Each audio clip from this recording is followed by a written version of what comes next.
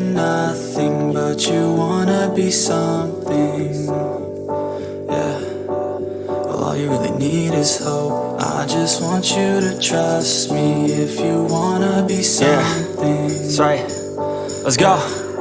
Yeah, when you're feeling down and you're out, like you got nothing but doubt, you're alone in the crowd, just trying to figure it out. All of this cloud and this money got you feeling left out. Listen up to me now, every word that's out of my mouth. Wake up, it's me. You gonna follow your dreams, or are you just gonna be another cog in the sea? You feel the hope in this beat, yeah, the hope that you need to proceed and be exactly what you want it to be. I feel right and I'm proud, hype and I'm loud. I'ma shout all about how I feel in the now. Ain't nobody ever gonna try to change me till I'm dead, pushing up daisies. I'm alone in the crowd, I won't feel down. I got hope right now, and I know I'll be found. I don't really care just what all other haters gotta say. I know everything I do is gonna make them fade away. And when you feel like you're nothing, but you wanna be something.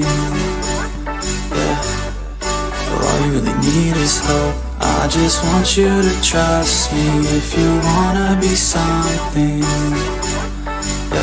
Yeah, then all you really need is hope.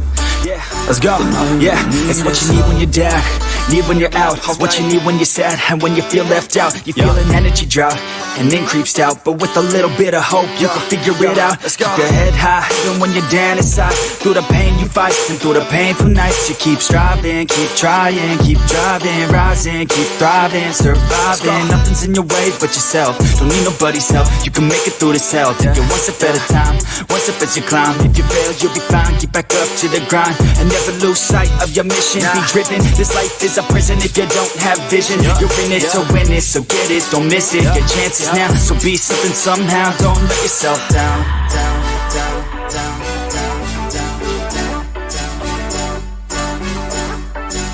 That's right. Sometimes all we really need is hope.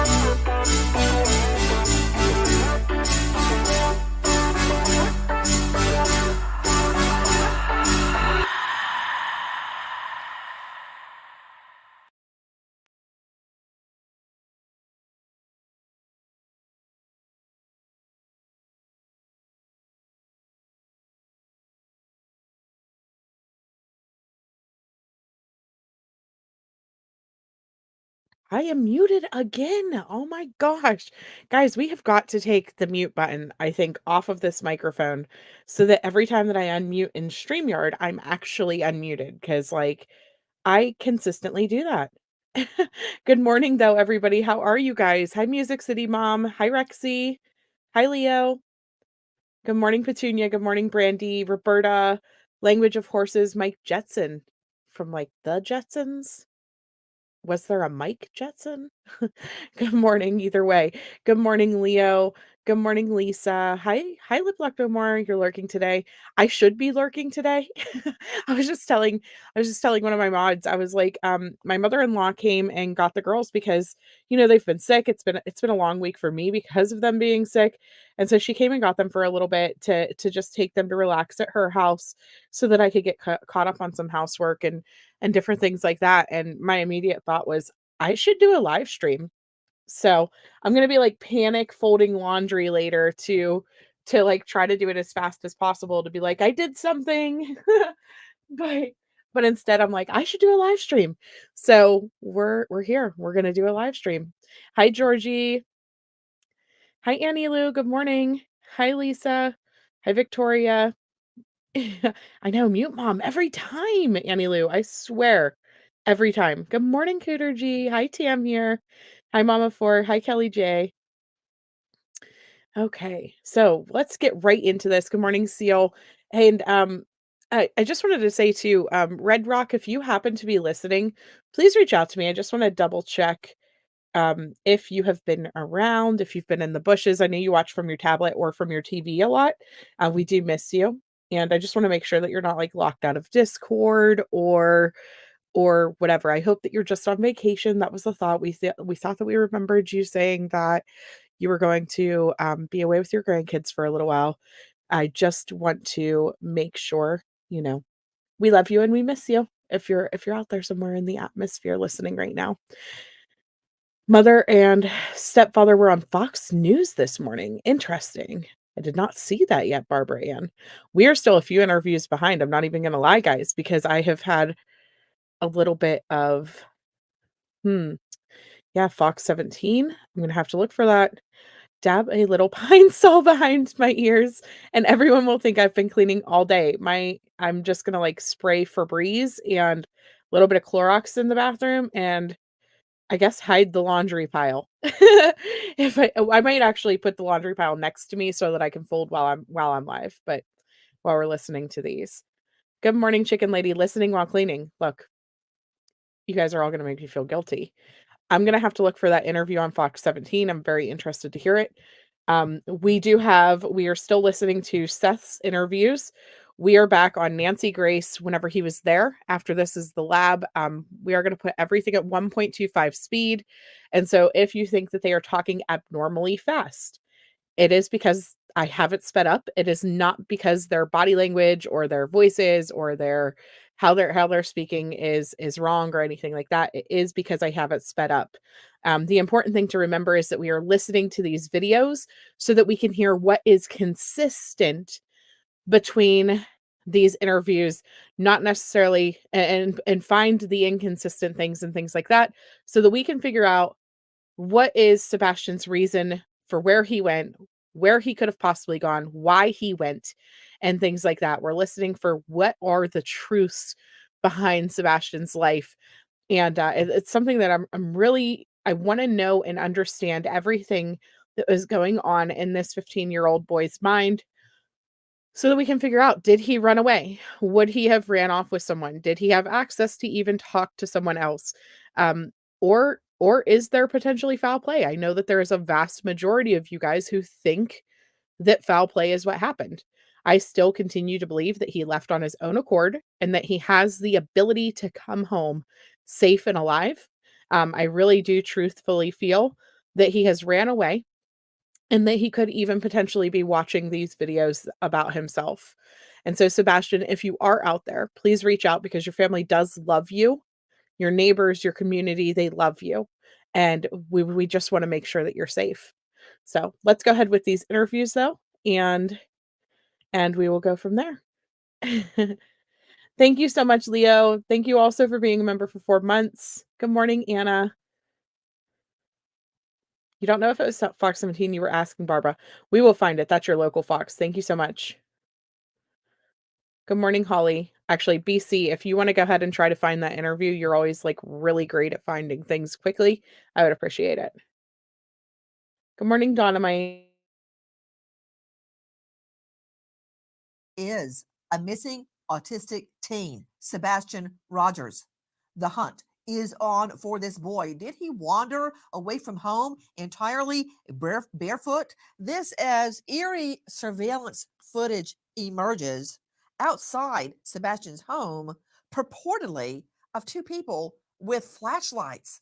What does that mean? I'm Nancy Grace. This is Crime Stories. Thank you for being with us here at Crime Stories and on SiriusXM 111. First of all, listen to this. When I woke him up for school, he wasn't there. I took a second and walked through the house looking for him in case he'd gotten up and was trying to get breakfast or something, because he did that sometimes. About 3 minutes in, give or take, I was on the phone with my husband. I said, I can't find him. He said, what do you mean you can't find him? I said, he's not in the house. You are hearing Sebastian's mother describing the moment that she realizes Sebastian is gone. Again, I'm Nancy Grace, and I want to thank you for being with us. The search for Sebastian is on. And let me, right off the top, give you the tip line, 615-451-3838. Repeat, 615-451-3838. Look at him. This boy needs our help. Where is Sebastian? Joining me, an all-star panel to make sense of what we know right now. But first, I want to go out to a very special guest. This is Sebastian's father joining us, Seth Rogers. Mr. Rogers, thank you for being with us. Could you recount for us when you learned Sebastian is missing? I know it just seems completely surreal. Son, there's no words for it. I mean, when I found out that he was gone, I was just like, I headed over to Katie's house. See what was going on, and he's not here. I don't know where he's at. I've been looking for him every day. It's just Seth, what I just want to address Swiss comment real quickly. It says, Katie said the thud was at 10 p.m. and Chris told her to go to bed at midnight. Their 3-hour call, 9 to 12. Did he know about the sound and their security ADT sign yard codes was off? Honestly, we have not heard Chris say that he knew about the sound or that he heard Katie tell him about the sound or heard her address Sebastian at all. And honestly, Katie didn't say anything about the thud until I want to say it was like the fourth interview or so. And so whenever it comes down to the timeline of what time did Sebastian leave or what time was things happening, is that 10 p.m. time frame around there when he could have potentially been plotting his escape or packing something or anything along those lines, really. And I agree completely with what you're saying, Eric. If he is found okay, we should try to reunite him with his pet snake, Brownie, if that's possible. The person on who has his pet snake has been posting on Facebook like pictures of the snake and things like that and said that they do still have that snake. And so I really do think that that would be amazing. Hi, Jen Lou. How are you this morning? Good morning. Good morning. You actually don't think no, I mean, they have not I've not seen him be asked about the sound directly. I do think, though, that now that the criticisms have been out there about the sound not being said about it first, and that the information surrounding that sound is out there, though, that if he were to be asked about it directly at this point, that he would just say, yes, he heard her say something or something along those lines. Because I do know that they are actively watching social media whenever we are talking about these things. So to be completely honest, any answer about the sound at this point, um, I don't think that it would be genuine. Oh no, a pedestrian was hit by the high school last night. It was not Sebastian related. Yes. Yeah, we do. We want him to come back alive. Good morning, Neat Noodle. Right. They said that they didn't have an alarm in their house, and that the cameras were not on that night or were not working. You feel like he would have come back by now if he ran away. And I understand your thought process behind thinking that, but there are so many runaway children that never return home without being found and made to return home. And so that's not unique to this case. Um, Teenagers going off to wherever they disappear to be completely honest, and not returning until they're much older, if at all. And so that's something to keep in mind, this does happen, so. have you been doing to look for him every day? And I know that to be true. You are looking for him every day. Guys, please look at Sebastian. This young boy is autistic. He may not, in a scared and emotional and lost state, he may not even be able to tell someone who he is and where his home is. He is out there lost, and the Lord only knows where. Seth, what have you been? So I do disagree with how Nancy just portrayed him there. For the most part, Sebastian is extremely high functioning. Yes, he is awkward in social situations and things like that. But by all accounts, from what we have heard from Seth, Sebastian is high functioning. And so he would be able to tell you his name and things like that. The ability would be there, I guess I should say. Now, necessarily, it does not mean that he would want to talk to somebody. He may be awkward and not want to say something, but he does have the ability to talk. He is not nonverbal. Yes, he was on the lab last night also. Yeah, he's wiped out. I mean, he's been out there day after day, Nicole, walking around and searching. He really is genuinely boots on the ground out there. You really wonder if Sebastian was home Sunday night because law enforcement backed the time for the cameras and videos from Sunday 2 p.m. to 9 p.m. Really? Do I have it audio boosted? I do not. Does it need audio boosted?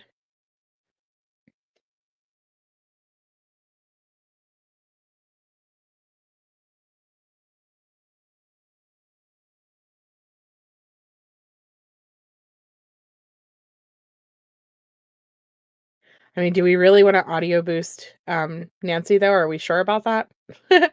I can, but Nancy, let's see here. Let me see. I'll just take it up a little bit. I know that especially driving, it's probably harder to hear. Been doing to find Sebastian? Been handing out flyers every day. I've been on some podcasts. I've done some face-to-face interviews on the news.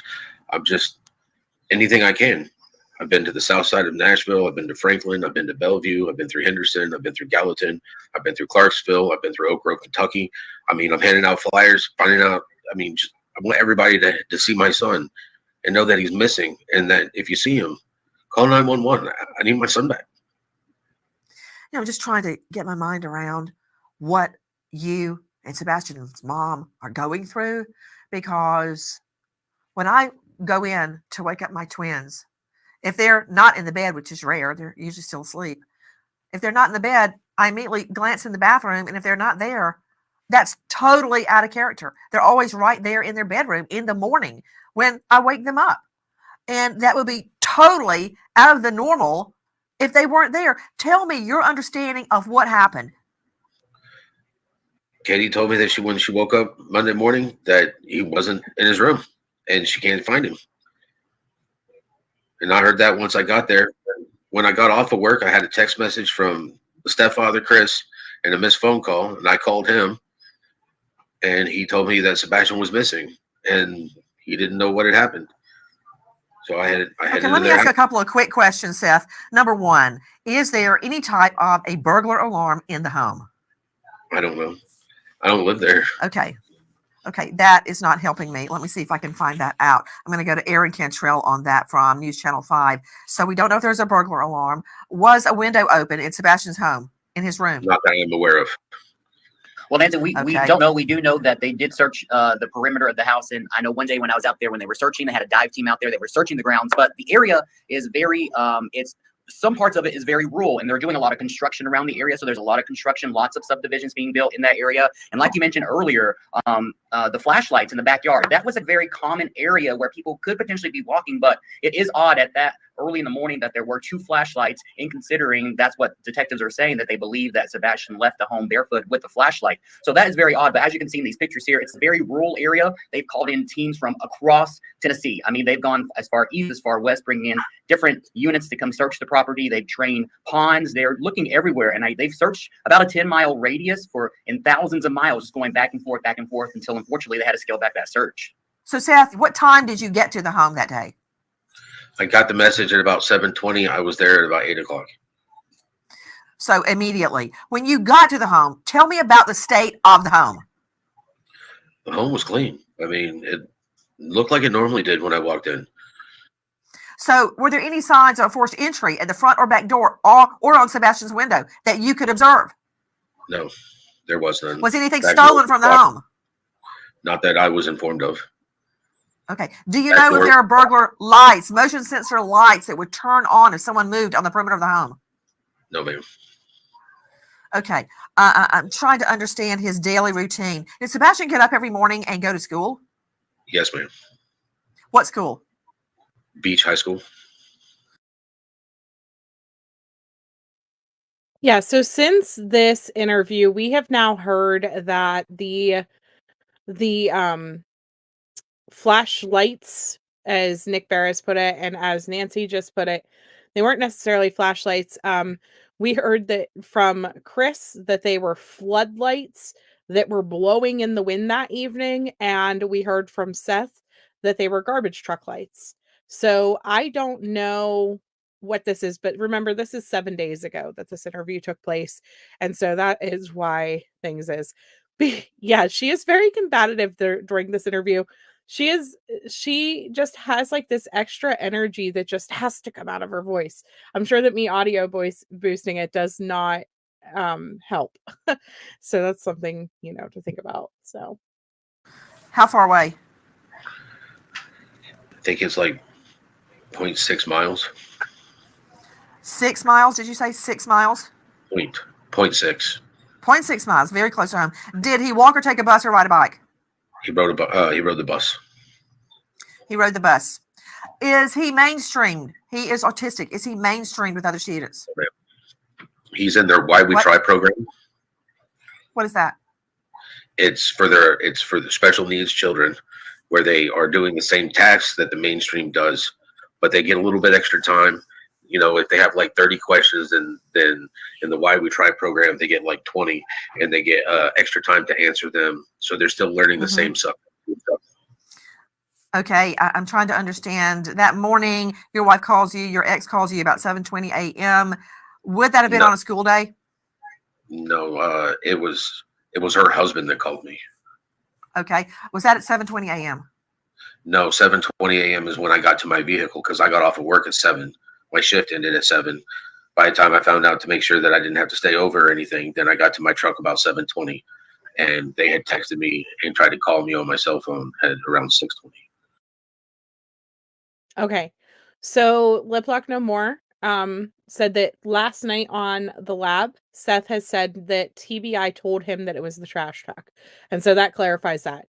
If TBI is saying it, I'm going to believe it. I'm also going to believe it from Seth, because to this point, Seth has not given us inconsistent statements. His statements have pretty much fallen in line with the details of what we have heard prior in this case. So thank you so much for that, Lip Lock No More. Yes, his bus came at 7:12. I did post this on the community tab last night. Let me go ahead and pull it over here so that you guys can see. I know that this is something that everybody has kind of had debates about and things like that, but let me pull it up here for you. So this is the document about his school transportation information. This says that this is the grade 9 program special needs school, Beach High School, home address 1008 Stafford, CT. And it says that your school is the resident, or your school of residence is Beach High School. You attend Beach High School. You live 0.79 miles from your school. And then it says bus number 719. 719A1 arrives at 7:12 a.m. And so it is not 6 a.m. that his bus would have arrived, or 6:11, I think some people were saying. It is 7:12 a.m. And the bus coming home would have arrived around 3 p.m. if he would have made it to school, but he did not make it to school that day. So there's that information. If he did run away, I hope he did not get a ride from someone. You heard the lights were the neighbor's dogs with a right. So I think we're just gonna have to take Seth's word for it, so that we can. I mean, if Seth is saying it, TBI told him, I think at this point we know that it's a trash truck then, because I do not think the TBI would lie to the parents. Also, yeah, I just think we have to take the word for it. I know I'd miss the bus every day if I had to be on it at 6:11. There's no way. Yeah, unfortunately, somebody probably did pick him up. I think that's the point that we're at right now. It's clear that, well, to me, it's clear that he has assistance if he ran away. And you found out about it at 7:20, is that correct? Yes, ma'am. Okay. Mr. Rogers, did he go missing on a school day? From my understanding, she put him to bed Sunday night, and yes, Monday morning he's missing. Okay, so he's in his room Sunday night, Monday morning he's gone out of his home. Could you tell me the level of the severity of his autism? He's very intelligent. He's very smart. He just lacks social skills and reading of people's body language. He likes things to be in a routine. He likes to control his environment. I'm looking at Sebastian right now, and it is breaking my heart thinking of this young boy, this autistic boy, possibly out in the wild, possibly with strangers he doesn't know. What would his reaction be to that, Seth Rogers? I don't know, because I've never seen him have to deal with this. Most of the time, if he's with me, he gets his information from me about interacting with people, you know. if I sit there and I'm meeting new people, I talk to him. It's like, son, you can introduce yourself if you would like. If he does, he does. If he doesn't want to, I don't make him.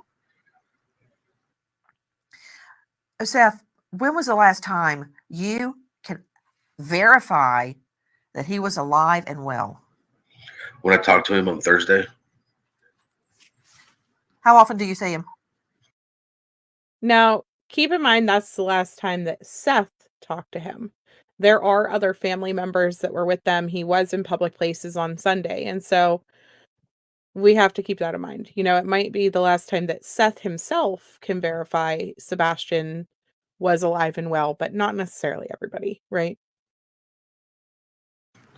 I get to see him every other weekend if he's on like a spring break or a fall break, or he's got an extended time away from school for like school days. When we had the weather was bad out here and they canceled school, he was with me. Summer breaks, I get him whenever he's not at school, except Seth, for the week. Whenever you have the opportunity to be with Sebastian, isn't it true that you exercise that opportunity? You are with him every chance possible under the law. Yes, ma'am. Guys, I'm bringing in the rest of the panel. You are hearing Seth Rogers describe the moment he gets off of work at around 7 a.m., gets to his vehicle, and realizes his wife and the stepdad have been calling and texting him, thank you, since around 6:20-ish a.m. It's on a Monday morning. He's like, whoa, Nancy, ex-wife, let's get that straight. He ain't calling him my wife. This guy clearly loves toys, cars, and has a trailer, yet he claims he didn't know the year of his truck. Yeah, I thought that was weird, but I think that he was deliberately being, he was deliberately being evasive for that question.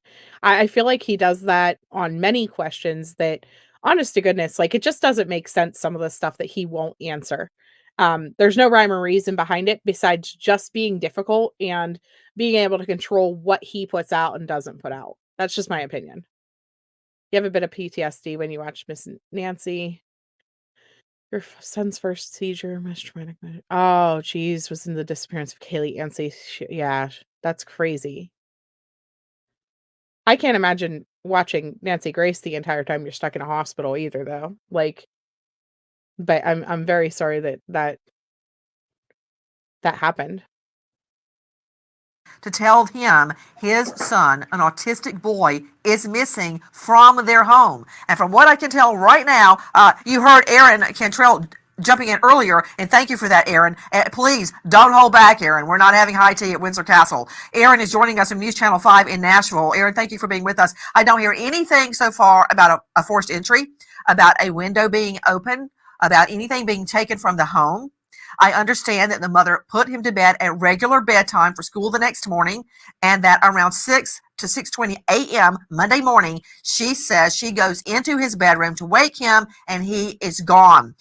Aaron or Seth or anyone else on the panel, do we know that anything else was missing, such as his backpack, a cell phone, something he liked? Do we know anything about anything missing from the home? Anybody?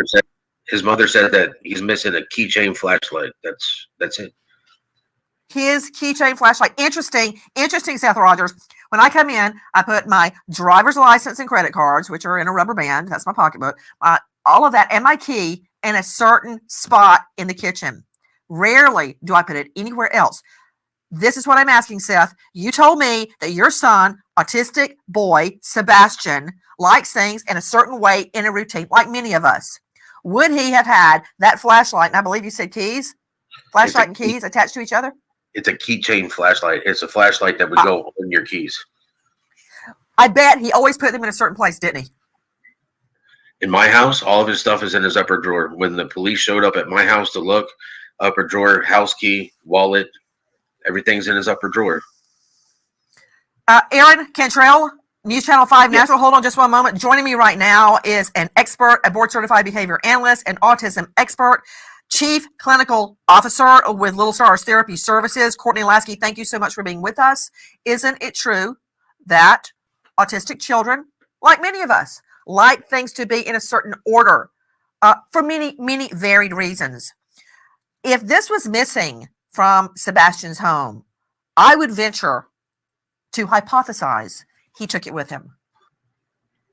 Correct. Yes. And, without knowing Sebastian personally, I can't make any assumptions about his behavior, but knowing that this was not a typical history for him to wander, to leave the house in the middle of the night, it is interesting that he did leave with that keychain flashlight. Another thing, which is quite the dichotomy, Courtney Lasky, and I'm going to throw this to you as well, Seth Rogers. If he was in such routine, as I believe he was, due to his circumstances being autistic, why would he have left without his shoes? That is not his routine. This is not a child that leaves the home without his shoes. First of all, Seth, how do I know he didn't have his shoes? Now, I will say that before they get too far into this, that since this interview, Chris and Katie have now, well, Katie specifically has now come out and said that she had to yell at him, or not yell at him. She had to tell him sometimes to put his shoes on because he would go outside to take the trash out, to do things outside without it, just in socks, not barefoot, but in socks. And so did he really always wear shoes like they kind of portray here? I don't know. There is a chance that he could have went outside in his socks, and that's something important to keep in mind. 3 pairs of shoes were at the front door. His old tennis shoes, his new tennis shoes that his mama had just bought him, and the boots that I had just bought him. His mama had told me another set of shoes. His feet were growing. The last time I had him for the last weekend I had him, his mama told me that his shoes weren't fitting anymore. And she asked me to get him shoes. And we wanted a pair of boots, so we went to Boot Barn and got him a pair of boots. Is it possible he wore a different pair of shoes? I don't think so, because if he's not fitting into them, she gets rid of them. Okay, let me tell you something, Seth. My son and daughter have one of those shoe racks over the back of their closet door. And I see those closet doors 10 times a day. I would see if shoes were missing. I would know that. There's no shoes in his room. Okay, there's my answer. He left without his shoes on. Shoes get taken off at the front door, same as my house. Same here. I always have people take their shoes off at the door. Just habit. So there were no shoes in his room. All his shoes were still sitting at the door. Can we confirm that, Seth? Yes, ma'am. Okay. Guys, you may think, why is she asking and asking and asking about the same thing? I'll tell you why. Behavioral evidence of routine. Now, as far as I know, this interview was before the belt information came out, number one, but I don't know. Now, as far as the slippers, though, they've never addressed that he could have been in slippers. I will say that the dispatch call talks about shoe prints at the water, the little pond thing that they had near them. And so, again, do we know for certain that he was not wearing shoes? I don't know. Could he have had a pair that maybe his mom forgot about? I know sometimes my son pulls out different pairs of shoes and I'm like, where the heck did those ones come from? Like, when did you get those? I don't know. It leaves questions. It really does. And then again, could he have been wearing just his socks? Could he have been wearing slippers? I don't think we really have clarity on that at this point. Hold on, Courtney Lasky, because this touches on you as well. Dr. Sherry Schwartz is with me, forensic psychologist specializing in victim advocacy at panthermitigation.com. Dr. Sherry, thank you for being with us. Dr. Sherry, when I say routine evidence, I don't mean mundane evidence, just, the regular evidence. I mean evidence of routine. For instance, if I came and sat down in this chair in this studio and Jackie was not right there, she would either be dead or on the way or in the hospital, period, because that's her routine, right? So this autistic child would not have left in the middle of the night without a pair of shoes on. And that is telling me something probatively. It proves something to me. What do you think of it, Dr. Sherry? I agree completely, Nancy. I actually saw an interview that Mr. Rogers gave about this particular issue, and how when he was younger, Sebastian, he went outside barefoot and he stepped into an anthill of fire ants. And so dad doesn't believe that he would go out barefoot. And so this goes to that behavioral evidence that you're talking about. This is another fact that's very important that we need to pay attention to, because this is not something that Sebastian would normally do. And we know this because he's had a prior experience. So these are really important cues in an investigation like this. Dr. Sherry Schwartz, a lot of people may think that means nothing, that I can't find his shoes, but it means a lot to me. And I guarantee you it would mean a lot to any mother or father hearing this evidence. Seth, what does it mean to you? Was he prone to go outside and wander around at all, period, number one, at night in the dark, number two, and without his shoes on, number three? Would he ever have done that, Seth? So we're going to hear Seth's answer in just a minute, but I do want to remind you guys of those court documents that I shared yesterday. The court documents that I shared yesterday said that the neighbors at times, now mind you, this was back in 2016, so it's been several years since this happened, but they did say that the neighbors sometimes would have to tell Sebastian to go back in his house and lock the doors because he would wander outside whenever Seth left him alone. And he would be looking for Seth or looking around or walking around the neighborhood. And so they had to tell him to go back inside and lock the doors until his dad came home. And so I think we need to keep that in mind. Now, mind you, that was Katie's accusations during this tumultuous time in their relationship where they were separating, and she could have just been saying that was things that could have happened. We did submit for the full document so that we could see those witness statements and see if there are witnesses that would say that he did wander outside and they had to tell him to go back inside. I think that plays a part in this a little bit. So, no, I mean, the only time he goes outside at night at my house is to put the trash in the trash can, which is right outside my front door. That's it. You know, I'm very curious about this. And one more thing, while it's on my mind, does he have social media, Seth? No, he does not. Okay, good. I can rule that out, or at least we don't think he does. Does he have a cell phone? He does have a cell phone. Where's the cell phone? At his mom and dad, at his mom and stepfather's. So he didn't take his cell phone. Seth, is he like every other boy in America glued? Yes, it was a while ago. Yeah, he was 7 or 8 at that time. He wasn't 15, but you know, I don't know. Time has passed, but he's never not. They portray him as if he's never walked outside by himself before. And that's just not necessarily the case. He would go outside, it sounds like, at some point in his life, right? It doesn't mean that he continued to do that behavior. It's just something that has happened in the past that's out there. Yeah, a lot of people don't like Nancy Grace in the way she interviews, but it's her method of not giving people time to make stuff up. I agree with that. Right. No wandering, no tracking device. He was not a wanderer necessarily. I'm just saying that there were incidences in his past where he could have gone outside. I'd never with spirit boxes. There's no way. The most recent video, has he done another one since he said that Katie could have locked him outside?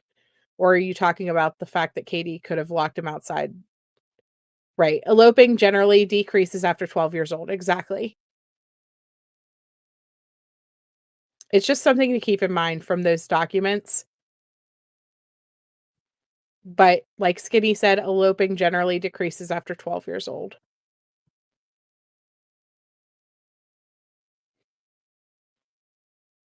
This breaks my heart. Seth spoke with another YouTuber last night. He only found out about Chris spanking Sebastian was the same way we found out watching the interview. No, he was not okay with it. That's sad. Oh, that's sad. Okay, that was the one that you were referring to. So my thing is, though, Nicole, and somebody else pointed this out whenever we were talking about it the other day, is would Sebastian have banged on the door or made noises that the neighbors would have heard?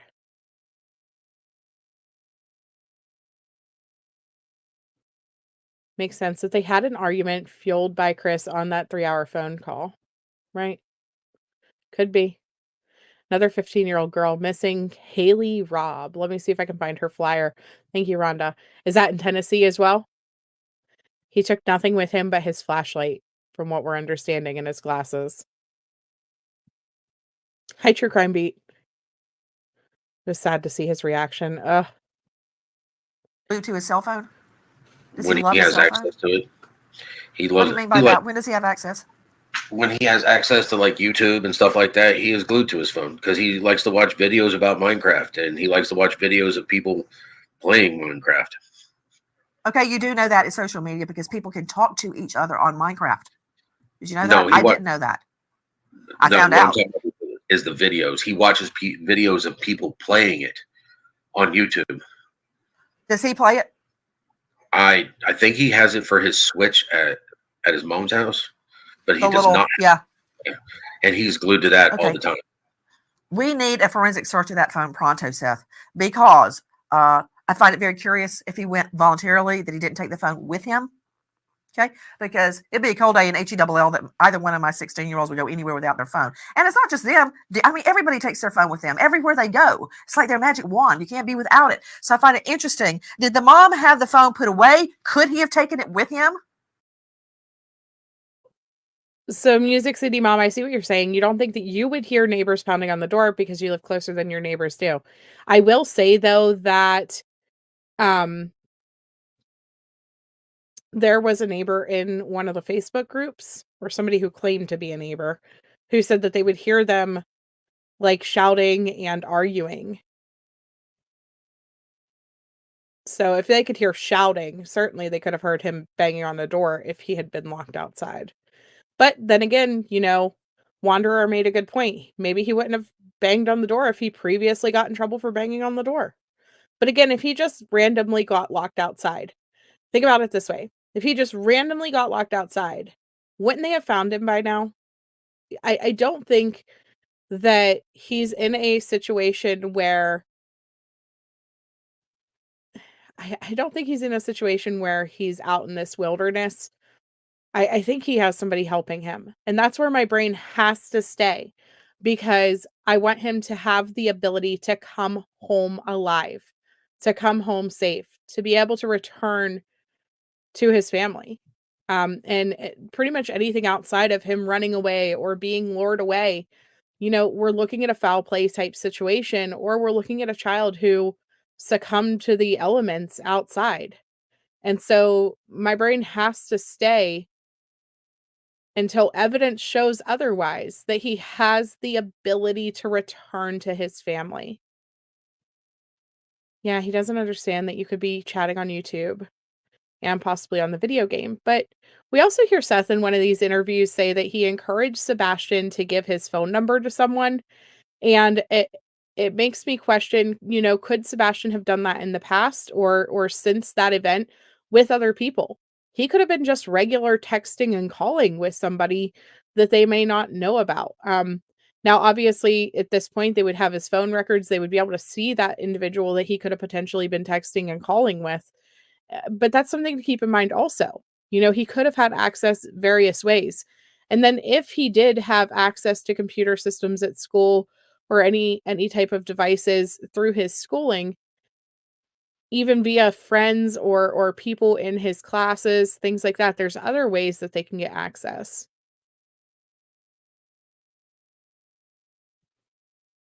Oh, that's true. The door key is coded. Well, see, so I think Peter Hyatt's original theory came from whenever Mom was saying like he didn't have his key and stuff like that. Because you have to remember that that Chris and Katie did not want us to know for several weeks that the door had codes on it. It was very confusing as to why they didn't just tell us that, because a lot of people were questioning, how did he get locked outside? How did he run away and then the door be locked in the morning? And now we know that it's a coded locked.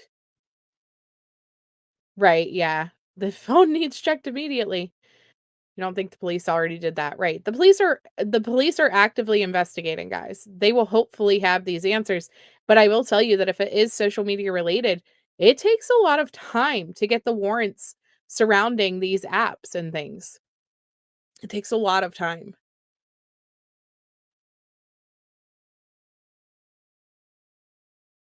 Yeah, eloping and running away are two different things. Running away, especially without a trace, takes planning. Right. Eloping is typically spur of the moment. I agree. The bed in the garage concerns you. You feel like his punishment, they may have made him sleep out there. And he may have froze. As somebody who lives in cold winters, nobody is leaving their home without shoes. I don't know. I honest to goodness don't know. His mom and stepdad are dodgy, right? There's a lot of listen, I'm not going to sit here and say that I don't see red flags. I get what you people are saying. I really, honest to goodness, do. And I understand where probably 60% of the people who are following this case are in their minds. And you guys are welcome to have your own opinions and welcome to express your opinions. And I like to take all of the information in and consider it and line it up with things that we've heard and try to figure out where my thought process stays. I will tell you that this is the first time really on this channel that we're really actually digging into the statements of family, because in general, we hashtag trust the family.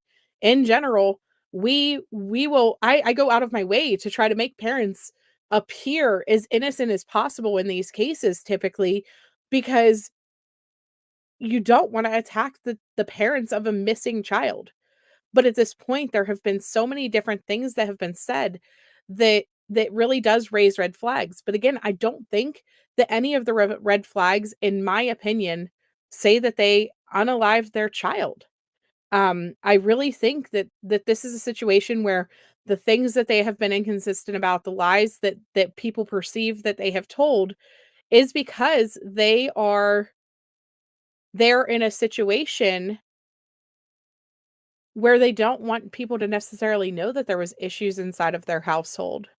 They don't want people to know that there was disagreements or for instance, that, Chris spanked him with a belt one time or 100 times or however many times. They don't want people to know those types of information. And so they're tiptoeing around things, and they're not putting out the information that matters to this case, as far as the details leading up to him going to sleep that night, the 10 p.m. thud, stuff like that just doesn't make sense to leave out. But then on the other side of things, there's no evidence that they harmed their child. There's no evidence that they did anything to unalive Sebastian, nor is there evidence that they had any opportunity to nor did they have any opportunity, in my opinion, to be able to get rid of his remains or something along those lines, to make him disappear. And so that's where I am stuck. I really still think that he ran away. And I will continue to say that. Where's Sebastian's clothes that he had on the roadhouse? If the laundry, he was home, if gone, that wouldn't be what he has on. I don't know. I know, Skinny. They keep painting a target on themselves in fluorescent paint. Stop it. Stop doing interviews. Hi, Spedler. How are you? It's good to see you, hun. I'm glad things are improving. Did Sebastian walk in? I don't know. I know that there's a lot of speculation about that, but I honestly don't know the answer. I don't. But let me finish this interview. Let's get Nancy going again. Yeah, I know. Letitia. Most of the time I've seen the phone plugged in on the counter on the little bar in their kitchen. Okay, I'm going to Courtney Lasky joining us, expert in children and teens with autism. Courtney, you've been listening. Weigh in. Yes, I absolutely agree with you, Nancy. This is a very unusual pattern of behavior that we're looking at. If this child has access to a cell phone, like you said, Minecraft is social media, YouTube is social media, anywhere that he would have access and the ability to talk with others. My concern would be related to his autism diagnosis and that deficit in communication and understanding of social skills. Is it possible that peers at school or someone has contacted him through these gaming methods? Bullying, peer pressure, was he persuaded to leave perhaps from his mom's house in the middle of the night? I know that you jumping in, Seth? Yes, ma'am. I know that his phone was locked down. He had no internet access. He only had the ability to take pictures on his phone, text on his phone, FaceTime, and telephone calls. Everything else was locked down on his phone. Have the police looked at his phone? Have they taken his phone to look at who he may have been speaking to? Yes, ma'am. Question: Where is this coming? Where's this coming from, Aaron Cantrell? That people saw flashlights, 2 people with flashlights around the property the night that Sebastian disappears. And I keep seeing in all the headlines the night that Sebastian wandered off barefoot. I don't think that's what happened. He's never wandered off before. What? Go ahead, dear.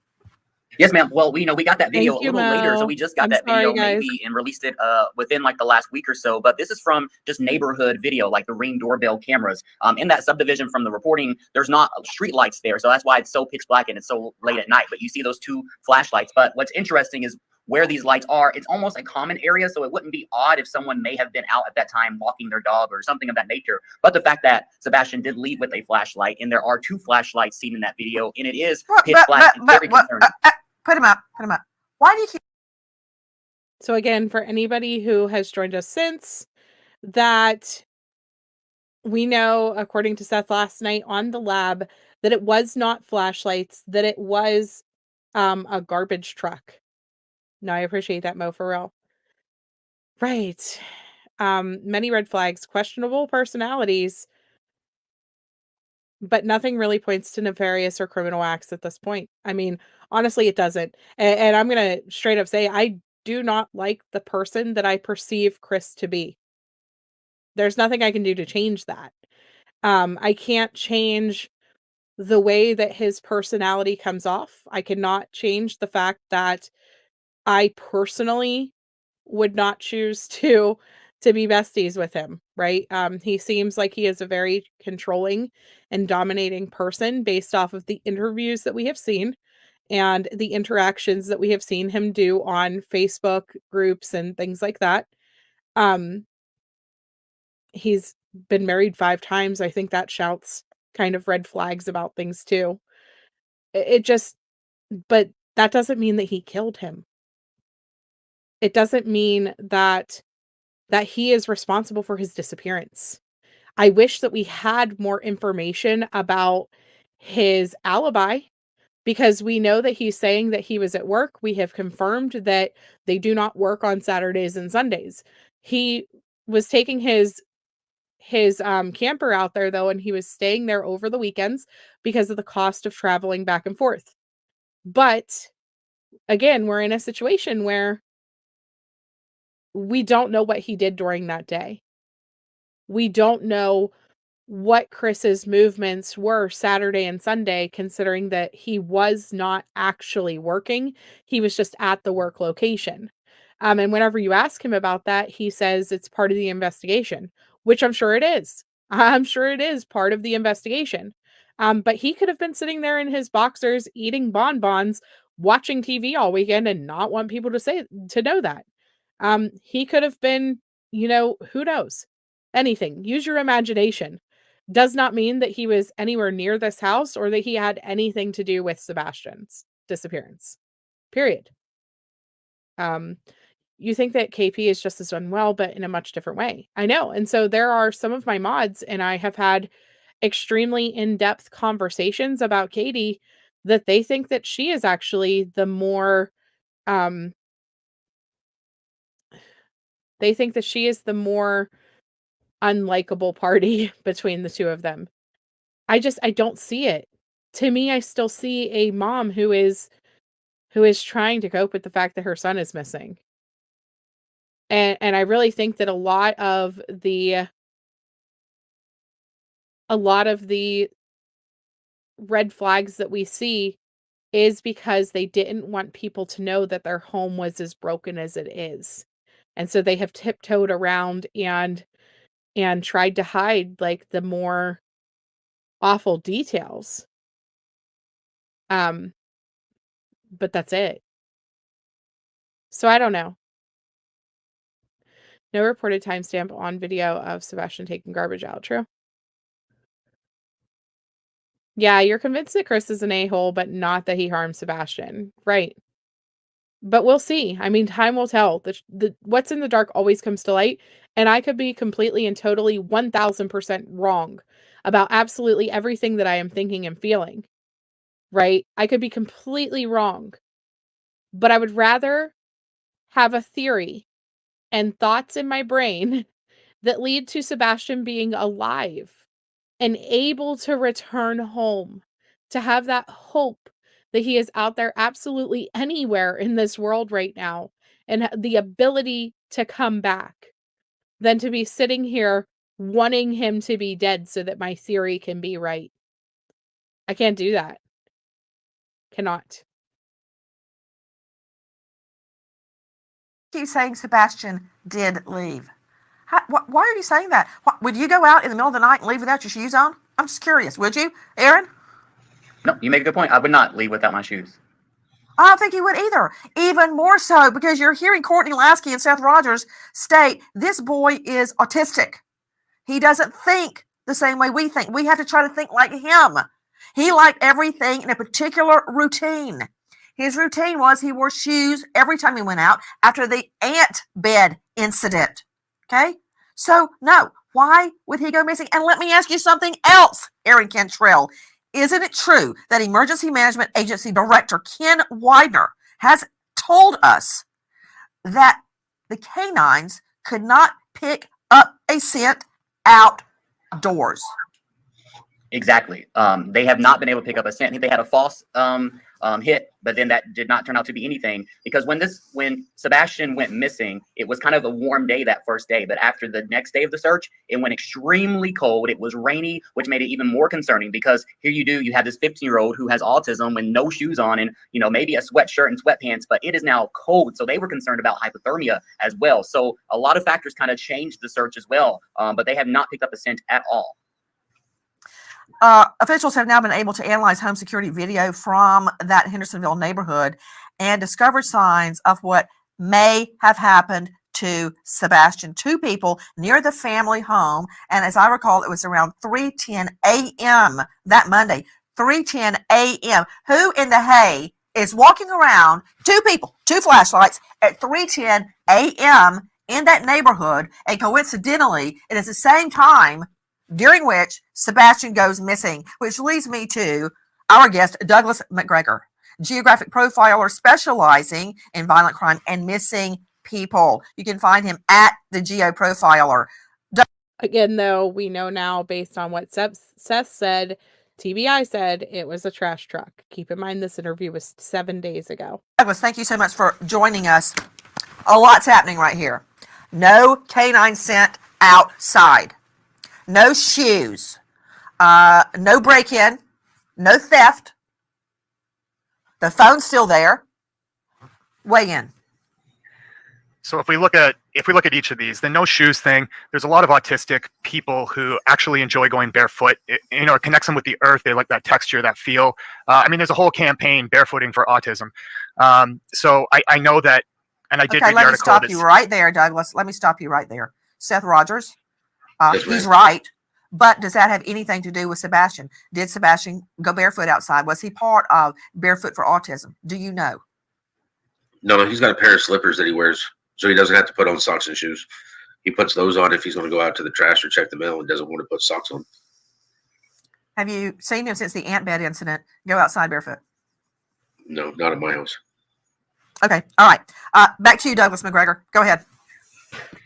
So continuing on with just how he left the premises, the other question I have is the wording that law enforcement is giving out with regard to what he was wearing, the clothing, that he was in a black sweater and black sweatpants. How do we know that? Did he go to bed in that clothing? How do we know he didn't wake up in the middle of the night and change clothing? I think the wording should be he may be in a black sweatshirt and sweatpants, or he may have those things on him if they are missing from his house, but we don't know that he left in those. That's a really good point, Seth Rogers. What about it? Is that what he slept in? How do we know that's what he was wearing? His mom said that he was wearing black leisure pants and a black T-shirt when he went to bed.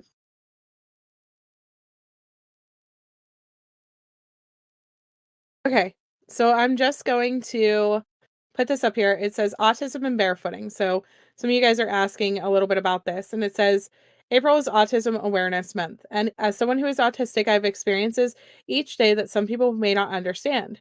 Things might be too loud sometimes. Some foods might not have the best texture. The area might be too bright.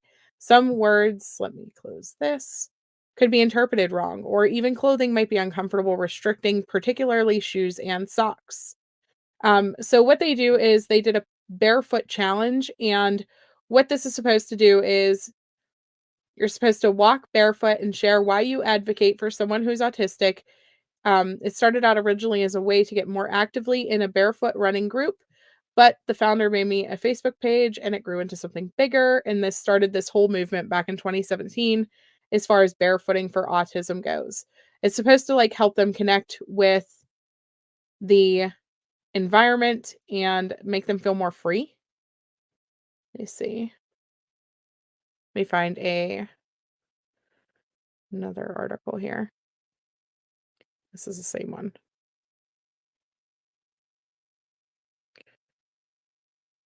So it's a grounding technique, basically. It says some children with autism may prefer to be barefoot due to sensory issues. The sensation of shoes can be uncomfortable or overwhelming for them. They may feel more in control and grounded without footwear.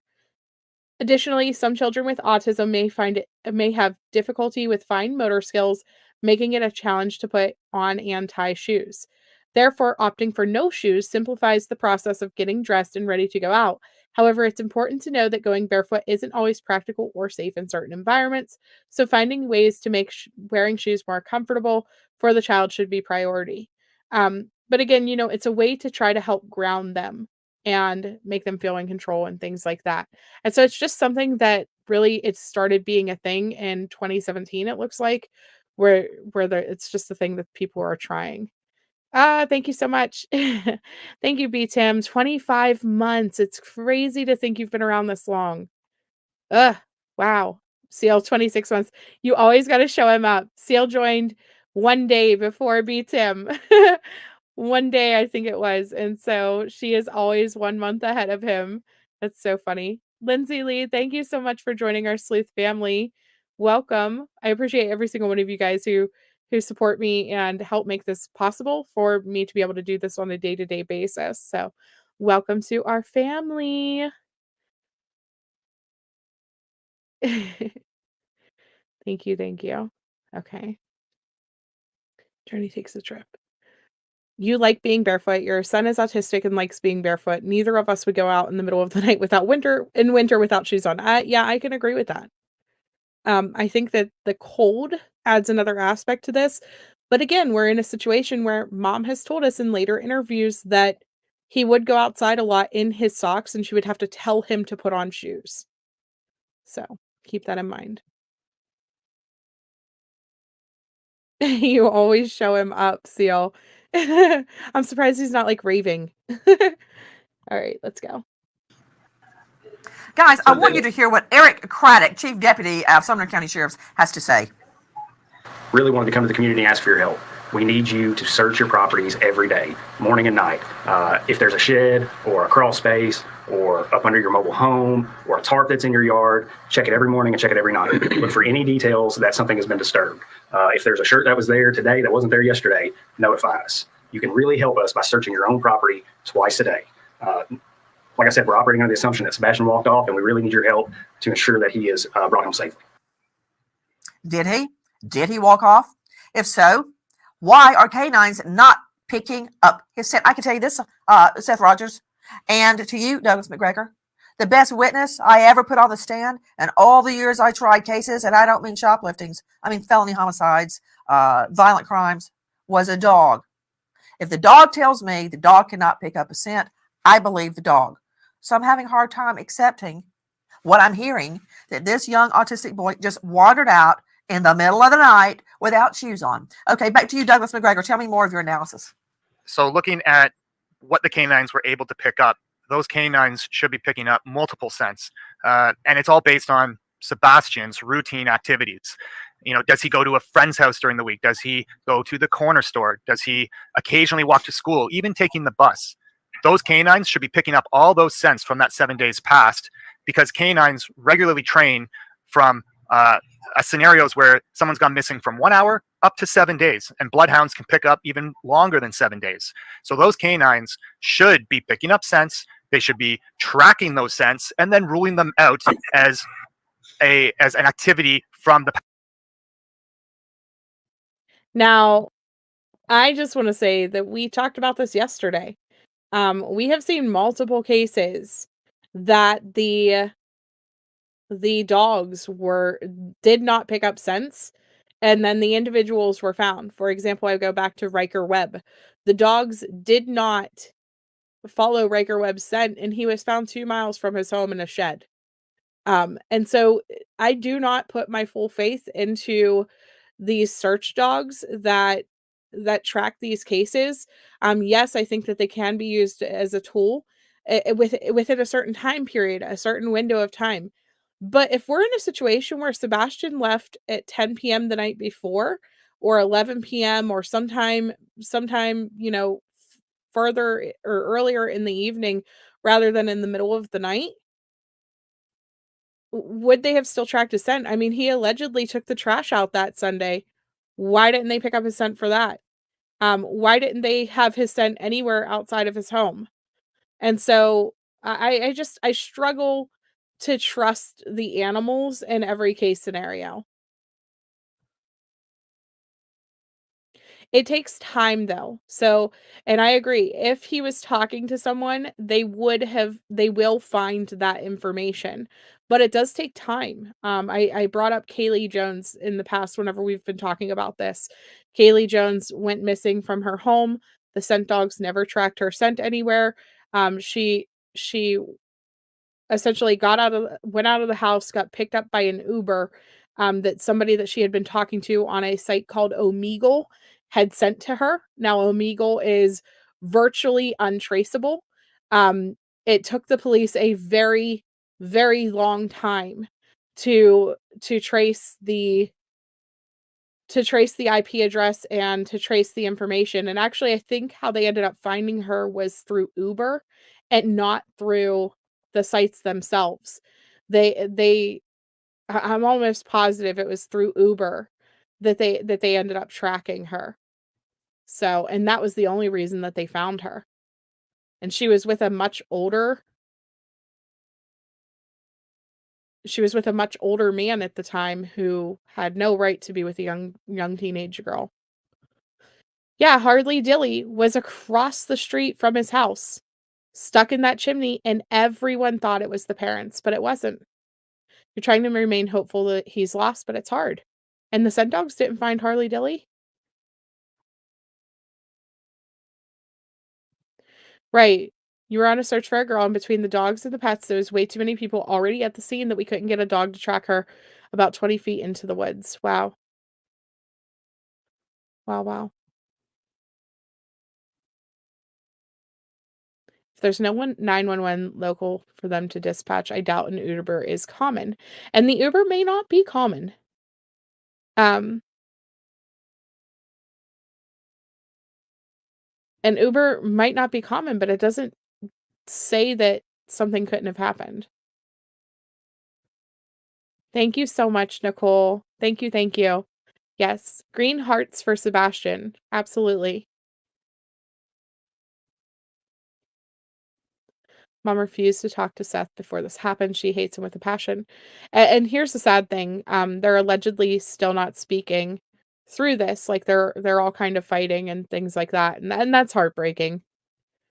But I could also see the debates between people being an issue, because I know that if my child was with somebody and they lost them, or my child had a reason to run away from your home, I would probably be pretty frustrated with you.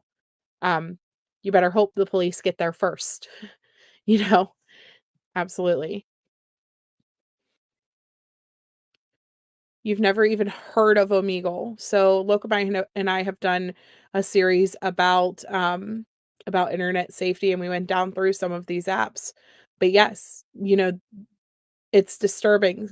Every time that parents find a new way to block these apps and things like that, kids get right back into them, or they create new apps that go around parental controls and things like that.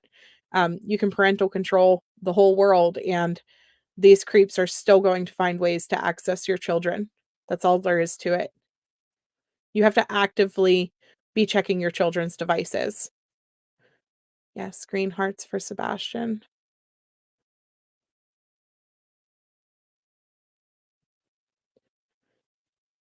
Right? It's lame to be that bitter whenever you have a kid in common. I agree. I know. Yeah, they're debating all over a GoFundMe that his sister put up. There's been threats to sue everybody. It's very childish, and a lot of that I feel like is coming from Chris. The back and forth, and that's what I mean. As a person, I do not like him.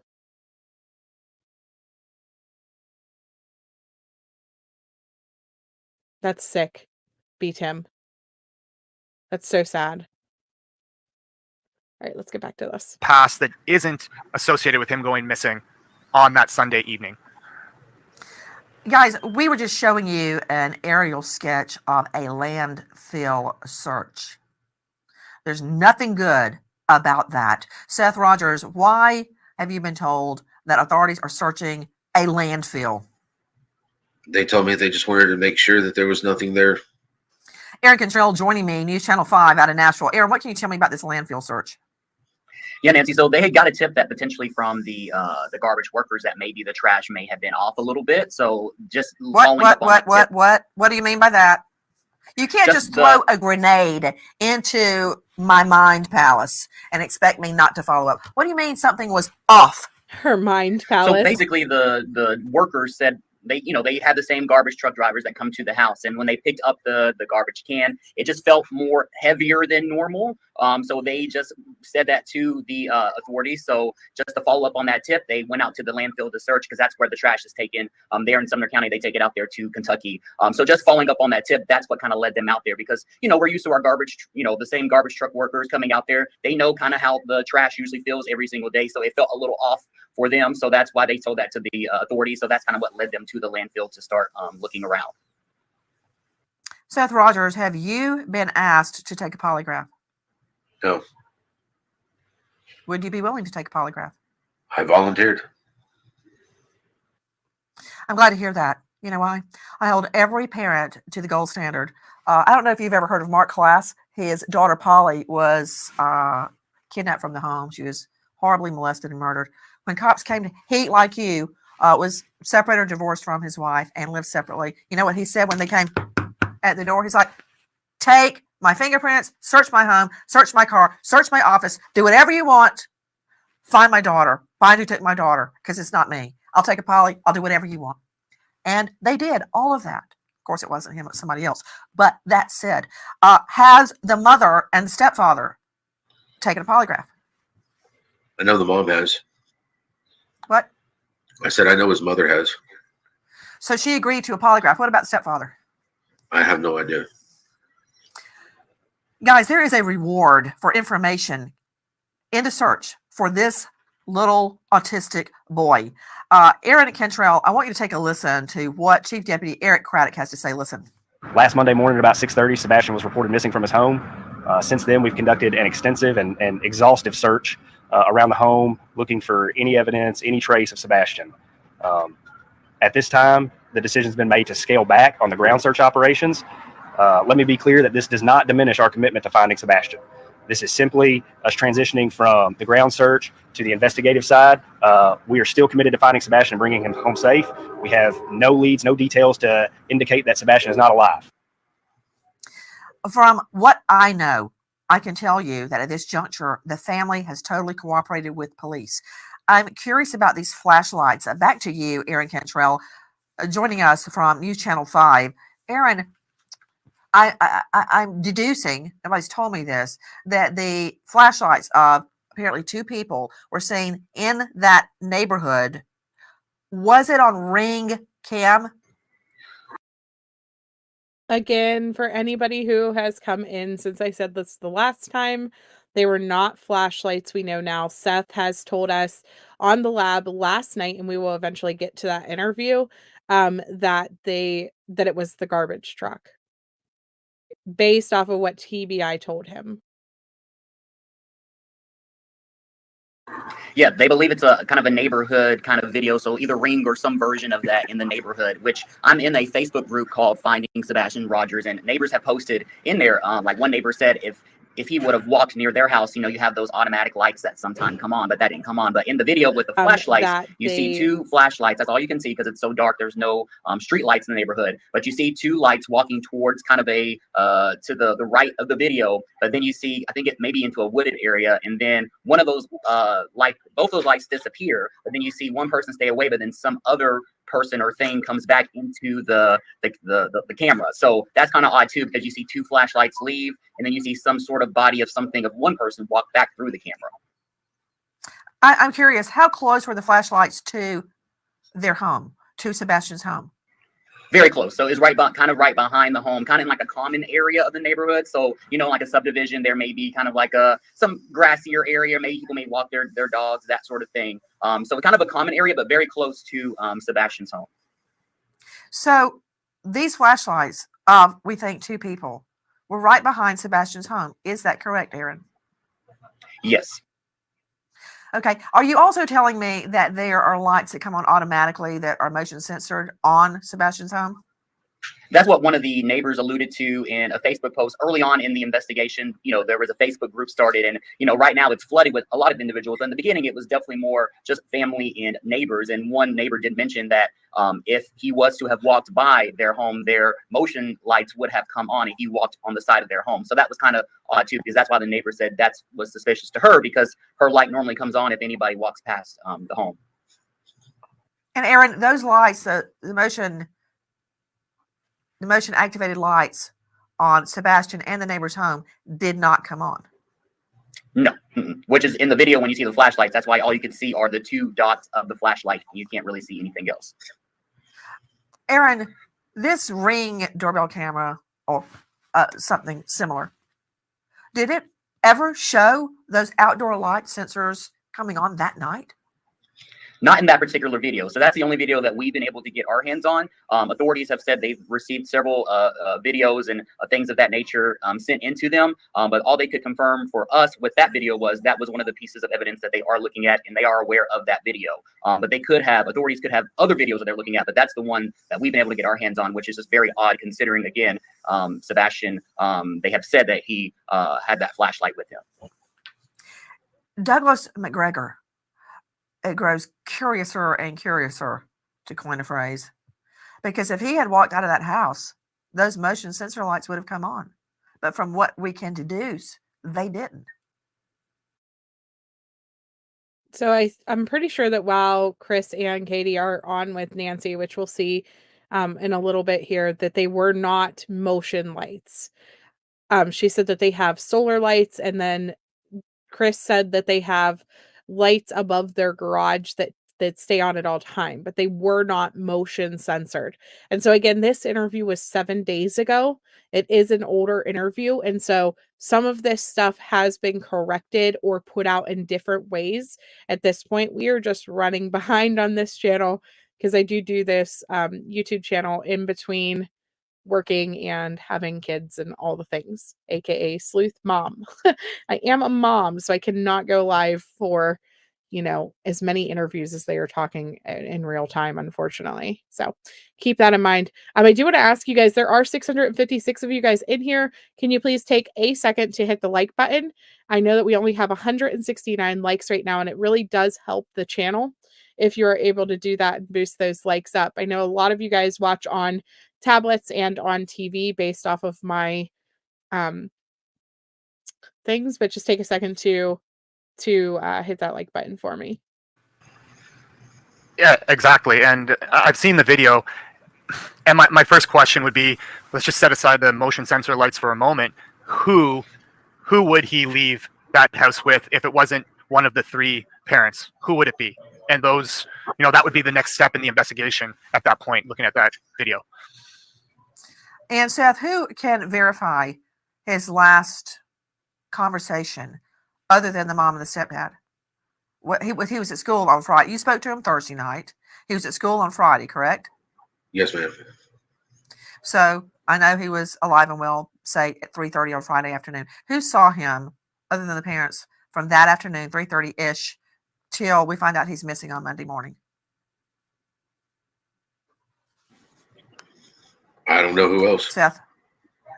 So I don't have know. any proof of life between Friday afternoon and Monday morning? I haven't been informed of anything.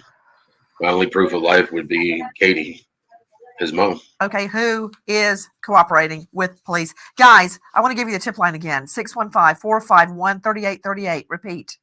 615-451-3838. Listen to Sebastian's mom, Katie. We love you so much, and we want you to come home, and you're not in trouble. I guarantee you he is loved. And trust me, the open arms are waiting for him to come home. From every parent to every family members to probably everyone in the community. But there's no malice. We just want our boy home.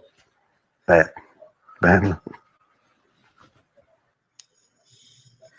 That is from WSMV4. That also has a full discussion with Sebastian's mother, the full interview. WSMV4. To you, Seth Rogers, what are your final thoughts? I'm just looking for my son. I want him to come home. I need people to look at his picture. Keep your eyes up and keep your head up. If you see him, please call 911. I need my son back. Do you think he left that home alone? I have no idea what to think. It's not like him. Seth, am I missing anything? I'm missing something. This puzzle just isn't making sense. There's missing pieces to it. There's just really missing are. pieces.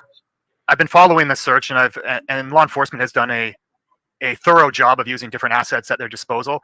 But the search needs to be expanded. The number one reason that autistic children go missing are runaways, endangered runaways. And once that hits a certain point in time, statistically, it turns into a parent abduction is the number one leading cause. But based on his age, they need to expand this search. Where might he go? What method of transportation might he have? And they need to research everywhere that they've already searched within the 5 mile or 10 mile radius, because autistic children, they have a tendency to hide or avoid stimuli. So just loud noises in general, helicopters, sirens, people shouting, they may hide, they may seek out crevices. That construction site that the dog hit needs to be researched thoroughly. And this is something that not only law enforcement can do, but the parents can get together, volunteer searches within the community to search these areas as well. Hold on, let me understand something. Aaron, you told me that the dogs had not made a hit. Wasn't that a false positive at the construction site? Yes, ma'am. But still, it needs to be further investigated. Back to Seth, you keep saying that a piece of the puzzle is missing. Something is missing. It doesn't add up. What do you mean by that? Something it doesn't add up. For him to break routine and to leave the house with no shoes, no socks on, no coat, something just doesn't make sense. Guys, please help us bring Sebastian home. This boy needs us. 615-451-3838. Goodbye, friend. Goodbye, friend. You guys friends with Nancy? A little bit? She's your bestie. She's B. Tim's bestie. He told me the other day, he was like, you know what I wish we could do? I wish we could watch Nancy Grace all the time. And then he was like, she's the best creator on YouTube. Nancy Grace. Hashtag B. Tim said that. All right. So let me get this one. This is from the lab. And this is, again, March 21st. So this is the next interview that Seth did. One day after Nancy Grace, he went on panel with the lab. So let me get you guys the link for this. Make sure you go over and support the lab.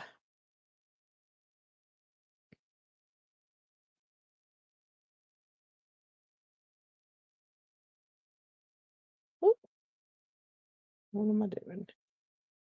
Oh my gee. Good to see you. Can you hear me? Tired. Yes, sir, I can. Good deal, man. Yeah, I know that you've been out searching and doing what you can to figure out what's going on. Got to do what's got to be done. Yeah. So did you catch any of the conversation that Smiley had on her show? I caught some of it. Yeah. And what stuck out to you there? I mean, was there anything that shocked you? This is my issue. I'm an adult, all right, and I'm not here to throw anything at Chris or Katie. This needs to be about Sebastian. I don't care about drama. I'm just trying to find my son. You know, whether Chris wants to say this or that or whatnot, you know, when Nancy Grace reached out to me, I asked them to reach out to speak to make sure that they reached out to Katie and Chris, and they told me they just wanted to reach out to the biological parents, and they reached out. And then today, I asked them if they got a hold of Katie, and they said nobody ever returned a call. Now I don't know if they had the correct number, whatnot. I mean, I don't know the ins and outs of that stuff. I just know what they told me. Right. Right. So were you, I know that you've taken some time off of work to search for your son, and, you know, we all wish you the best, and really hoping that he comes home just safe and sound. So when they first separated, guys, Seth was a stay-at-home dad and Katie was the income in the family. And so he has every other weekend visitation with Sebastian, but there was no child support or anything like that. Again, you know, he was a stay-at-home dad whenever they originally separated. Can you kind of tell us, like, not specific areas, but I mean, where are you looking that you think is important to look? And are there places that you want people to look again? Well, law enforcement is right. If you have a large property with like sheds and stuff, keep checking it. You know, that's private property. I can't go on private property. This is Tennessee, that I'd get shot. I mean, let's just face it. Everybody got guns. If you own property and animals and stuff, you're going to defend your property. Mm-hmm. All right. I know I would. Sure. I mean, I know I would probably ask first before I shot somebody walking around, you know, hollering my son's name. But some people aren't that sociable, I guess. Sure. But tomorrow, my plan is Natchez. It's Natchez. How do you say it? Natchez Trace State Park. Okay. And, you know, because I had heard the search party, or the search party talk about that it is possible that he walked outside of the perimeter. I mean, I'm sure you've heard that before. It's not uncommon for individuals with minor children that have disabilities to receive some type of funding. Now, I don't know the specific laws in Tennessee, so I'm not going to pretend like I do. But I know that in my state, it goes based off of the financial situation of the family. They look at everything, including your 401ks and stuff like that. And you have to be under a certain amount of money in your assets in order to qualify for SSD for your children. And so it would really depend on Katie and Chris's financial situation. In my state anyways, if he were to receive SSD or not. I am going to assume that he probably did not, just based off of what I can see from the outside looking in at their lifestyle and things like that. They likely did not receive like a monthly support check or anything like that through the state for him. But again, I do not know the laws in Tennessee that show the circumstances behind the approval for SSD or not. It's just going based off of the knowledge that I have for my particular state. Yeah, it looks like they made plenty of money. So they likely did not get government assistance for his disabilities, even though his disability would have been a qualifying disability. Listen, I have, and, you know, I'm not faulting law enforcement. I'm not faulting the. Well, he was just recently diagnosed with autism, but he was diagnosed with his chromosomal deletion syndrome whenever he was around 6 months old. And so that would have likely still qualified him for services and for like financial assistance. But again, we've gone through this with my daughter, for example. She qualifies for like the additional services that she needed. She needed speech therapy, physical therapy, occupational therapy. We did that for several years. But as far as the financial support from the state, that was something that we could never qualify for because of our 401ks and different things, different assets that we had. And so that was something that, a process that we went through to make sure that she got the support that she needed as far as her therapies and things like that. And I'm assuming that it would be similar in Tennessee, if not the exact same thing. I'm not sure if it's state by state or not, some beach, just to be completely honest. And without looking into it, I don't want to give you guys an answer one way or the other to tell you that yes, for sure they got funding or not. I'm just telling you based off of my experiences that they likely would not have been getting funding. Likely services, but not necessarily funding. Yeah, it definitely depends on the person. He was only diagnosed with autism last year. Well, because his deletion syndrome would have been similar to the autism. Thank you, Victoria. I appreciate you coming to join us.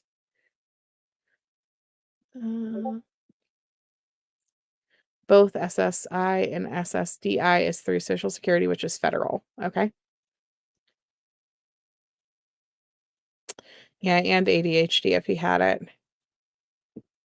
Right. She couldn't even get SSDI until she was 18 because they made too much money. And again, like they look at your 401k, they look at your vehicles, they look at your house, they look at anything that you could potentially sell in order to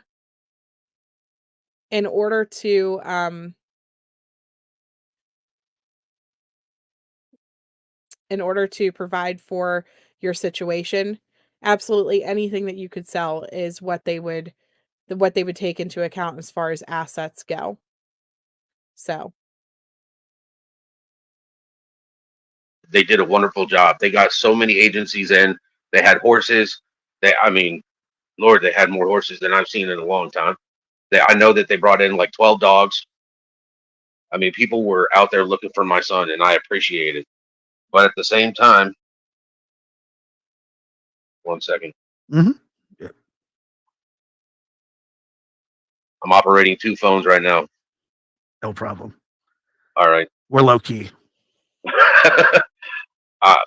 I got my phone that I use, and then I have another one that I use at home.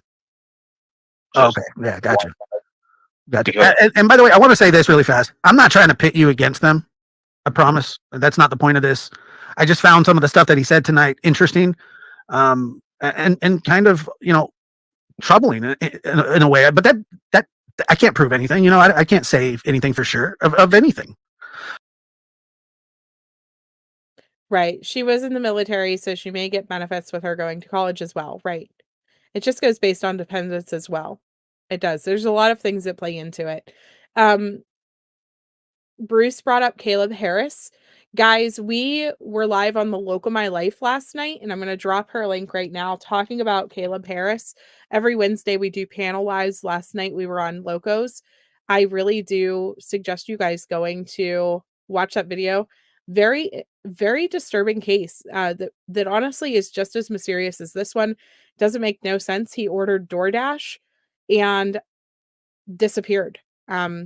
Just went missing in a 17-minute window period that they have no idea what happened to him.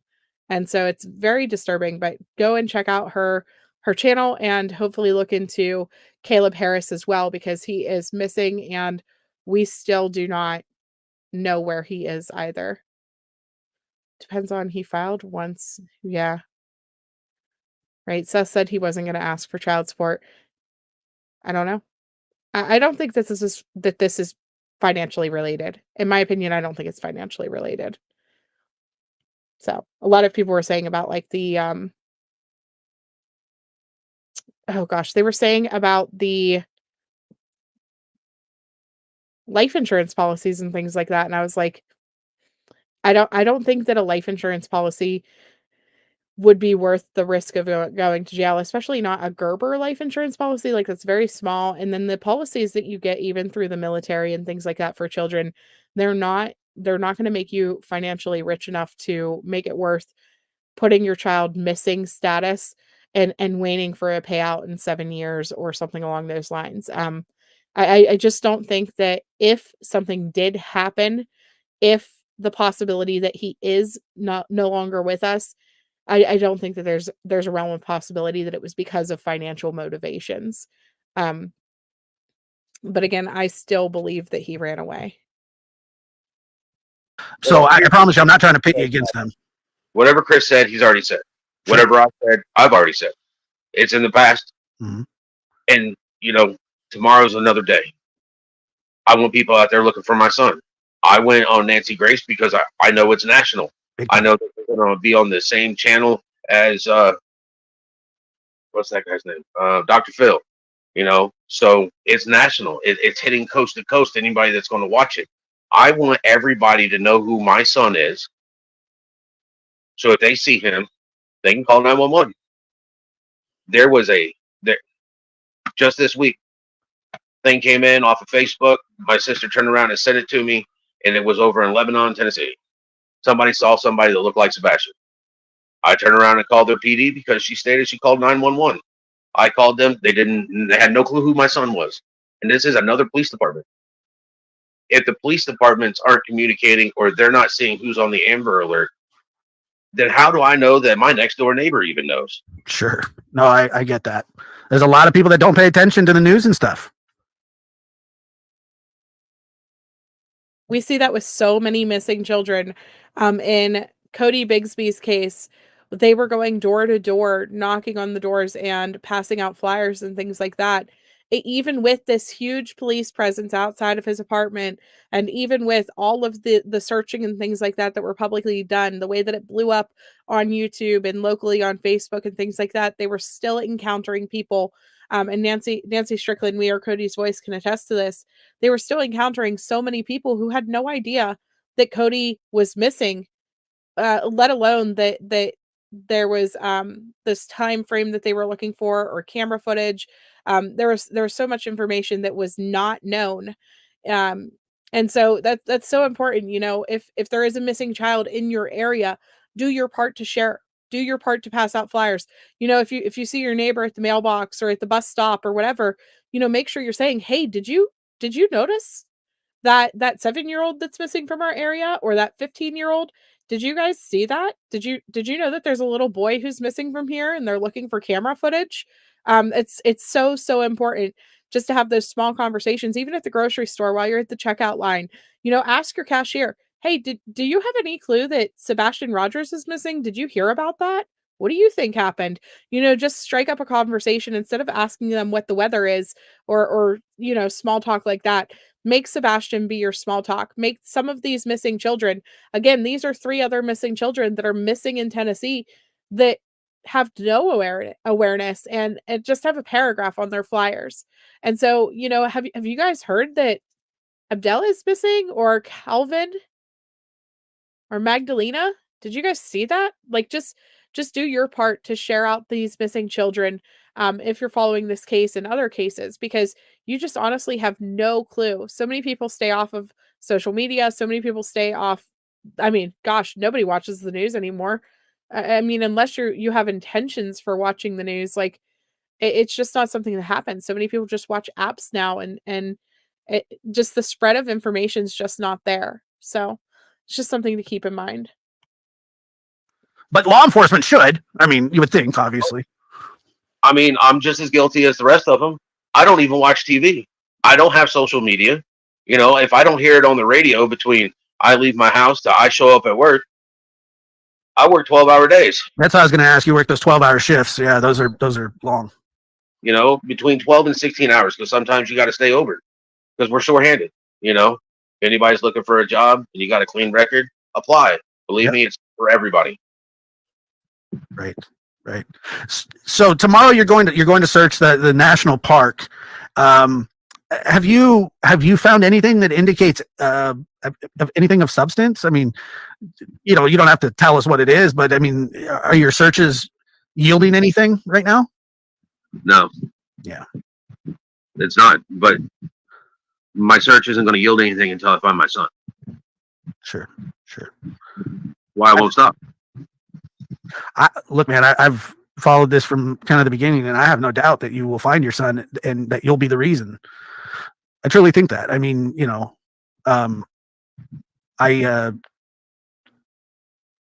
it's terrible what's going on, and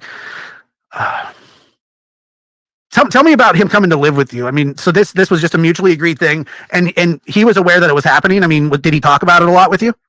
Well, you know how Chris said, shoulda, woulda, coulda. Hindsight's 2020. He was supposed to come live with me last year. Oh, okay.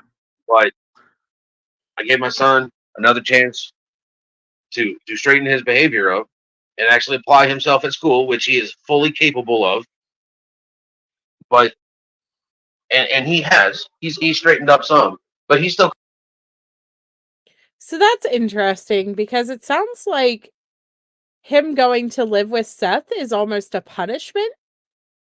Like he was supposed to come last year, but I gave him a chance to straighten up his behavior and straighten up his school stuff. So was Seth more of an enforcer? Like, why does that sound like it was almost a punishment to go live with Seth? Why I won't stop. Look, man, I've followed this from kind of the beginning, and I have no doubt that you will find your son and that you'll be the reason. I truly think that. I mean,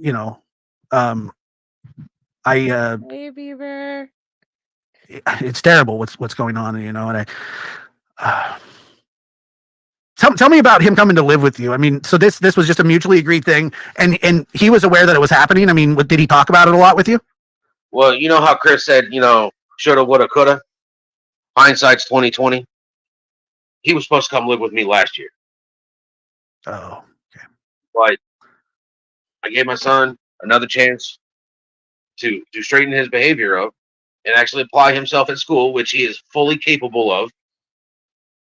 But and he has. He's straightened up some, but he's still coming. He's already registered for school up here. Oh, okay. I want him here. He wants to be here. It's. Could that have any? I mean, could this have any bearing on him going missing? I mean, is it possible that he wanted to be with you, so he ran away and got lost, possibly? See, and that's what I don't think so, because he didn't leave with his phone. He didn't attempt to call me. His godparents live up in Clarksville too, and he has their phone number.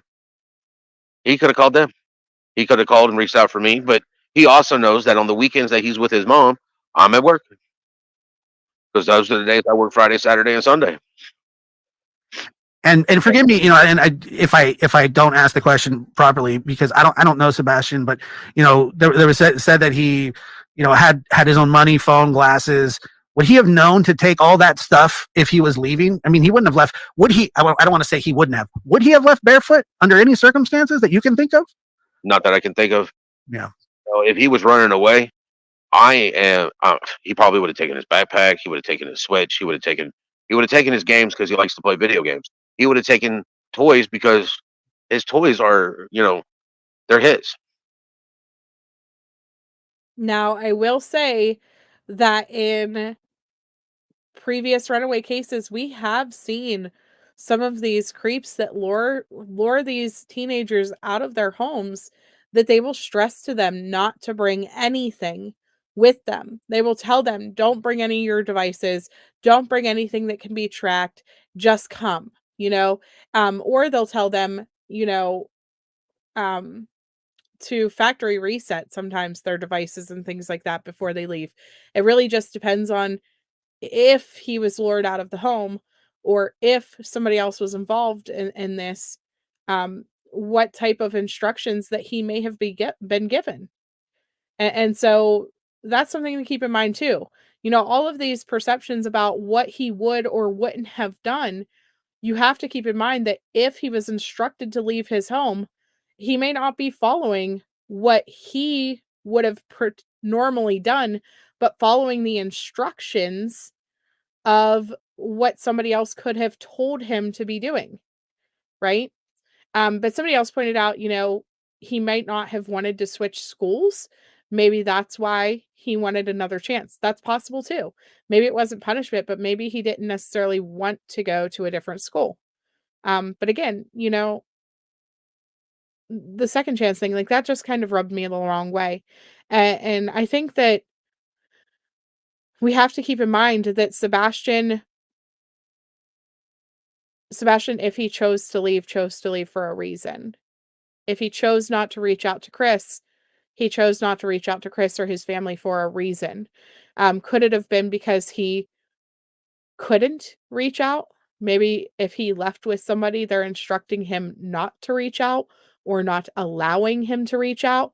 Yes, Alicia Navarro did exactly what she was told to do. And she wasn't even supposed to leave a note, but she did that. And it sounds crazy, similar to hers. And I've been thinking about her the whole time. She left a note promising her mom that she'd be right back. Promising her mom that she was gonna come back. And then she didn't reach out for years. She never reached out. For years. She just eventually walked into a police station one day because she wanted to start getting a job and getting things put together like that.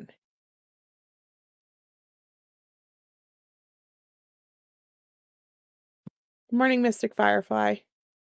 I don't know. I think it's important that we take everything into account. Again, I don't want to sit here and just assume that they unalived him or things like that. There are other things that play into this.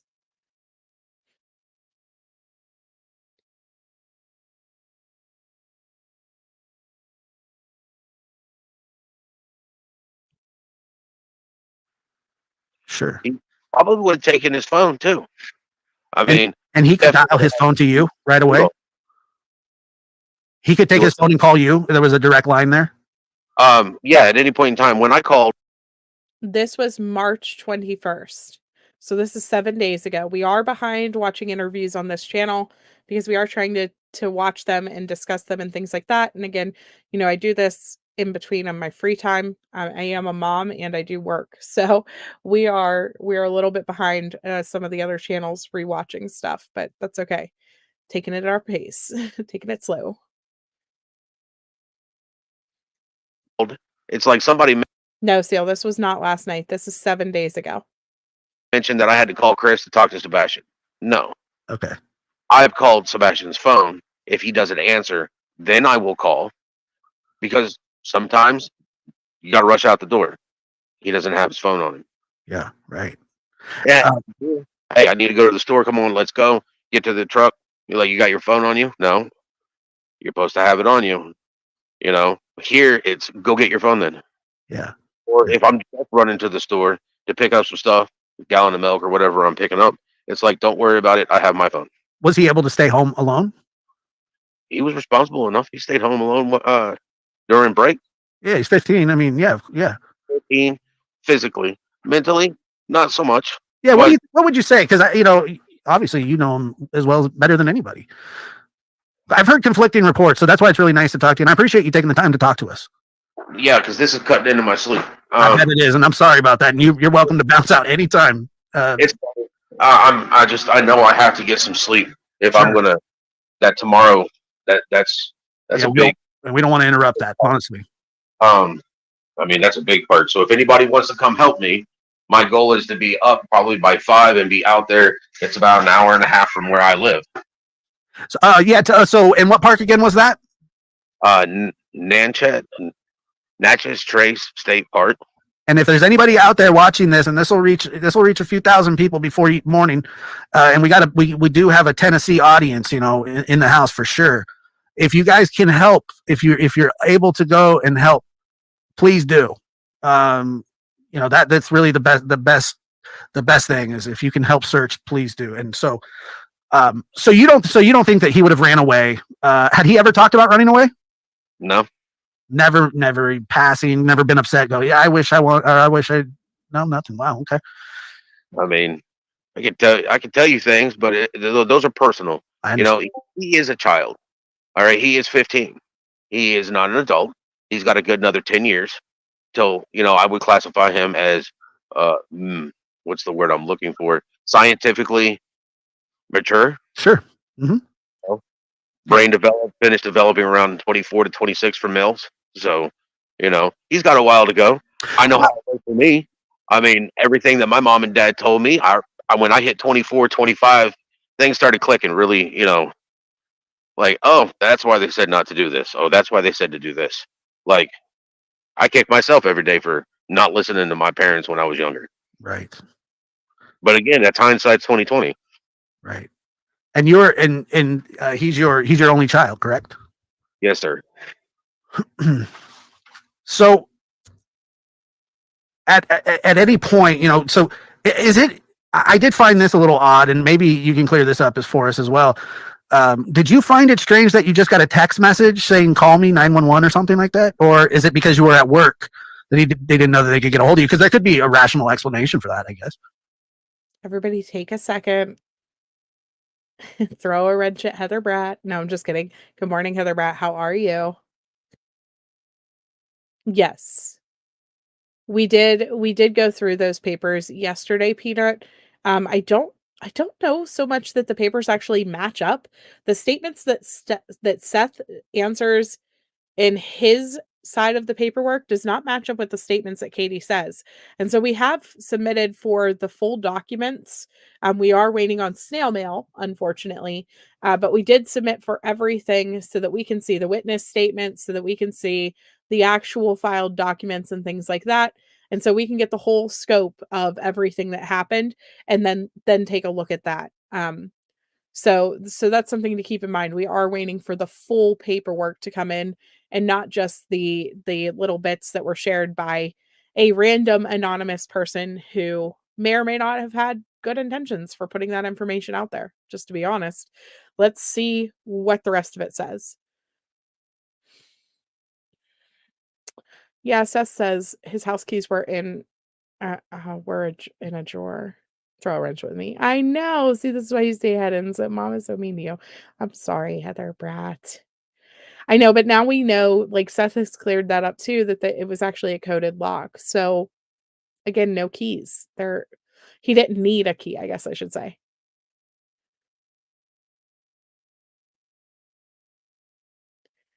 No, he said he got another chance and didn't have to move last year.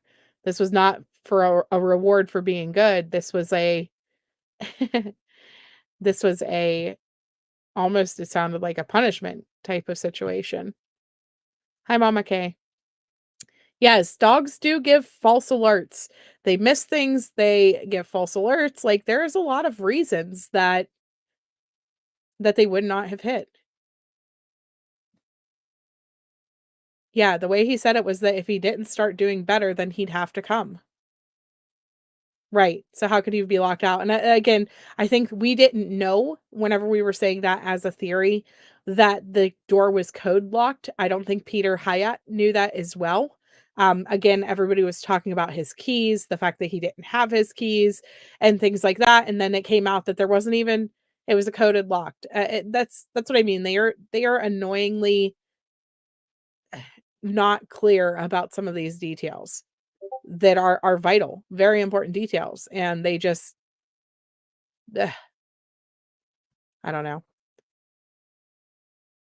Yeah, he made it sound like his house was the next step of discipline. And if that's the case, Seth can, well, it doesn't mean that he's not necessarily a good man. It just means that as the father, they were going to put him in charge of the discipline rather than Chris beating him with a belt, especially if they were already already getting investigated by CPS and things like that.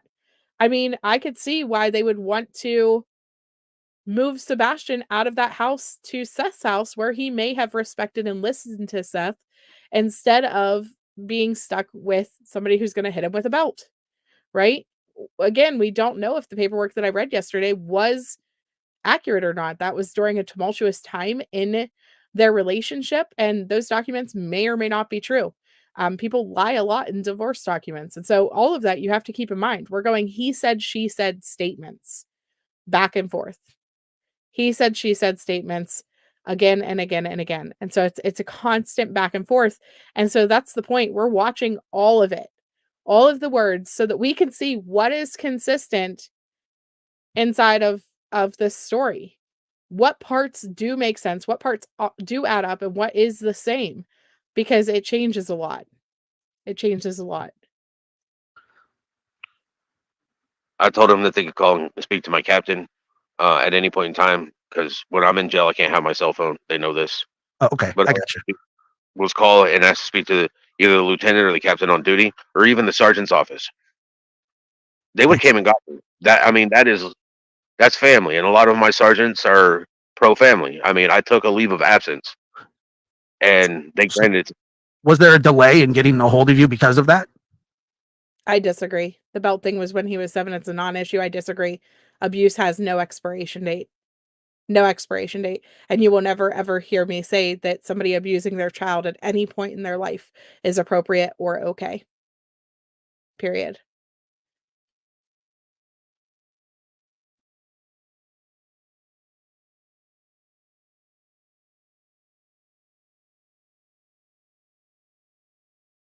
Period. Where's Avery? I didn't even see her come in. Hi, Mama Kay. How are you?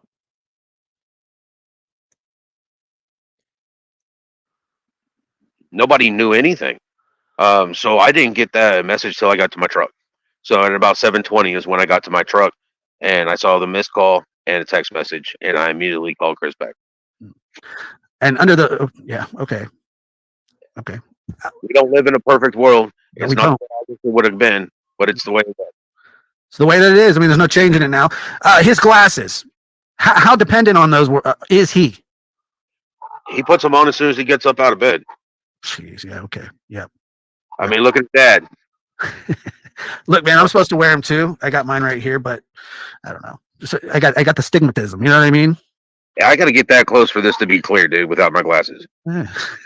But with my glasses, I got 15/20 vision. So he wouldn't leave without his glasses. No.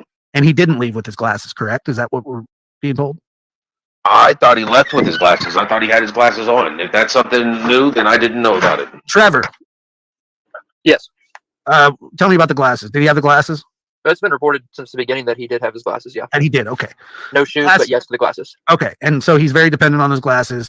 That the glasses are gone. Cell phone where was cell phone? At home? Cell phone was left at the house, at his mom's house. And but you said that it's possible that he may not have taken it anyway because sometimes he'd leave it. Sometimes he forgets it. Yeah, okay, so that's fair enough. Normal human thing. How many times have you walked out and had to go back to get your wallet? I don't know, 7 times today. So that's normal. He's a 15-year-old boy. Can you tell me and I'll let you get to bed because I know you have a big day tomorrow, but tell me a little bit about his routine. I mean, what would break his routine? Did he get up in the morning, pour himself some cereal, play some video games? I mean, what would be a typical morning on a Saturday you had him? Typical Saturday morning, normally I'm the one waking him up. Make a pot of coffee if he didn't already prep it the night before. He's 15, but I'm still his dad. Yeah. I'm also the tickle monster. And I'm super ticklish, so I'm gonna have to stay clear. So is he. I would go in there and just tickle the piss out of him until he got up, and then it's depending on, he's not a morning person from my experience. All right. He don't want to get up. He's a teenager. Yeah. He wants to bed. But it's hey, the longer you sleep, the less time we get to chill and hang out. Sure.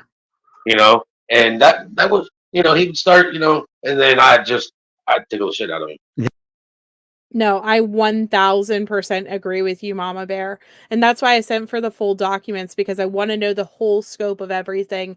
Who were the witnesses that wrote statements for them and things like that? Because that adds into their credibility as witnesses as well.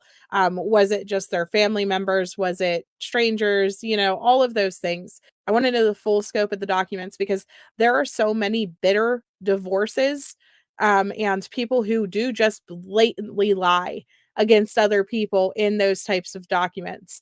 And so I do agree that there could be no truthful basis at all behind what Katie said, or Seth's responses to what Katie said. I do think that I do think though that there is a possibility that there is some truth to it though. Right? And so that's where we're at. You know, we have to at least look at it and put it in our bank to keep in case we need it later, because it might play into things. It might play into things.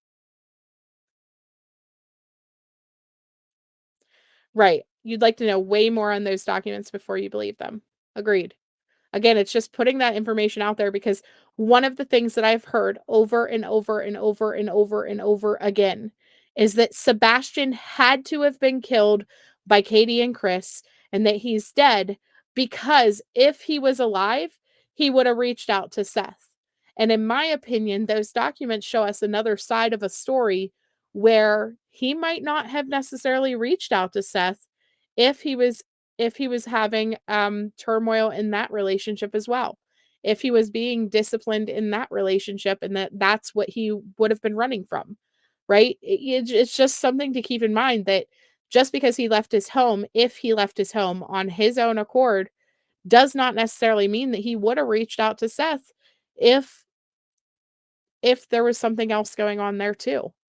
You know, we just have to keep it in the back of our heads. But I don't think that his lack of reaching out to Seth is proof that Katie and Chris did anything to him. Does that make sense? I don't think that that's proof that you know, he was unalived at that point. I do think that he still has the chance to come home safe.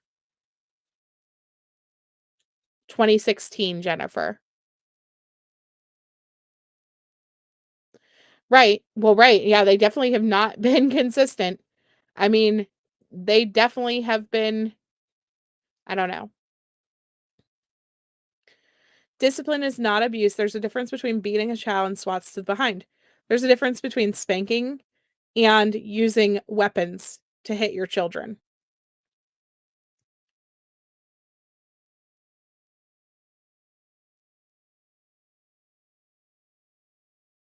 Yeah.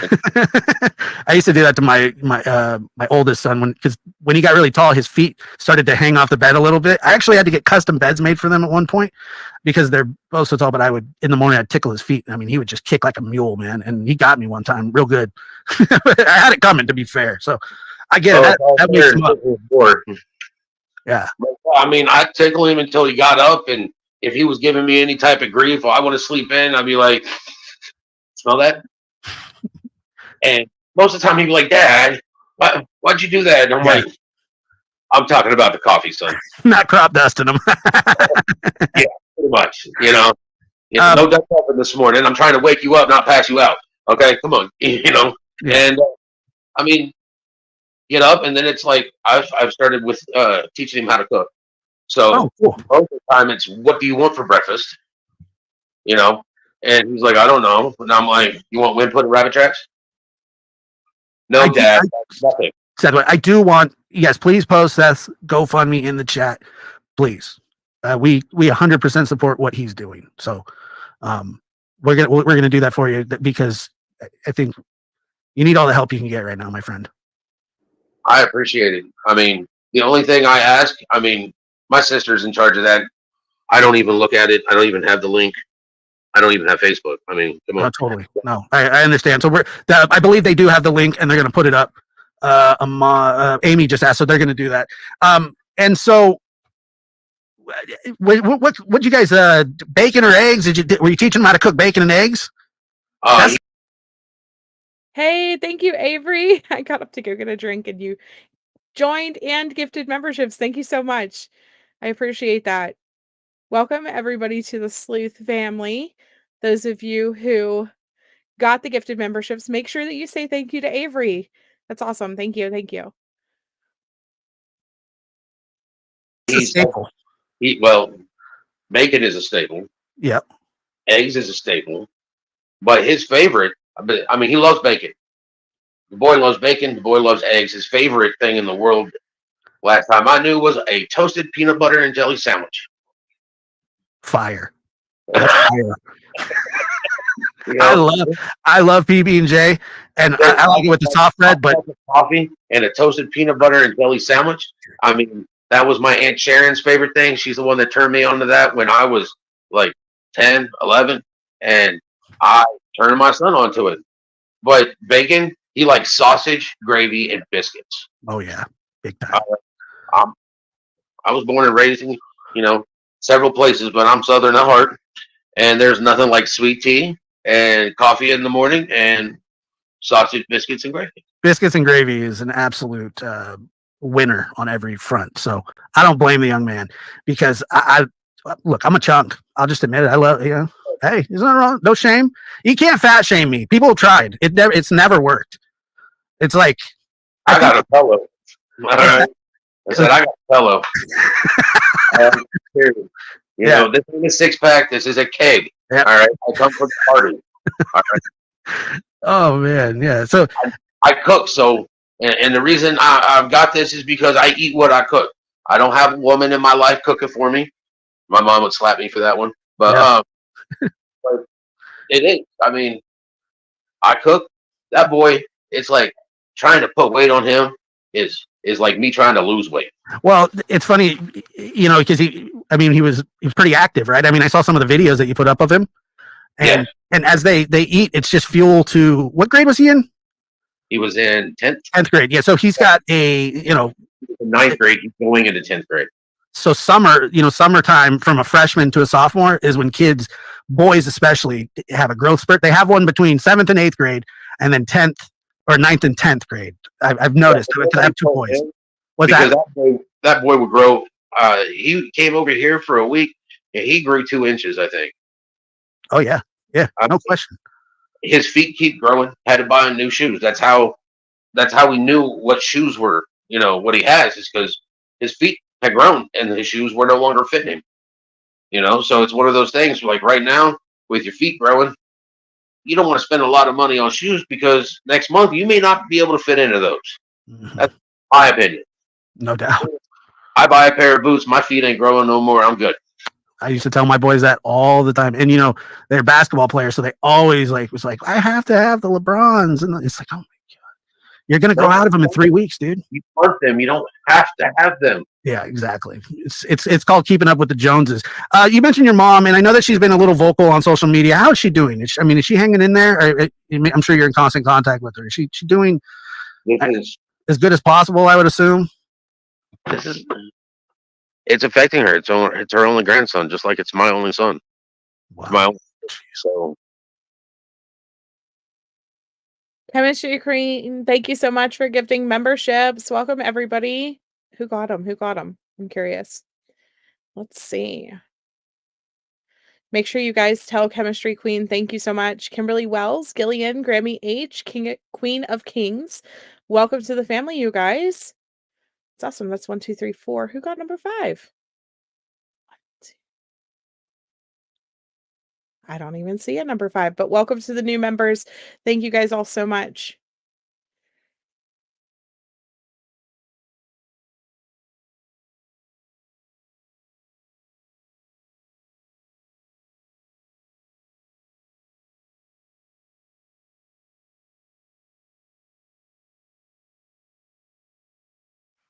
I understand. Yeah. Pretty emotional. It's I've never had a child go missing. The closest thing that I can even attest to it is I couldn't get a hold of my son once when he went to the river for about 6 hours, and that was awful. And I could just imagine what you guys are going through is hell on earth. It really is. I mean, it's just I'd rather go through hell. Yeah, I'm with you, man. I understand. I don't understand, but I do. As somebody that has children, and I feel for you guys, and I feel for the mother, and even Chris. Like sometimes Chris, he doesn't come off well polished, and that could be for a million different reasons. And he feels vilified right now, and I understand that. But I feel, look, if he had nothing to do with this, obviously, I feel terrible. I feel terrible for everybody involved. It's just a terrible situation. And but the fact that you're out there, and I know that you're not going to give up. You just I don't know you, but you strike me from everything that I've seen. You know, your interview with Nick from Channel 5, when I first watched it, it choked me up because I felt your words and I felt how upset that you truly were. And you're not the crying type, I can tell. And so I see, I can hear it, I feel the hurt, but I can also feel the love between you and your son. And I just feel very, very, I don't know, man. I wish I had words to. Sometimes I feel like a dummy, you know, talking to people like this. Yeah. Trevor, you got anything? I mean, I'm the same way. So that was just, and I appreciate you coming up. Josh, you've been talking to the past little bit. It's been a huge voice for your son. So I'm glad that you're able to come up and talk to us for a little bit. And because he doesn't have a voice, I have to be his voice. Well, look, man, I would want somebody just like you looking for me. Somebody that's just, you know, I mean, you're determined, you know, and one thing that I will say is too, you know, public perception and what people think of you. You don't strike me as the type of guy who cares that much. I don't know how I should take that. In a good way, because I don't really care what people think either, but you know, I want, you know, it's just, I wouldn't take it in a bad way. I'm just saying that you're focused on finding your son, you know, everything else is second or even, you know, third, you know, so it's not an insult by any means. Well, no, I don't know how to take it. I wasn't trying to be controversial or anything. I don't know how to take the, you know, I mean, it is what it is. Yeah. Yeah, no, I understand that. It's like I've told my son, in this world, the only thing you can control is yourself. You can control how you react, and you can control how you act. And if you control those two things, you're doing good. It's such great advice, and he's not wrong. And yeah, Angela, Josh did an extremely good interview each time that he has had Seth on. He just does a really great question and answer session with him. Also, guys, up above, I did just drop Avery's new true crime channel. She is going to be starting up Grave Evidence Podcast. Avery has done amazing videos in her past. I'm glad to see that she's coming back to true crime, and so consider going over to sub up to Avery.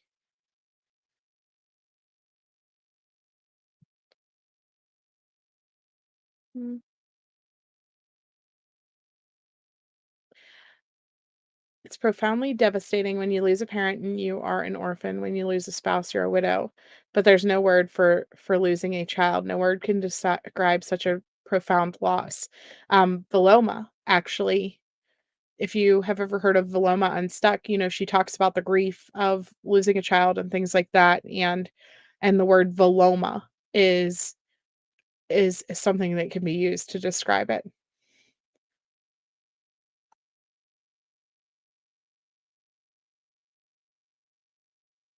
I think the important thing is there's always going to be a split in this case. I did not realize I still had this picture up on the thing. I'm so sorry, you guys.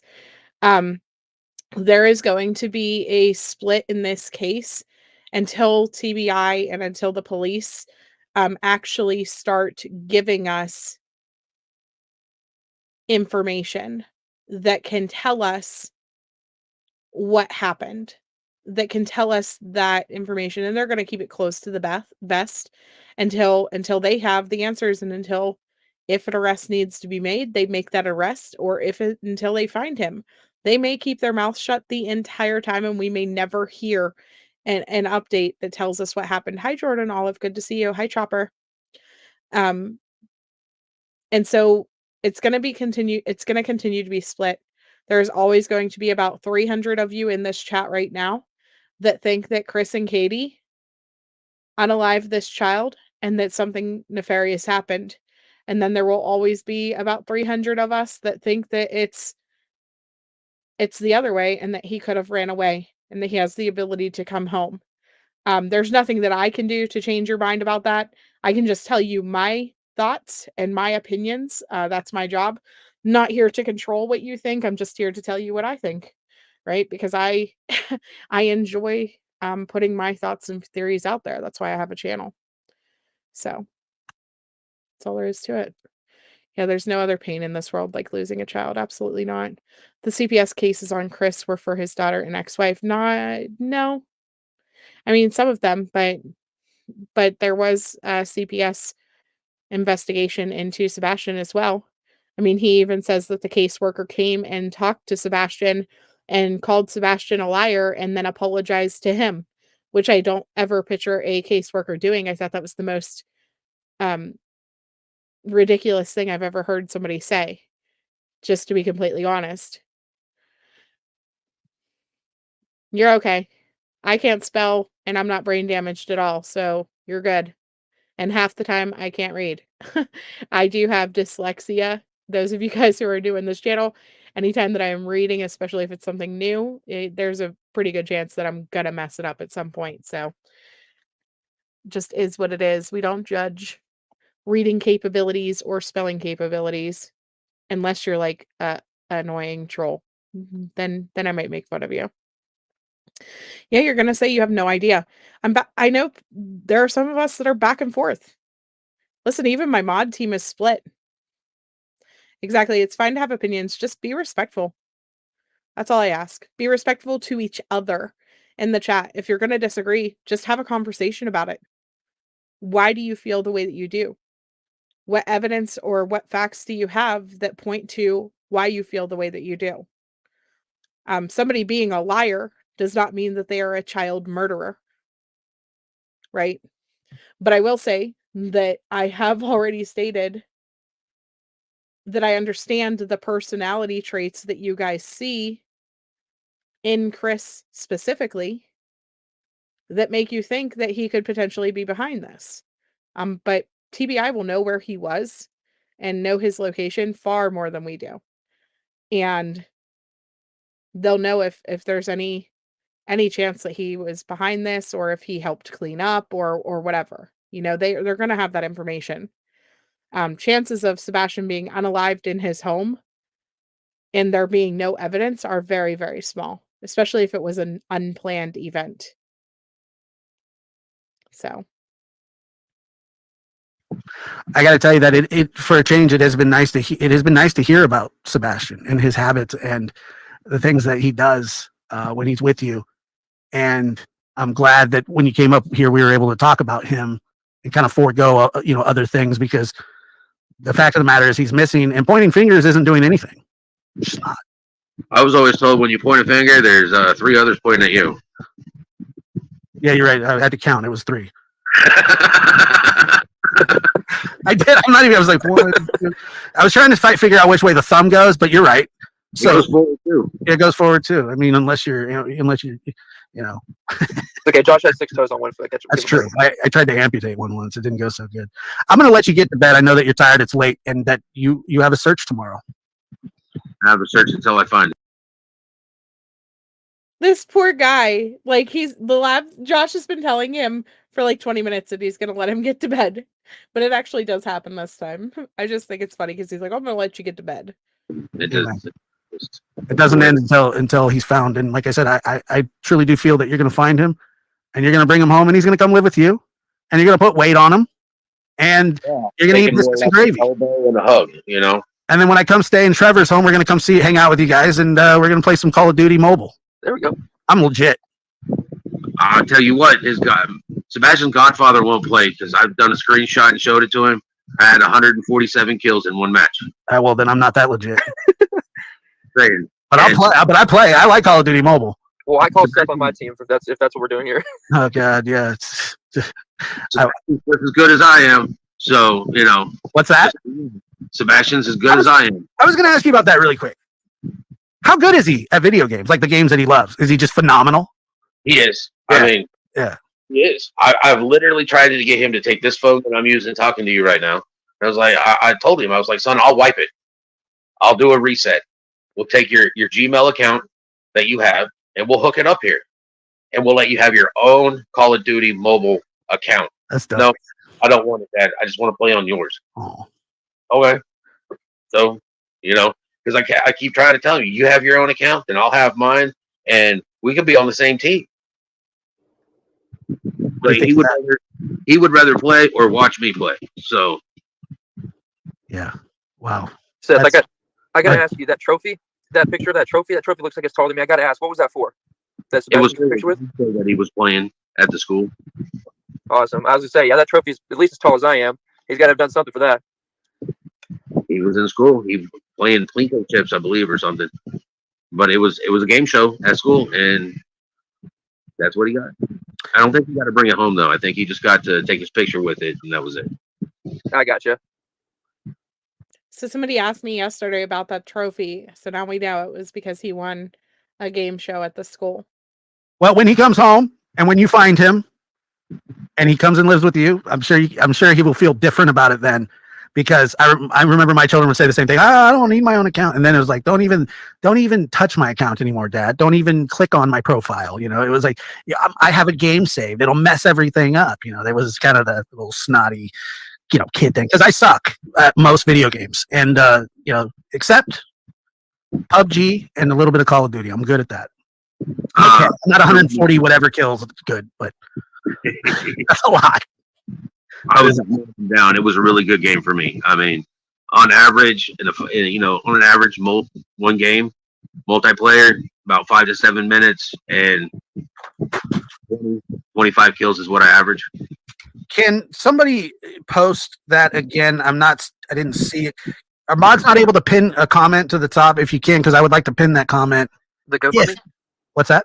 Are you asking about the GoFundMe? Yeah. I put it in our private chat if you want to drop it and pin it. Cool. Let me do that right now. Hold on. Because I had shared it, so I went and grabbed it. Awesome. If it was, then I was misinformed. From my understanding, it was at school. But if it wasn't, then I was just misinformed, and my apologies. About what? The trophy? Yeah. Oh, hey, that smile. That was a wall-to-wall smile. That trophy is he was pretty proud of that. So that it's there pinned. I'll also pin it in the comments of this video if there are people that do want to support you. I understand that your sister's the one that started it and she's the one that's taking care of it, and you're not asking for a thing except for people to show up and help. Look, tell me one more time where you're going to be at tomorrow. Natchez Trace State Park. And about what time? And this is East Coast. What time are you going to be there? I plan on getting up. Well, I plan on getting up at 4, but that was at 10 o'clock. So I'm going to set an alarm for 5. Should put me there about 6:30, 7 o'clock, depending on traffic. All right. And like I said, if there's anybody in that neighborhood, Seth, thanks for coming up and talking to us, man. I really do respect the class that you handle yourself with, and the determination at the same time to find your son. I mean, it's inspiring to know that Sebastian has you looking for him and you're not going to stop. And so I'll let you get some sleep with that. I appreciate you coming up and talking to us. No problem. I appreciate you keeping his face out there. I appreciate everybody doing what they can. And if people can't show up to help me look, if you guys can print flyers, and just every flyer out there is a chance to get 5 more people to see his face. The more people that see his face, the less he can remain a mystery right now. Because he's a mystery, and I need him found. Well, I hope tomorrow is the day. I hope tomorrow's the day, Seth. So thank you. And we hopefully, we'll talk to you soon with some good news. I appreciate it. All right, man. Hey, take care and you have a good night, okay? Yes, sir. All right.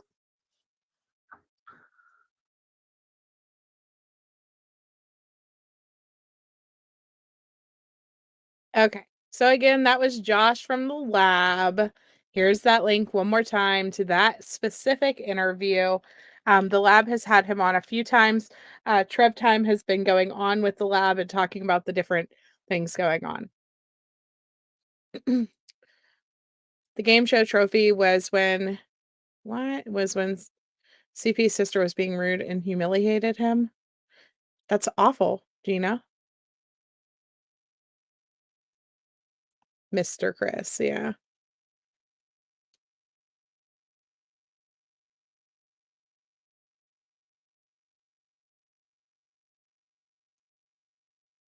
You hate it, but you think you know what happened, Blue Petunias. Totally get being strict with social media and gaming, but he was struggling to make friends. It wouldn't make sense. Wouldn't it make sense to let him game online monitored to have access to other kids? That's one of the issues that I have. It doesn't seem like they put him in any type of outreach activities or anything to help him socialize and to help him make friends. And I hate that. I hate that they didn't, assist in helping him to make friends from what we have seen or what they have discussed at this point. Doesn't mean that nothing ever happened, but like they haven't told us about him being on a robotics team or being, in the chess club or soccer or and you know what I mean? Nothing that a typical kid would do or or or a parent would do, in my opinion, to try to help your kid who is struggling to socialize. Um, become socialized. So, all right, guys, we have made it to the Nancy Grace interview with Chris and Katie that just happened the other day, and then we will watch Josh from the lab last night. So let me get Nancy Grace up here so that we can watch this. Bombshell tonight. Bombshell.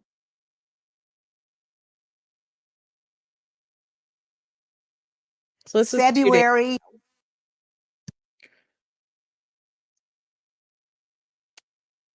2 days ago, and we will go from there.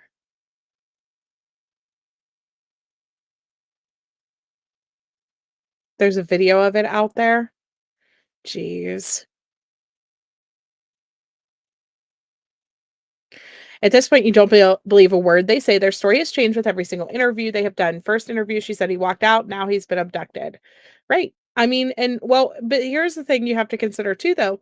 Her perception of what could have happened has probably changed 1,000 times too. I mean, if she honestly does not know what happened to her child, she is probably going through every single possibility in her brain over and over and over and over and over again, trying to think what could have possibly happened to him. So maybe that's why it changed from he walked out to he's been abducted, because he hasn't come back yet.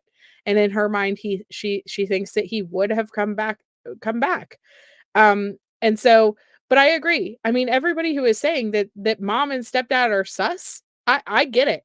I totally understand where you are coming from with your suspicious feelings, especially after the Smiley's interview.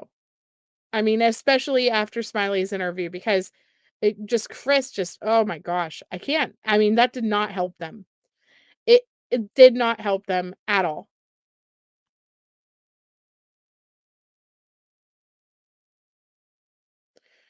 Very different household dynamics. You can feel the mother and stepdad's resentment towards Biodad in his very different environment. I just hope they don't get by on class privilege. Yeah. Hi, Pepper.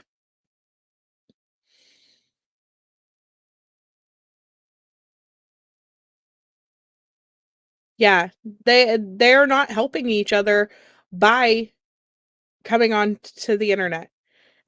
Yes, it's made us all want to look for Sebastian and talk about Sebastian's case, and it's gotten all of this online social media attention, but not positive attention, right? You have people who love Seth and just want, like, I don't know.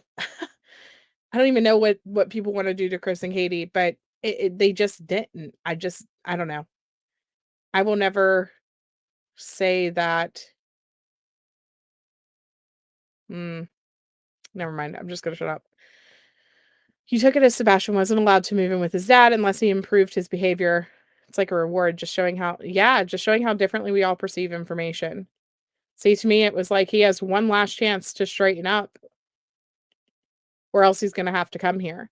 And then he was like, well, now he has to come here because I already registered him for school. Like, he's done.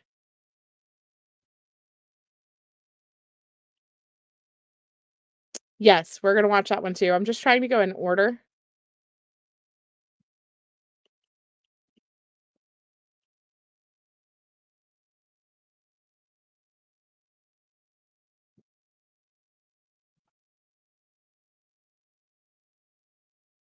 26, Monday morning, 6 a.m. I'm gonna speed Nancy up if you feel like they're talking fast or that is weird, blah blah blah. It's because I sped them up. So let me get straight to about 3 minutes in, give or take. I was on the phone with my husband. I said, I can't find him. He said, what do you mean you can't find him? I said, he's not in the house. Can't find him. Where is he? And in the last days, we learned that the official law enforcement search is actually scaling back. This as TikTokers and YouTubers are flooding the area. Mystic, what exactly do you want me to play from Duchess's channel? We've already watched the interviews on her channel.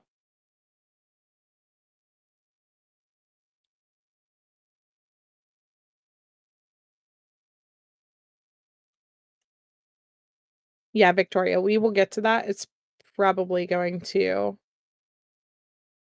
be a bit. We got to get through this one. Conducting their own searches. Listen to Eric Craddock, Chief Deputy, Sumner County Sheriff's. Really wanted to come to the community and ask for your help. We need you to search your properties every day, morning and night. If there's a shed or a crawl space or up under your mobile home or a tarp that's in your yard, check it every morning and check it every night. Look for any details that something has been disturbed. If there's a shirt that was there today that wasn't there yesterday, notify us. You can really help us by searching your own property twice a day. Like I said, we're operating under the assumption that Sebastian walked off, and we really need your help to ensure that he is brought home safely. We are trying to determine what happened when this young boy, an autistic young boy, seemingly walks out of his own home in the middle of the night, we think, barefoot. How did that happen? I'm Nancy Grace. This is Crime Stories. Thank you for being with us here at Crime Stories and on Sirius XM 111. We've read a lot online. We've seen a lot of theories, a lot of speculation, but let's start with what we know to be true. Joining me right now, an all-star panel. But first, I'm going to go to two special guests joining us, Katie and Chris Proudfoot. This is Sebastian's biological mother and his stepfather, who were in their home with Sebastian when he goes missing. To both of the Proudfoots, thank you for being with us. I want to go straight back to when Sebastian goes missing. Ms. Proudfoot, I understand that the day before, which would have been Sunday, if I've got the information correct, that you guys went out, you went to dinner, you went to somewhere, I believe you said BJ's, where he had a, quote, colossal popcorn. Then you came home that night, and around 9 p.m., you tell Sebastian to go to bed. He says, okay, he goes to his room. Is that correct? Yes, ma'am. That night, I understand from previous statements you've made that you went to bed around midnight. Is that correct? It is. Yeah, guys, this is our 5th day. This is part 5. We've been doing this for 5 days. You can definitely go back to, I believe it was day 2. We watched Smiley's interview, and you can see my reaction and my input on that particular interview. We did go out of order at that point to be able to watch that interview. I do want to try to watch the rest of these in order so that we can see the insight and things like that. And so we will get to the interview from today and from last night. This one is from 2 days ago. So we only got 2 more interviews to go through. And then, we'll kind of be at a stopping point with this. I'm hoping to get through them all today. It just really depends on stuff. But again, we are doing things in order. So. But, I understand everybody wants to go watch.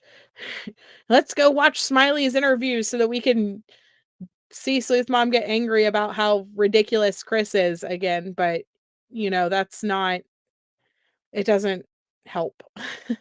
It doesn't help. We just need to continue getting through this so we can see all the different statements and what's going on. Oh, they're probably exhausted. The breaks. I mean, they are probably exhausted at this point. You're okay, Jennifer Lynn. Absolutely. It happens. But yeah, I encourage you guys, watch the replays of the other couple videos in the series that we're doing, and we'll get to everything, though, I promise. I do promise. I love you guys all for being here, though, and I thank you guys all for being interested in Sebastian's case and where the truth lies. And to you, Mr. Proudfoot, Chris Proudfoot, did you also go to bed at midnight or before or after? No, ma'am. We went to bed around the same time because we were on the phone together. And He was not home. please excuse any of my questions. I'm simply trying to find out more about that night. Do you two sleep in the same bedroom? He wasn't actually in the home at all that weekend. You were not home. No, Okay. ma'am. So where were you, Mr. Proudfoot? I was in Memphis, Tennessee. How far away is that? 3 hours and 37 minutes from doorstep to doorstep. And what were you doing in Memphis? Working. Where do you work? I'm currently working, or was working, at the St. Jude Children's Hospital construction project. Yes, I'm very familiar with St. Jude's. You said you were working there. Are you no longer working there?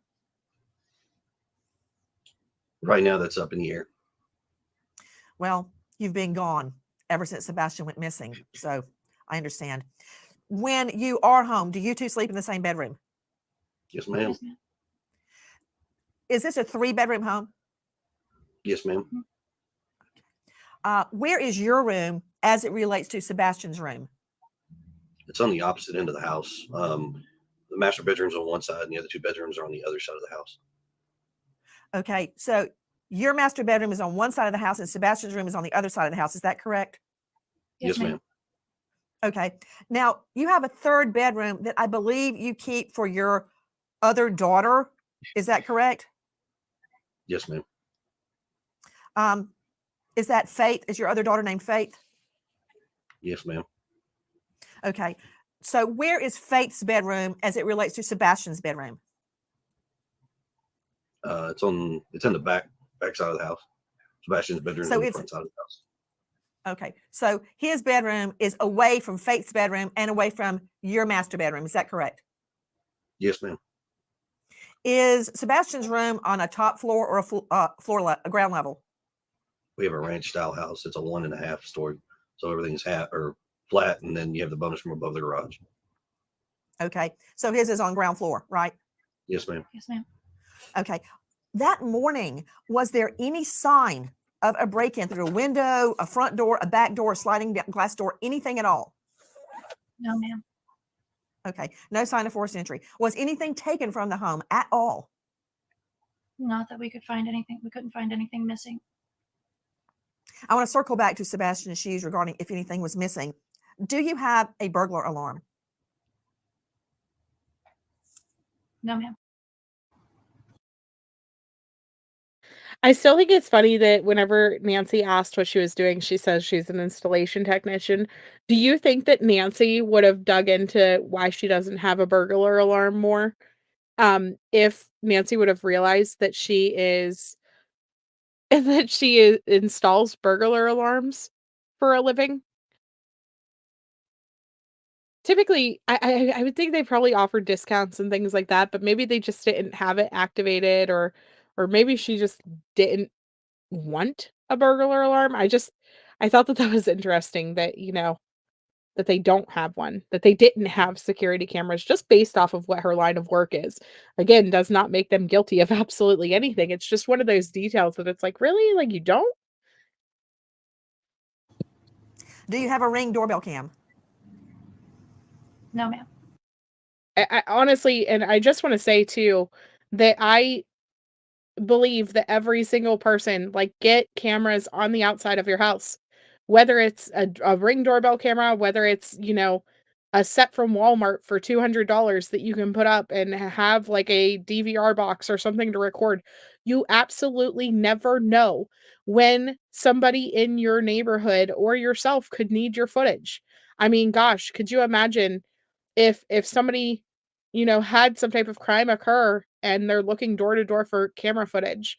And if you have camera footage, make sure it records for longer than 3 days. That is something that Seth has said, that some of the issues that they're facing is that, or sorry, no, Caleb Harris last night, whenever we were talking to Locomai, Caleb Harris's dad was saying that a lot of the people that they have encountered, their camera footage deletes after 3 days. And so please, try to find some type of way that your stuff backs up. You don't have internet, so no cameras. So you don't necessarily need to have internet to have cameras. We have cameras on our house. They are hardwired, so they do not need access to the internet to work. Literally, I think we paid $100 and something from Walmart and got a set of 4 cameras on our house, and then we also have a Ring doorbell. I live in the middle of nowhere, but if anything happens in my neighborhood, my cameras look at the road, they look at my driveway, they look at, every inch of my house is covered, as well as leading up to my neighbors' homes. And so if something would happen, if somebody were to drive past and police ever needed that footage, we would be able to help in that situation. And I just encourage everybody should have cameras, especially if you're following true crime. We see how much camera footage plays a part in every single case that we look at. Every single case. Think about doing that investment and helping out in these cases, just in case. You never know if it's going to happen to you or in your neighborhood. Every single one of us was brought to true crime for one reason or another. And a lot of us, it was because something happened in our area that led us to this platform. Okay. Have the two of you taken a polygraph? I have. I have not. Would you be willing to? I've offered and volunteered on many occasions to take a polygraph, and I was told directly by law enforcement, because of my whereabouts, I did not need one. I understand. Ms. Proudfoot, did you pass your polygraph? I did. Those questions out of the way.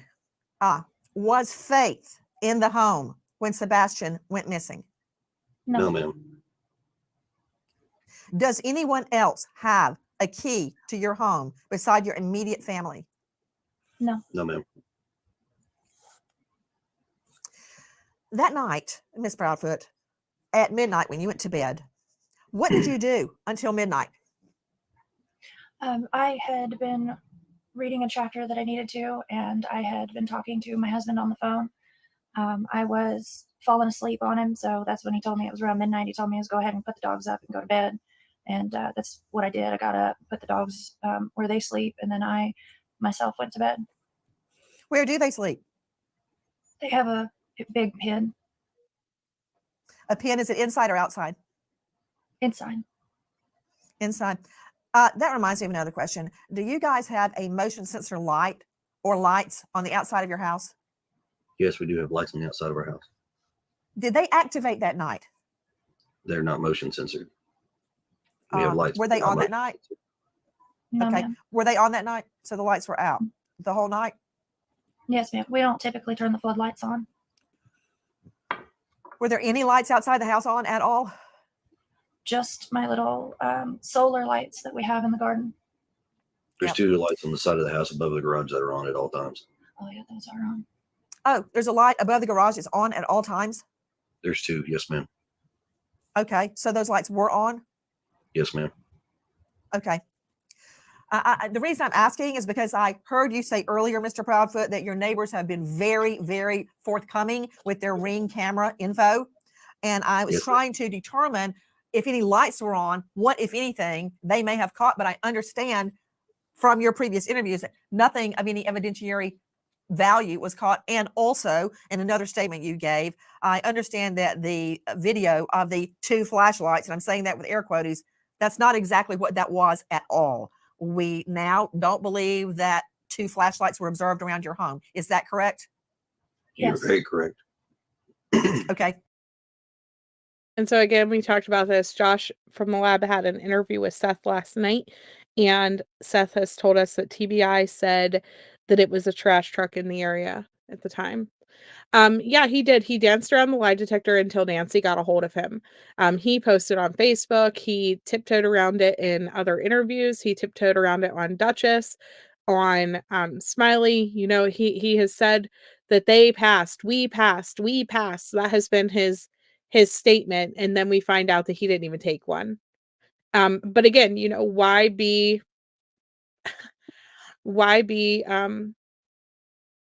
lie? Why lie? I'd be curious if he even has the ability to pass a lie detector test based off of how many half-truths he tells. I mean, do half-truths fail? Because, geez. Yeah, neighbors' cameras would confirm the floodlights being on. Since when does law enforcement refuse a polygraph to a stepfather of a missing child? I don't know. The other thing is, so in the Facebook group, shortly after the video of the 2 lights came out, he said that it was floodlights and the wind blowing, basically, that caused that illusion of the flashlights and things like that. And now Seth is saying that it was a trash truck. Now, did that information get just told to them, before the interviews or something like that? Or is it a situation where, like, did TBI tell him that it was floodlights blowing in the wind that made that happen? Or did he just make that up, and of his assumptions, I need to find the screenshot again of what exactly he said there, but I'm almost positive that he said that law enforcement said that it wasn't related because it was floodlights blowing in the wind or something along those lines. And now Seth is saying TBI said it was a trash truck. So again, why be untruthful? Why be untruthful? Ain't no trash truck going around at 3 a.m. because they have to see what they are dumping. Yeah, I don't know. I'm just going based off of what they are saying. Trash truck in their backyard. Exactly. I don't know. So we'll have to hear the interview to see exactly what happened, but it's just interesting. Just the little details that, like, why throw up red flags for absolutely no no reason. I know your floodlights don't blow in the wind. Was it a hurricane? I agree. And I had said, challenge me to challenge challenge I challenged them whenever he first said that to show me another day that same type of phenomenon happened because of wind or something, because it just did not make sense to me. Oh, I can imagine that they weren't happy with Nick. I wonder which neighbor released that to Nick to begin with. I don't know. Question regarding your vehicles. Ms. Proudfoot, what make and model do you drive? I drive a Infinity SUV. Year? 2017. And sir, what do you drive? I drive a diesel truck, Chevrolet.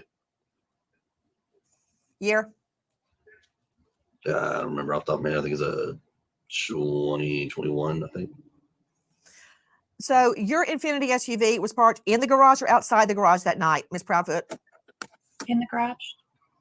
In the garage.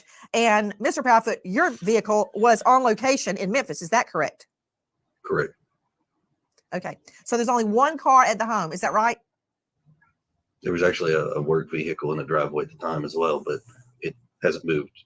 We can't give out that information because we don't have permission from her work. I don't understand that. What? About the make and model of the vehicle. I have a work van that was also parked in the driveway. Why is that? If it's out in the driveway where people can see it, why is that privileged information? We just don't have permission from her company to divulge that information. Have you asked? No, ma'am, we have not. Nobody has asked us So that that question. was okay. So you have a work van. Question to you, Ms. Proudfoot, what do you do for a living? I am an installation technician. That night, was the work van blocking your driveway? Could someone go in and out of your driveway? The van is parked at the back of my driveway, so someone can pull in, yes. Got it. Do you park your Infinity SUV in the garage or outside the garage? In the garage. In the garage. Do you have an automatic garage door? With a clicker. Right. Do you leave that up or down at night? Down. Could anybody lift it up? Like, is there an on and off button outside, or do you have to know a code or have the clicker to open it?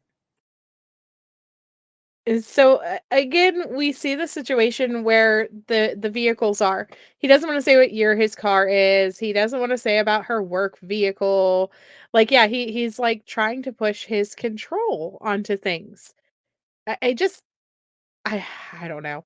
Why be so unnecessarily difficult? Like, if anybody drives past their parking lot, they can see they can see with their eyes what type of car that is. It just doesn't make sense. There's no reason to I don't know, to make things so complicated. And this is what throws up red flags with people.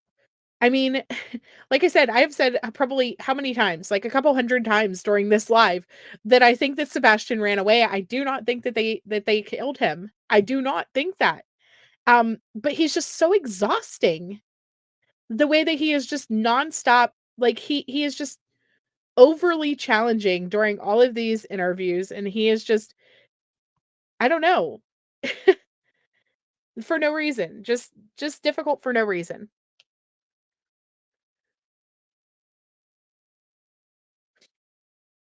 I don't know.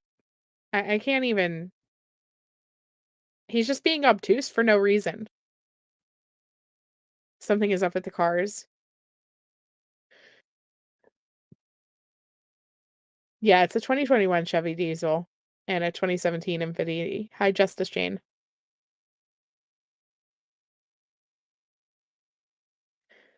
Right. No, I know. At this point, some people are following them around, posting pictures on Facebook. I heard that somebody put an air tag on their vehicles, which I'm pretty sure is like stalking and against the law, by the way.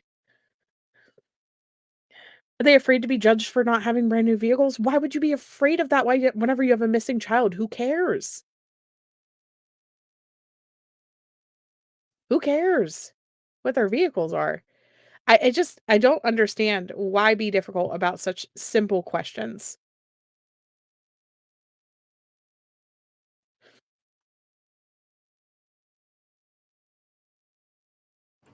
You'd have to know the code or have the clicker. Does Sebastian know the code? Not to the garage door, but to the man doors. Not to the garage door, but to the house doors? The regular door, yes. So is there a code to get in your home, or do you use a regular key? There's a code. And he knows that code? Yes, ma'am. Question. I'm just trying to figure out how he would have gotten out, or if somebody came into the home. Could they have gotten through the garage door? No, unless they know the code or had the clicker, which they did not. Do you lock your doors at night? Yes, ma'am. Could he have left on his own through those doors? He could, yes, ma'am. But I heard in another interview where Mr. Proudfoot said he was not a, quote, wanderer. He didn't wander around. He never left the home before on his own. Is that right? Correct. We haven't had issues with him running or taking off in the past. Okay, let me ask you a couple of questions regarding the doors. Do you have any home surveillance, anything at all that would have given us an idea or a clue if the door had been opened or not, or a window? Not directly from our house. Well, then from where? That's what we were hoping, that neighborhood Ring cameras and may have picked something up. Gotcha. I guess, like, again, yeah, word salad. Why? Hi, cat lover, by the way. I haven't seen you in a long time. Welcome back. Hi, indie girl. Same for you. I haven't seen you guys in a while. Whenever it comes down to it, like, he just uses this word salad constantly. And it's not even so much that he's I don't even know if it's so much that he's lying. I mean, he is. They tell half truths, and they mix things up intentionally, it seems like, just to be confusing. Just to be confusing. Do we deserve the answers? No. But whenever it's literally in a situation where it's people trying to help, something like the door lock being coded and Sebastian being able to leave and it lock behind him, that's important information whenever you're saying that he left without his key, and people are like, "Oh, well, they obviously killed him because how did the door get locked then? Did they lock him outside?" Like, this is all thoughts that people had because of their admitting the truth. Like, they didn't tell us this important detail about the door codes. You know what I mean? And so it's like, why? Like, you're just being so difficult about silly things, but you're completely willing to sit here and tell me about your previous relationships and tell me about CPS cases and tell me about beating your kid with a belt and different things like that. But you won't tell me about the door lock. You won't tell me about the make and model of her vehicle that is sitting there for people to see. It's just being difficult for no freaking reason. Yeah, they're being evasive. Thank you so much, difficult resource. Like, research. Like, why are they being evasive? What is the purpose behind it? And then this is why so many people are like, okay, red flag. That's a red flag. That's different. That's also a red flag. This guy is a pompous ass. Like, just to be completely honest. Like, why? And his personality is so overbearing and controlling in some of the different ways that he comes across that you can't help but think, okay, this reminds me of Corey Bigsby. This reminds me of Letitia Stout. This reminds me of, and it's all parents who have unalived their children. And then that's whenever it comes across this way, and we're sitting here and I understand the half of the room that is like, okay, so they obviously did something to this kid. And it's like, but at the same time, I also don't believe that that's what happened, but I understand why people believe that that's what happened. Does that make sense? Like, I can see you guys' side of the fence and why you think the way that you think. Um, I just don't think that that's what happened. Yeah, she is the one who was involved with Gannon Stalk. It's just, if they would not have come across or come out and immediately started trying to portray Sebastian in such a negative light and immediately, you know, been so evasive and so just weird, just freaking weird about absolutely everything, I don't think we'd be in this situation. Yeah, he is the most unlikable guy ever. And listen, I hate saying that. I hate saying that I don't like the parent of a missing child, but I'm not going to sit here and lie to you guys either and be like, nope, he's good. I have all butterflies and rainbows about him. No, I don't. He's just very he just makes me wanna, like, shake him. And I'm glad that they're only doing interviews with the news now, it seems like, please, guys, continue to stay off of YouTube. Stay out of the Facebook groups, stay off of YouTube. Please do not continue to mess this up anymore. And it's us that are destroying it, and because we're reading into things and we're over analyzing and we're trying to pretend that we can get answers that we may or may not ever get. If TBI doesn't have them, we certainly aren't going to find them. But please, like, don't add to the circus anymore. Like, just shh. If you're going to come back, Katie needs to be on with Seth and just let them two take the lead, Chris. You gotta step back, dude, because you were just mind-blowing. Yeah, they're distracting away from Sebastian. It's just crazy. The locals wanted to hear from them the first week. This all started because they would not say anything about please come home, etc. And I get that. I get wanting them to talk, right? We expect parents of missing children to want people to come home, or to want to beg for their child to come home and to put information out there that is helpful to bring your child home.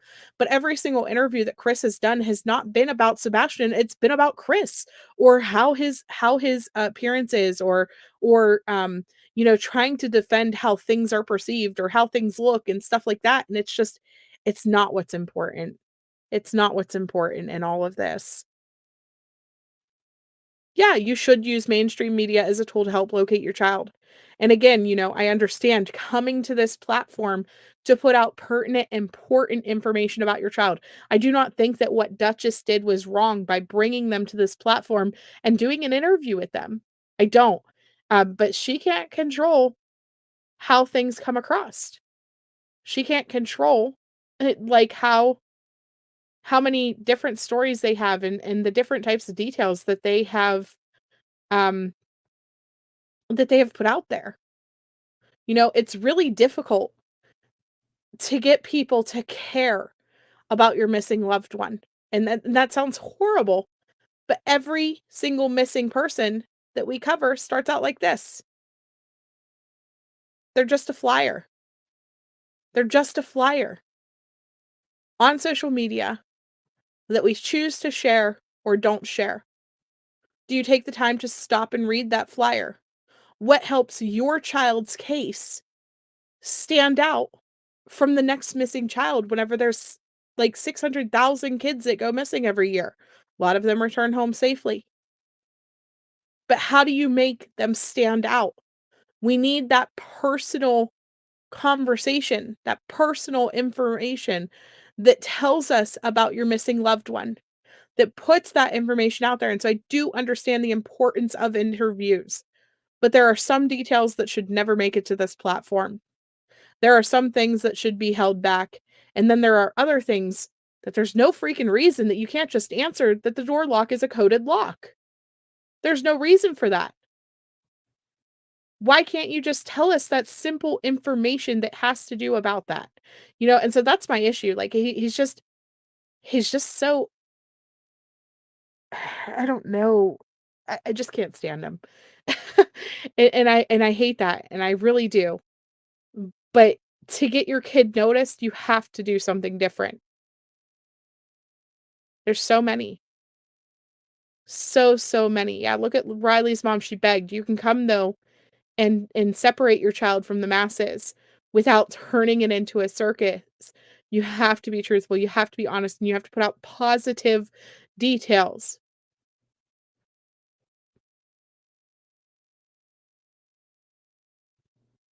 Positive details out there about your child.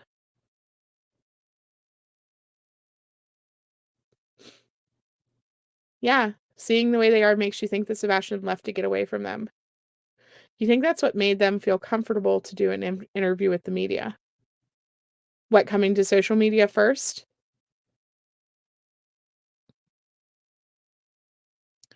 No videos. There's been nothing. Difficult research. There's been nothing. Yeah, there's too many details of deception.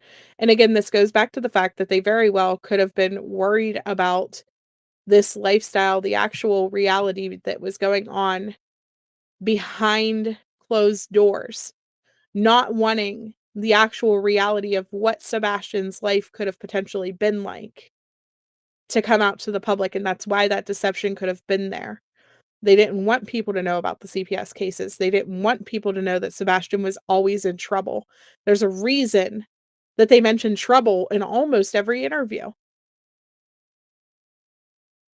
Right? They didn't want those details to come out there. They wanted this picture perfect story, this picture perfect, Leave It to Beaver family. And that's not who they were. And it just sucks. It just sucks.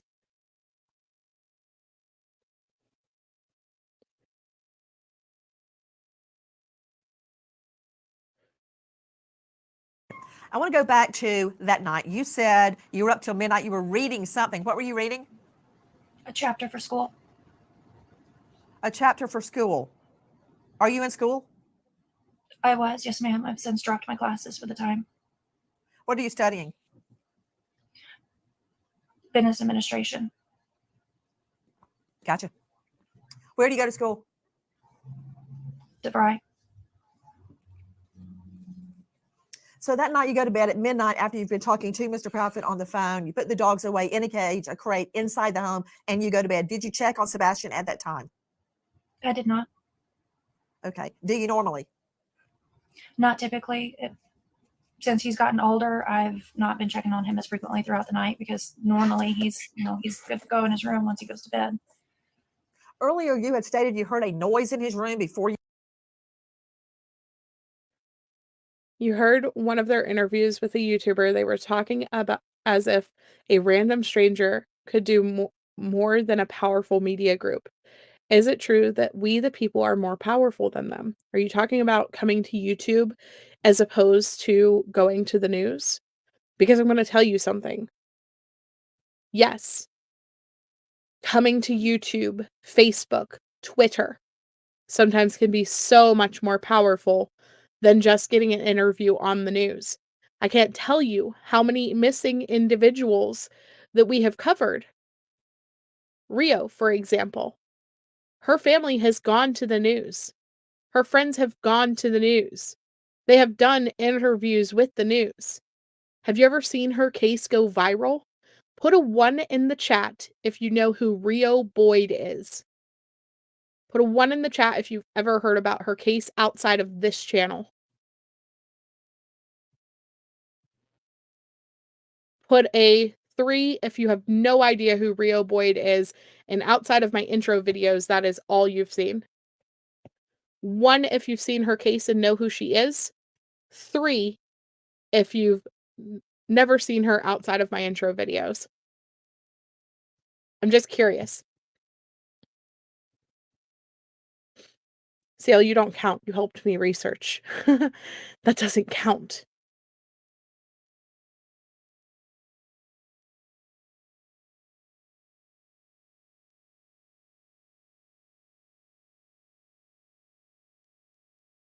This is my point. In order for these families to get their loved ones seen, they need to be able to utilize Facebook. They need to be able to utilize YouTube. They need to be able to utilize Twitter because that is where the people are. That is where all of you folks see your missing individuals. So just going on the news, it's not enough. They have to be able to come to this platform and not get attacked instantly. Because this is where people get their news. Social media. But it still needs to be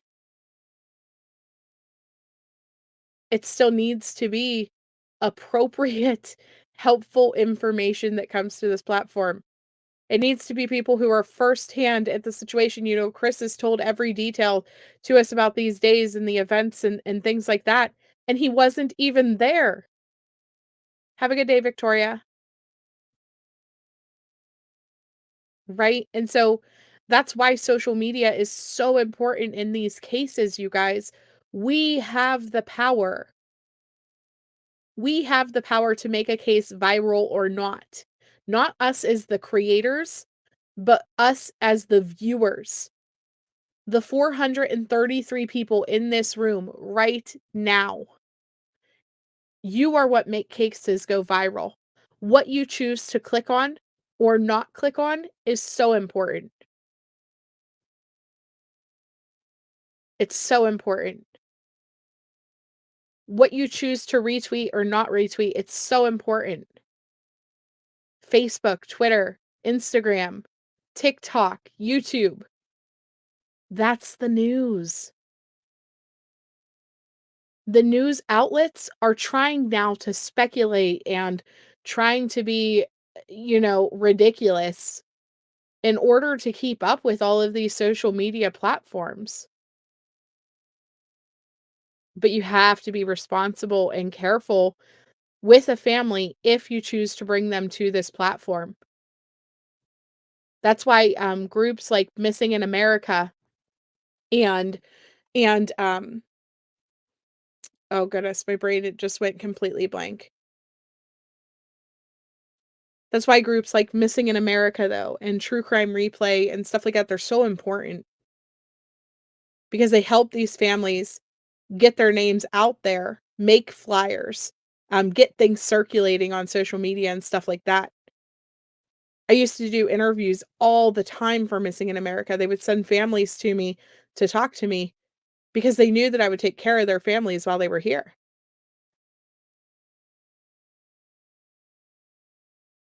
We stopped doing that because then I did interviews and it got completely just crazy.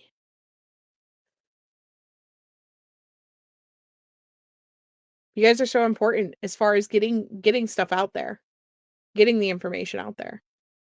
I do think that social media holds more power than the mainstream media. Period. Nick, that's your opinion of it. It may be entertainment, but it's a helpful tool for these missing kids too, to get their faces out there. Right? Yet you're here. To get their faces out there, to help spread this around. Yeah, they're trying to simulate YouTube creators now. It's crazy difficult research. And that's sad because here we are as YouTube creators playing their videos hoping that they're factual information, and then you got cases like News Nation just speculating like crazy, and it's like, seriously? You went to bed? What time was that? Around 10 o'clock. 10 p.m. What did it sound like? Just a thud. A thud. You stated that you said, look, I don't care what you're doing in there, go to bed. Is that right? I was on the couch, which is near his room, and I said, Bubba, did you fall out of the bed? And he said, no, ma'am. And I said, well, whatever you're doing in there, knock it off and go to sleep. So you heard his voice at 10 p.m.? Yes, ma'am. Do you have any idea what the sound actually was? I do not know. If he were to go out his window, what would he step on? Mulch and bushes. Did you say mulch or mush? Mulch. Mulch. Mulch. Okay. Got it. Has he ever gone out the window before? No, ma'am. Is his room on the front of the house or the back of the house? Front. Front. Do any of your neighbors' ring cams point toward your house? Could they pick that up? They do, but it's so dark that they can only see after it gets so dark at night, they can only see certain things where there's light. I thought there were the two lights on the opposite side of the house. Okay. Can we talk about Sebastian's shoes? Why are you convinced Sebastian left without shoes on? Or are you? Well, the reason that came about is because all of his shoes are accounted for inside the house still. Are you positive? I'm positive. How do you know what clothes he was wearing? The clothes that we described are the ones I saw him in when he went to bed. That morning, you woke up at 6 o'clock. Is that the normal time you wake up? Yes, ma'am. Are you a heavy sleeper? Off and on. Do you take any medication at night that would make you sleep? No, ma'am. But you heard nothing? I did not know. So we know he is alive and well at 10 p.m. At 6 a.m. He's gone. You say he's never left before. Is that right? Correct. He's never run off before. And could I confirm, where was his bio dad at the time he went missing? So this is the other thing that we hadn't heard about until this interview, or till the interview before this, about the thud. And then she describes this like whole conversation that she had with him. Gosh, I hope not green eyes. Yeah, everything was fine that night. She never mentioned the ruckus. She never mentioned the thud, any conversation. And then it's like, okay, well, she actually said something to the extent of like, he went right to bed and I was shocked.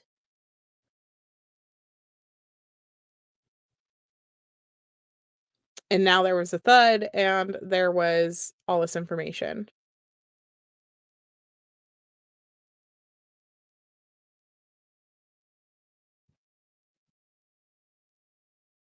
It is. It's difficult to withhold judgment until we have all the facts. It leads to speculation and assumptions.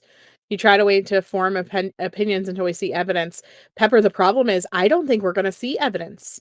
This is happening with TBI. Some police departments are very open and they tell us, you know, all of the things that we want to know as soon as it's happening, and they put everything out there on the table and they keep us up to date and do constant press conferences and tell us all the information and all the facts. But Tennessee is not like that. Not like that. Yeah, we were having a good day. You know, Tennessee, they keep everything close to the vest. They don't say a word, and that fuels speculation in these cases.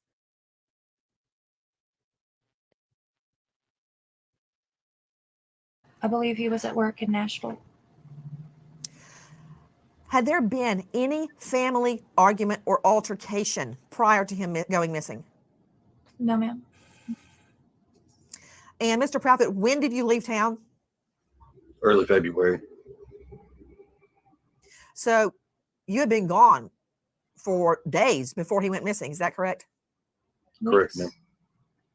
Had you visited home since you left? You said from when I initially left? Yes.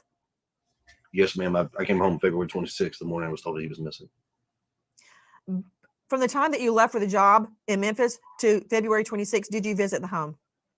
Yes, ma'am. When? I was home. I can't give exact dates. Law enforcement has told me not to provide exact dates, but I had been home multiple times prior to February. And then I left early February and then didn't come back till February 26th, the morning he was missing. So you were not home from the time you left early February till Feb 26. Is that right? Correct, ma'am. Where were you living in Memphis? I have an RV trailer that I stay in at an RV park. RV park. Okay. Following back up on that morning, you search the home as Proudfoot. Then you get in your vehicle and you start searching. Did Sebastian know how to drive? No, ma'am. Was your car in the same location when you woke up that morning as it was the night before? Yes, ma'am. Has your car been searched by police? Multiple times. Yes, ma'am. Yeah, that's something that she didn't say at first, that they had a conversation, and now she has clarified that she did hear from him, that he was like, I'm fine, Mom. Thank you, Josie.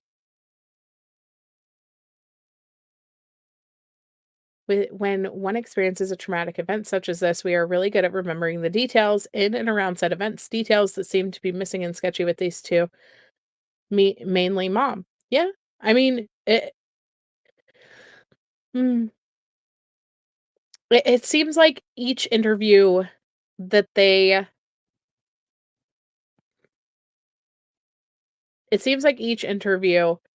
watch the feedback that people have, and then the next interview they answer those questions. We go back to Olivia's interview whenever she opened up and she was like, "Fun fact, I made breakfast this morning." That was a question that was brought up whenever she said about the fact that she thought that he could have went down for breakfast. And so that's where the issue is, because they add details for each interview that answer questions that people have. Yeah, and the truth never changes.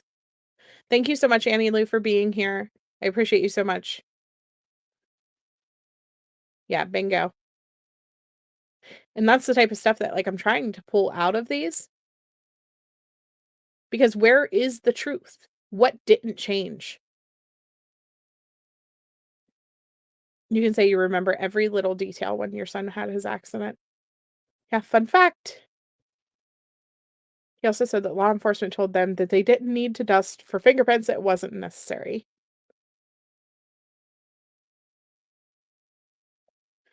Seems the first thing I would remember was the last thing I heard him say. Yeah. Probably replaying that moment over in your head. Like, what happened? What was that noise at 10 p.m.?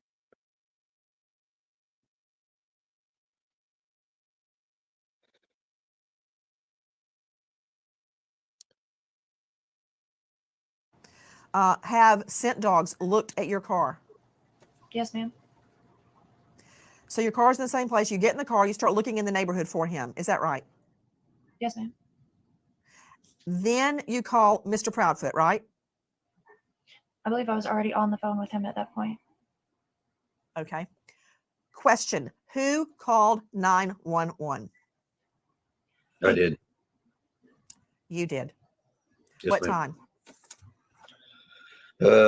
Without looking at a call, I can give you the exact time, but on or about 6:20.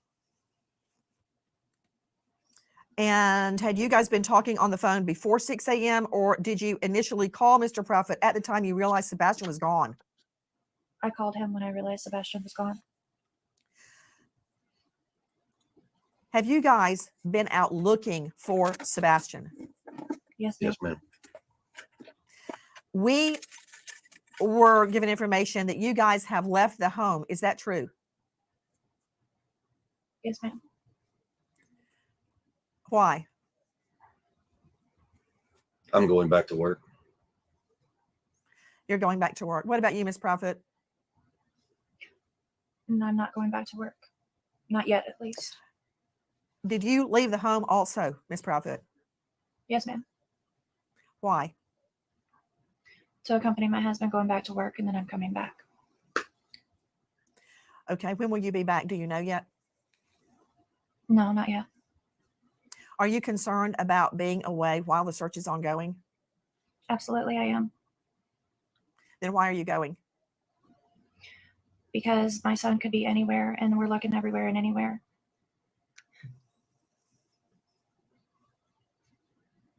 I've got a question for you.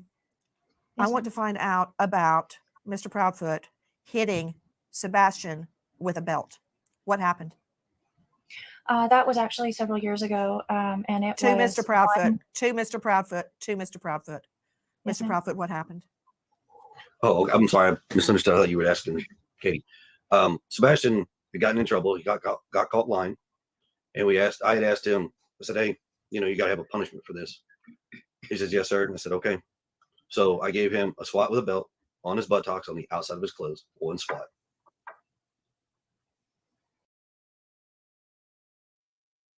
I don't care if it was one hit or 1,000, over clothes or underclothes. You hit a child with a weapon, period. I will never see it any other way. Period. That is child abuse. That's it. That's all. Yeah, he called the non-emergency number, not 911. You think the fact that they are changing stories is evidence that they are guilty of his disappearance. And that very well could be the case, Kloops. I mean, I could be completely wrong with my thoughts and feelings. I could be completely wrong with everything that I think about this case. I guess I just choose to live in the side of the side of things where Sebastian has the chance to come home alive. I choose hope.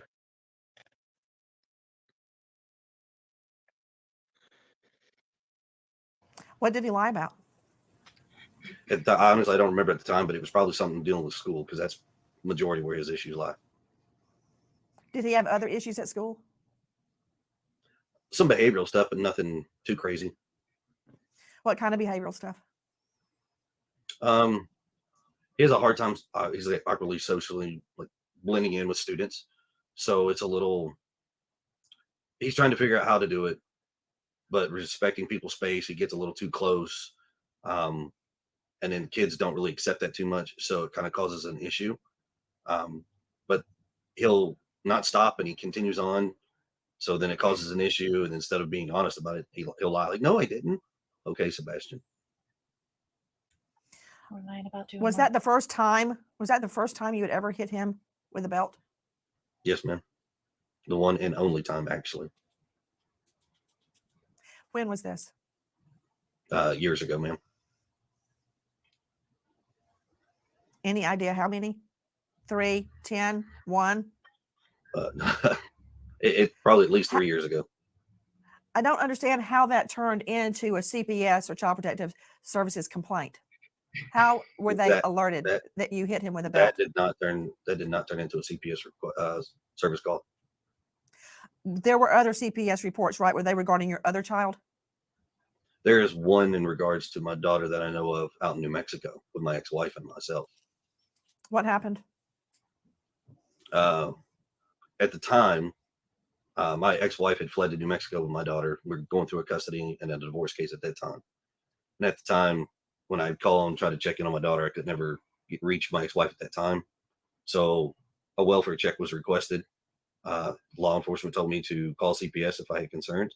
So I called CPS. Law enforcement did make a welfare call, and that was it. Then how does that turn into a CPS complaint against you? I have no idea, ma'am. There's a lot of misinformation out there right now in regards to my New Mexico case. This is I swear, like, I wish that CPS records were public, because stuff like this, like, that does not make a dang lick of sense. So he called CPS on his ex-wife and opened up a CPS case on her, and it somehow led to a CPS case on him? Like, that, come on. That makes about as much sense as the CPS worker walking in there and accusing Sebastian of lying and then going out and apologizing to Mr. Chris. Like some of the stuff he says, it's just like, are you? No. Like maybe he just honest to God lives in an alternate version of reality though. And like he can't see the truth outside of his perception of things. It's just mind blowing to me because it just does not make one lick of sense. Yeah, the misinformation is because of him. I can't. Don't get me wrong. Sometimes YouTubers don't help, but a lot of this has started. A lot of this has started with him. Is this how the state it works in the state she ran to, New Mexico? I think he said. I have no idea. I have no idea. I wish that the documents were public so that we could clarify what exactly happened. He said that he called the sheriff because they served his area outside of the city. Not if call 911 would have gone to Memphis and it would have been transferred. He bypassed all of that because he knows Hendersonville.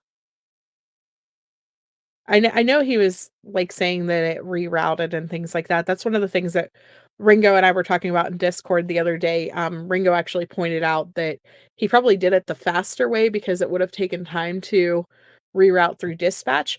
I just wish that we would have clear information if it was recorded or not. Whenever I was looking things up, some cities and states record their sheriff's lines, but not all.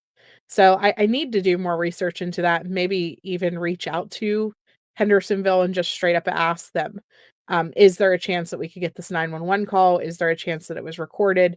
Things like that, because I've heard different information.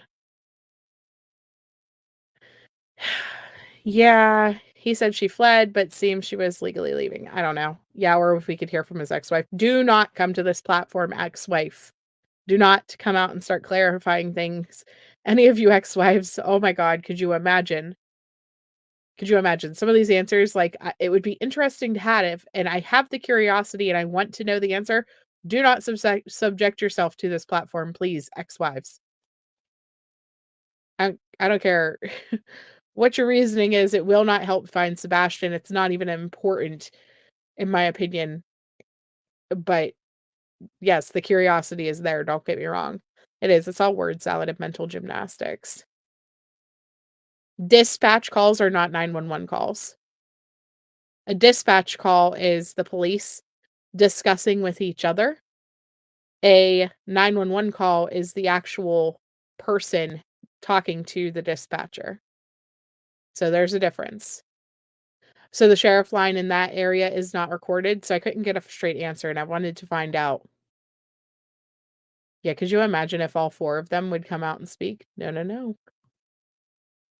No, thank you. If you lied and got smacked for lying, and then he got smacked for not wearing a belt, that's 2 different times to you. You don't just escalate to hitting a kid with a belt one time, in my opinion. It's not something that just happens once. Yeah, if you only spanked a kid once in their life ever, wouldn't you remember what that one time was for? But yeah, a dispatch call is not a 911 call. That actually has no relevance to the Sebastian case. Then was there even a CPS complaint against you in New Mexico? Not that I am aware of. And my attorney and myself are well educated on my case, and there's nothing that we know of. Was there a TRO taken out against you regarding Yes, your daughter? Not a TRO, but a TPO. A temporary protective order. Why was that taken out? So in regards to that case, my ex-wife had a TPO put against her in Tennessee at the time. When we went to court, that got dissolved. I was ordered to hand my daughter back over to my ex-wife at the time. She gets in a truck. She fleds to New Mexico. 2 days later, she files one in retaliation. Is it still in place? No, ma'am. That was dropped within, I think, 2 weeks of it being put in place.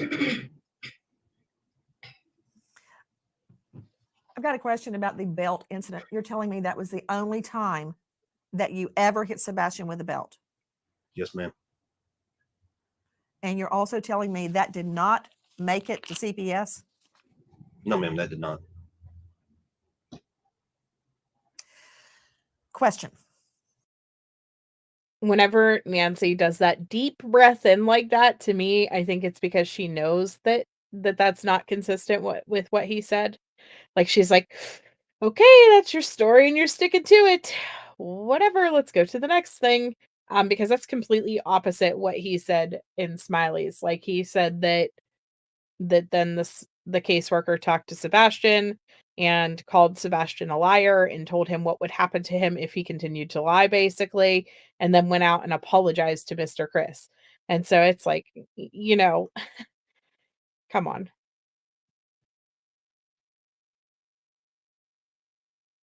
I understand that there's recordings from the dispatch guys.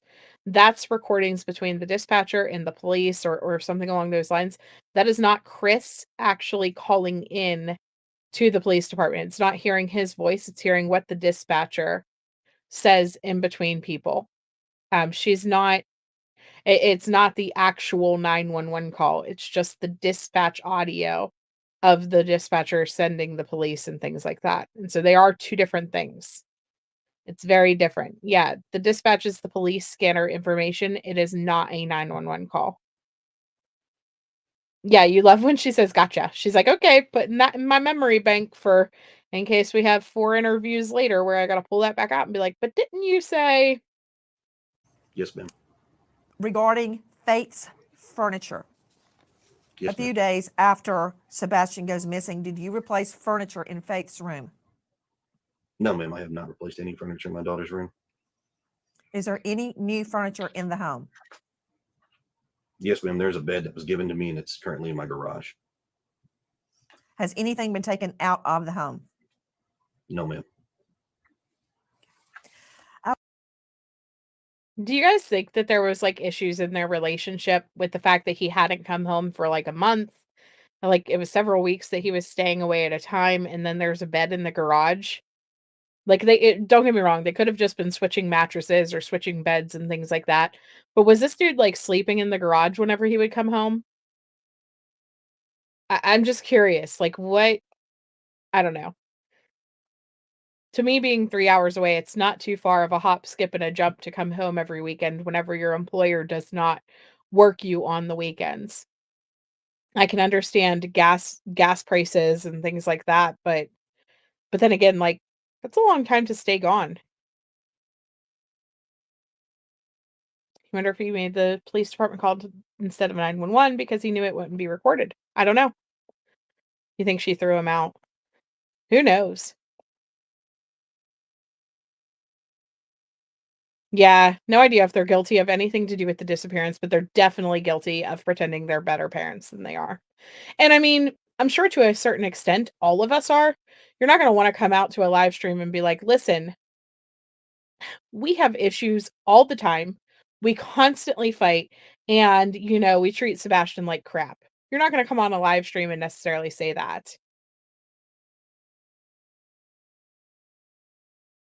Right? And so you can understand why they came across as deceitful if that's what they're lying about.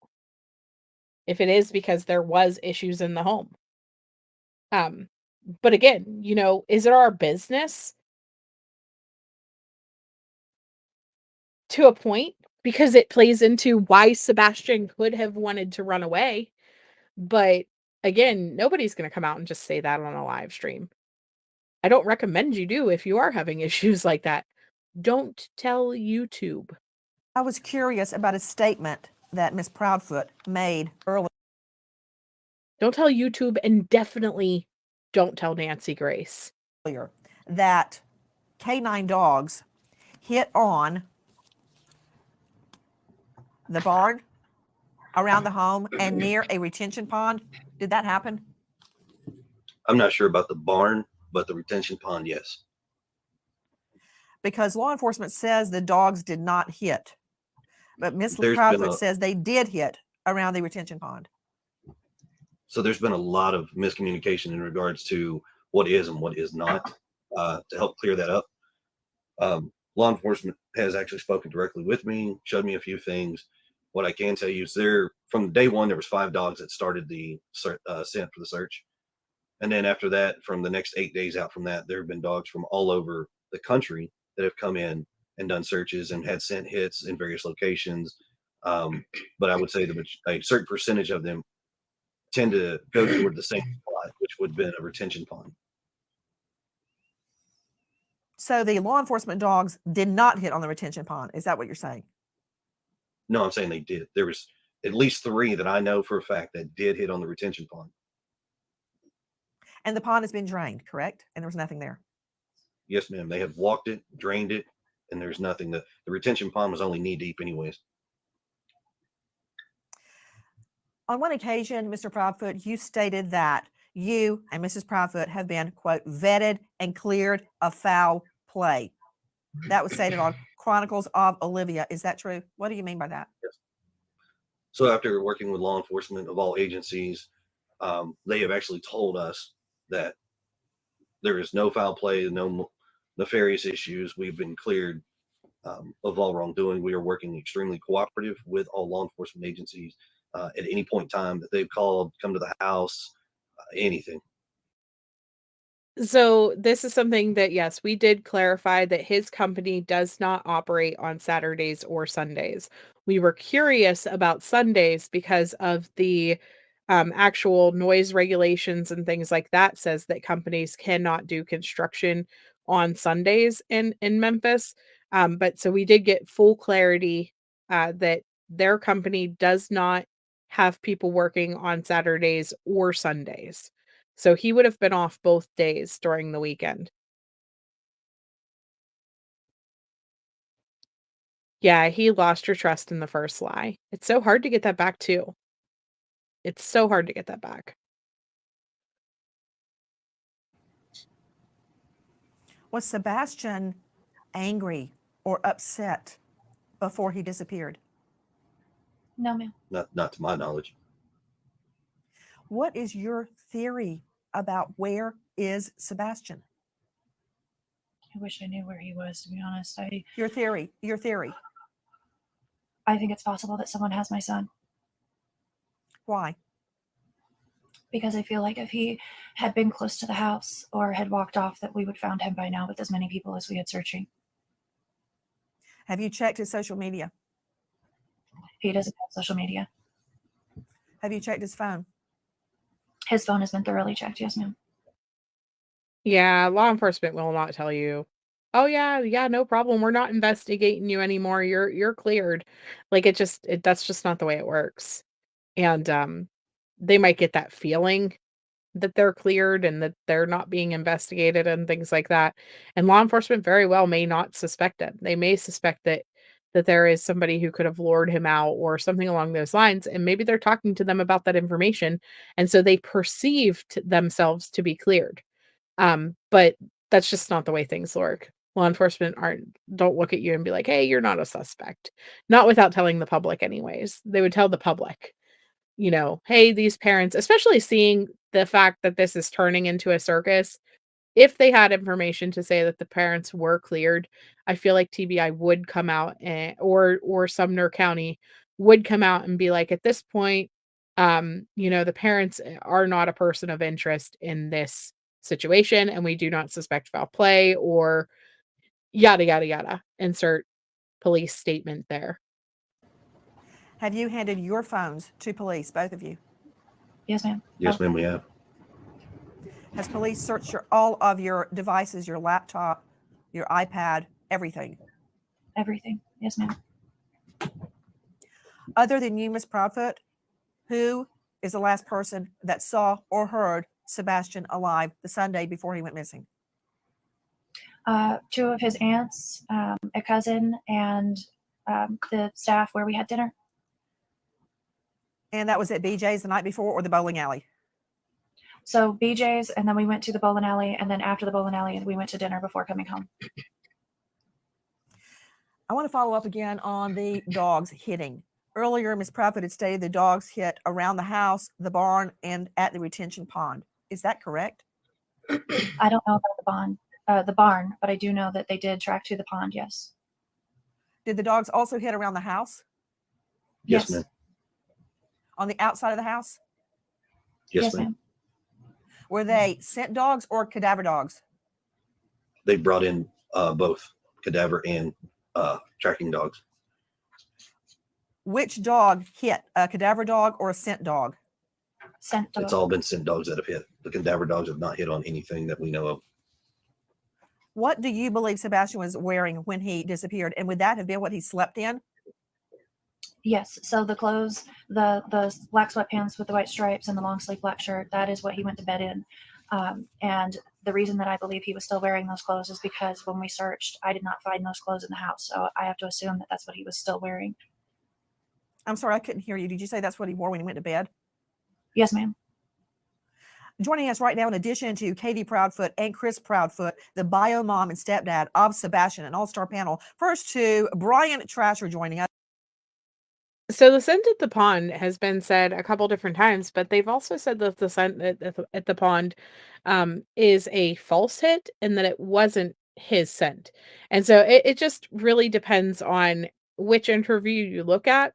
I don't know where the truth lies as far as if it's a real hit, if it's a false hit, if it's I don't know. We have no clue what the actual truth is behind that. Just saying. As Vice President of the Cajun Navy, who has joined the search. Brian, thank you for being with us. Who asked you to join the search?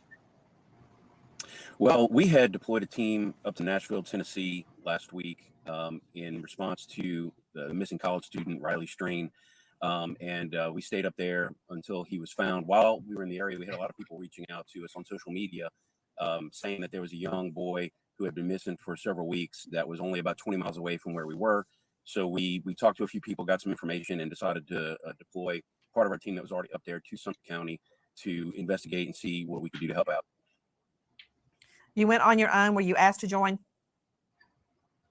We were asked to join. I'm not sure specifically who some of our people talk to, but we get requests all the time, and we'll reach out. We'll try to get either a family member or a close friend of the family, just so we know we're talking to people connected to the family.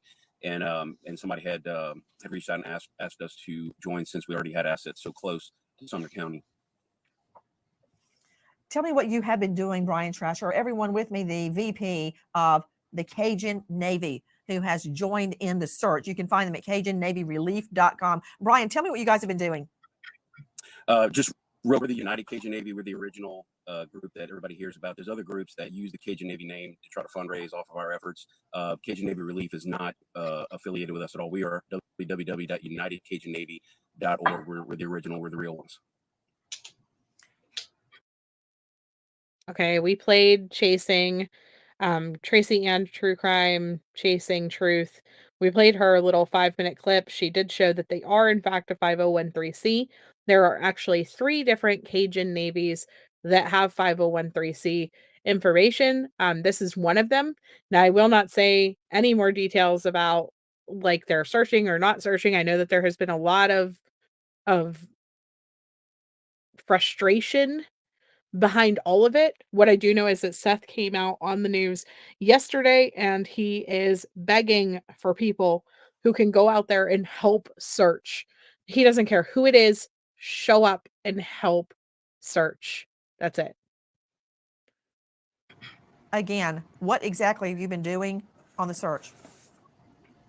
So we've had our own canine team who was already participating in the search for Riley Strain up there searching around. We've talked with the lead investigator with Tennessee Bureau of Investigation, Agent Simmons. We've talked a lot with him and trying to coordinate efforts because we always try to coordinate law enforcement, make sure we're not getting in the way, duplicating efforts or putting out any. You know what, Mr. Trasher, let me just cut the chase here. Isn't it true that this weekend, pursuant to your search, that cadaver dogs hit in an area that had been closed off because of a prior hurricane, and it is on federal property? Bones and other items were found at that time. I found that very odd as it would relate to Sebastian. Even if it was Sebastian, his body would not have been skeletonized at this time. Can you tell me now that what was found over the weekend is not connected to Sebastian? Yes, no? No. Not connected to Sebastian. That's correct. That hit was not connected to Sebastian. They did not actually find a body this weekend or this past weekend That's not what happened. They are saying that at some point in time that there was deceased remains on that spot. Not that there was still currently deceased remains on that spot. Does that make sense? But that there was at some point in time. Okay. Joining me also, in addition to Brian Trasher, who has been leading the Cajun Navy in its search for Sebastian. Hold on, Brian. Other than those hits, have there been any other dog hits in and around the home or elsewhere? Not from our K-9 team. I'm very concerned, Brian, as you can imagine, because LA law enforcement has stated there were no canine hits outside the home, which I find very, very disturbing. Because if he had gone outside, particularly barefoot, there would definitely have been a scent trail. Now, we're hearing from the Proudfoots that there was a hit around that retention pond. How far is that pond from your home, Mr. Proudfoot? Less than probably half a mile if you walk the whole path. Is it through wooded area? Would he have had to walk through the woods to get there? No, ma'am. You can actually walk either the main road or the subdivision. So the construction site is a subdivision, new addition that's being built, and they have a road that's going to be tied into our subdivision. So you could actually walk up that way, or you could walk to the main road and walk into it. Did Sebastian ever sleepwalk? No, ma'am. So he would have had to leave the house undetected by Katie and walk all the way to that retention pond. Did the dogs follow the trail a half a mile? Yes, ma'am. They followed the trail all the way to that retention pond? Yes, ma'am. Yes, ma'am. That's very curious, as they are saying the dogs didn't pick anything up. Back to you, Brian Trasher. Did you guys search anywhere other than that federal property where the false positive was? Yes, no? No. Joining me is Courtney Lasky, high-profile behavior analyst, autism expert, chief clinical officer. I don't think that they meant recently. Like the hurricanes, I guess, were like December, January timeframe. And so I think they're trying to imply that the deceased person happened in December, January timeframe during those hurricanes, and that the scent of like a cadaver dog hit, because once the bodily fluids are there, they don't just disappear. That's why so many people get caught with cadaver dogs and things like that. And so they're trying to imply tornadoes, that whatever happened, happened back then, and somebody was deceased and was found there. And then, months later, they were searching for Sebastian, and that evidence of remains was still there for a cadaver dog to hit. Yeah, tornadoes from December. So, but not that the body was still actually present. Hi, grateful middle-aged cat mama. Yeah, we watched Seth's interview on the lab, Seth's interview on Nancy, and then this is the interview with Nancy Grace with Chris and Katie from 2 days ago. With Little Starts Therapy. Courtney, thank you for being with us. At this juncture, we know Sebastian to be most likely with people he doesn't know, if in fact he is still alive. How would that affect a young boy with autism? It would affect him greatly. Based on the diagnosis of autism, we know that they typically have deficits with communication, social skills, and they display some rigid and repetitive behaviors. If, in fact, he is with someone else who does not know him well, that would be entirely out of his routine. He could be engaging in behaviors that he hasn't engaged in before. He could be looking for an escape. He could be looking to get out of those aversive situations. We know that not every autistic individual will wander, but those who do wander, 36%, it's to get out of an aversive situation. It's to get away from something that's overwhelming or overstimulating to them. Ms. Proudfoot, does he know your phone number? Can he call you if he could get access to a phone? We have gone over my phone number. I don't know that in a high stress time he would remember it, but yes, I have taught him my phone number. Was he ever allowed to go visit friends' homes? He didn't get invited, but had he been, yes, we have had play dates in the past. Would he go there on foot? No, ma'am. Joining me now is Lauren Conlon, investigative journalist, host of the Outlier podcast, host of Corruption, What Happened to Grant Solomon. And you can find her at laurenconlon.com. Lauren, thank you so much for being with us. what can you tell me about that stretch of road, if anything, between Sebastian's home and that retention pond? Well, look, Nancy, I mean, I think like everything else about this case, it is very confusing because the public hasn't heard much from the police. We haven't heard much from the Proudfoots, obviously, when it comes to that, or Seth Rogers. And now I'm learning a lot here as I hear Chris Proudfoot say, okay, we can't speak about this because of law enforcement. And now with the Cajun Navy coming in, I think a lot of us are very excited that they are going to basically canvass this road. And they are actually telling civilians to hang back. Nobody needs to search this anymore. You need to stop. You need to stop helping and let us work with law enforcement and take over. Now, I called the Sumner County Sheriff's Office yesterday because of all the misinformation going around. And I got to be honest with you, they didn't even know what was going on with this road, with the recreation search. They were either very elusive or they were very confused. But either way, it's very concerning because the people, and as well as myself, I don't live in Tennessee. I cover a lot of Tennessee. We are very concerned for Sebastian. We are very concerned. And so, okay, so let me just stop you right there, Ms. I think it's hilarious that Nancy found somebody just as animated and energetic as her to come on panel with her, basically. No, it was an earlier one, Nicole. We did a little bit ago. Yeah, the stepfather doesn't help this case at all. Not even a little bit. It was tornadoes, not hurricanes. Thank you. You wonder if he was on medication. They do say that he's on medication. Yes, Seth was on the lab last night. We have not watched it yet. So. Ms. Collin, everyone is concerned, but let me remind everyone that law enforcement is under no duty at all to tell us or anybody else, including the Proudfoots, anything. They are not representing the Proudfoots. They are representing justice, and they will do what they have to do. The fact that they're not giving us a blow by blow is their business. Does it mean they're stymied? I don't know. Does it mean they know more than we think they do? I don't know the answer to that. But just because they're not releasing an ongoing investigative file is not a concern to me. At this juncture, I'm collecting facts in the best way I know how. Now, regarding that route from the Proudfoot home to the retention pond, is it your understanding, Lauren Conlon, that there were no hits by scent or cadaver dogs along that route? Correct, Nancy. It is my understanding there were no hits from the dogs.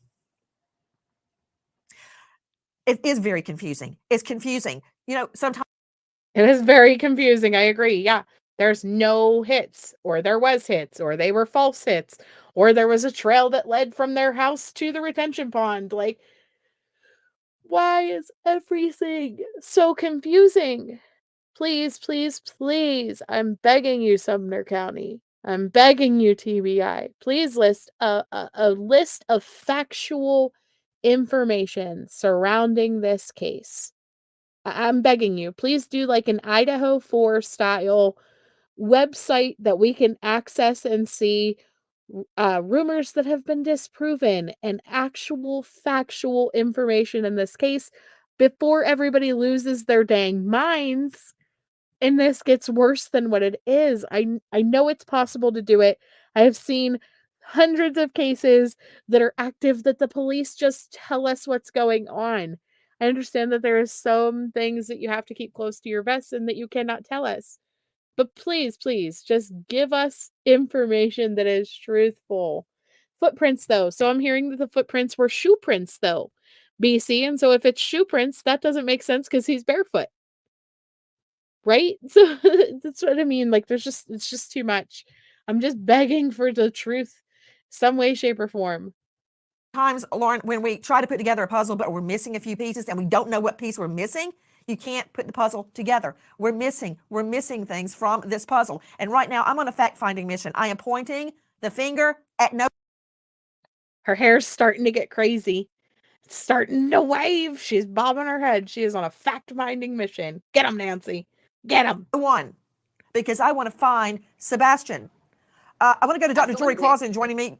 And guys, again, please, Proudfoots, Trasher, Lasky, Conlon, jump in if you have a thought or you want to contradict, because a lot of this is elusive. We don't know everything. To you, Dory Crossan, joining us, former law enforcement, now faculty, St. Leo University, very well known psychologist and author of Operation SOS. You can find him at drjory.com. Dr. Jory, thank you for being with us. Many people have made much of the fact that when interviewed, the Proudfoots do not look at the camera, they look away, they don't cry, and they don't seem upset. Now, that may or may not mean anything. People can be very upset, crying, screaming, cursing. They may show no emotion. I'm going to be getting my hair cut like today or tomorrow. I can't decide when, but I think I might ask them for the Nancy Grace haircut so that we can just do her impersonation appropriately on this channel. I just take it and take a picture of her and be like, can you do my hair like this? At all. They may be numb by the time interviews are happening. I'm very different. When I talk about my fiance's murder or I talk about my dad's death, I still cry, even when I swear I'm not going to. Wait, before this spins out of control, why would the Secret Service be involved? Who in the family has those kinds of connections? The Secret Service is involved in so many missing cases. The National Center for Missing and Exploited Children are a connection with the Secret Service. And so, yes, that is something that is very common for the Secret Service to be involved because of the National Center for Missing and Exploited Children. So do not read too much into that, please. Oh no, it's happening, you guys. I'm doing it, Angela. We're going to have the Nancy haircut. Just wait. Yeah. Her profile picture is Nancy is the classic Karen haircut. It's perfect, right? Sassy Nancy. But everyone reacts differently. I'm going to throw this directly to Mr. and Mrs. Proudfoot. Much has been made. I'll ask you. You very often look away, don't look at who's asking you questions, show no emotion. Much has been made of that. And I'd like to hear your response. I'm not judging one way or the other. I'd like to hear your response. So the fact of not looking at the camera all the time is because a picture of my son is sitting beside me, and I'm looking at him. As far as the crying thing, I have been crying off and on nonstop for a month. Listen, could she have a picture of Sebastian sitting there? Absolutely. She could. I mean, that's potentially a thing. Could she have also seen people criticize the fact that she doesn't look at the camera and that she's constantly looking down and then try to come up with an answer to tell Nancy Grace in case this question would come up? Yeah, that's a thing too. Very much so. As far as her crying, I don't expect the parent of a missing child to cry constantly. I'm sorry. I don't, especially not publicly, especially not on interviews. Yes, they do cry. You have no clue what happens in the 23 hours that they were not on this live stream. You have no clue. And so you can't take this little tiny window and say, "Oh, she doesn't cry for her missing child." Right? That's just crazy. Yes, Lucy Grace. There we go. Aries girl. But she wasn't looking at his photo before, but now she is after having said it. Like she's trying to prove that she is. It's strange. I don't know. I don't know. She really could have a photo there. I mean, maybe. I just think that I don't know. We don't know. We don't know what she's doing. Many people have asked me. Maybe during the Olivia interview she probably was, because Olivia did have so many photos sitting there. But not necessarily on every interview, right? Maybe specifically the Olivia interview. She definitely could have been. Why did Miss Proudfoot not call 911 immediately? And here's your chance to answer that.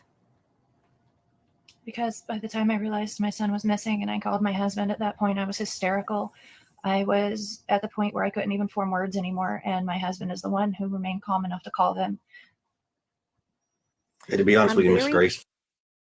So my only comment there is, This is a 15-year-old child, and yes, he had disabilities. Yes, he had development or like a little bit of a delay and things like that. Um, I just I just don't know that if my child was missing that my immediate like, okay, my 13-year-old, for example, if he were to go and not be here tomorrow morning whenever I wake up, I don't think that my immediate reaction would be to, like, have a complete and total mental breakdown, wondering like, I don't know. But again, I don't know what her wave of emotions is. She could be way more, um way more emotional than I am. By nature, I'm not necessarily the most emotional person in the world. But that's what leads me to believe that something potentially could have been going on that night before that she would immediately jump to something bad could have happened or him running away and all the things because she was upset about it, knowing that he had a reason to leave. Does that make sense? Yeah. Well, my 13-year-old has ADHD. He's not autistic, but he does have ADHD. And my middle child has sensory processing disorder. And so I do understand a little bit, you know. I mean, I know it's different, but he was high functioning autism. He wasn't, I don't know.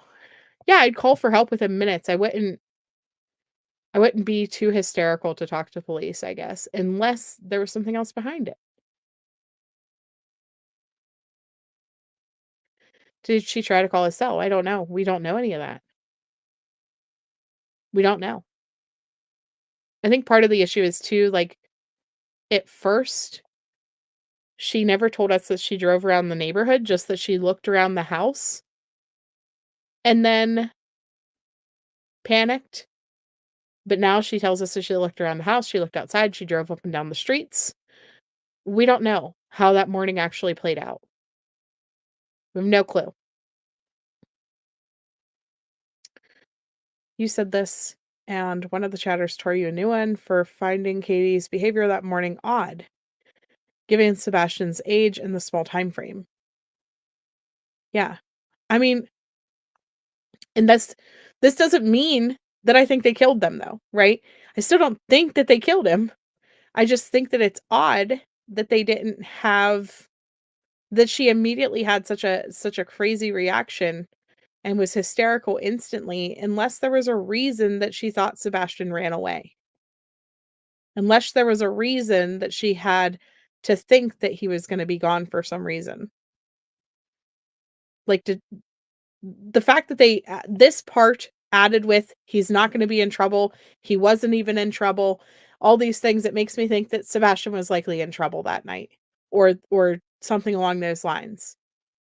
You was a mess, but you knew you needed to keep your senses, yeah.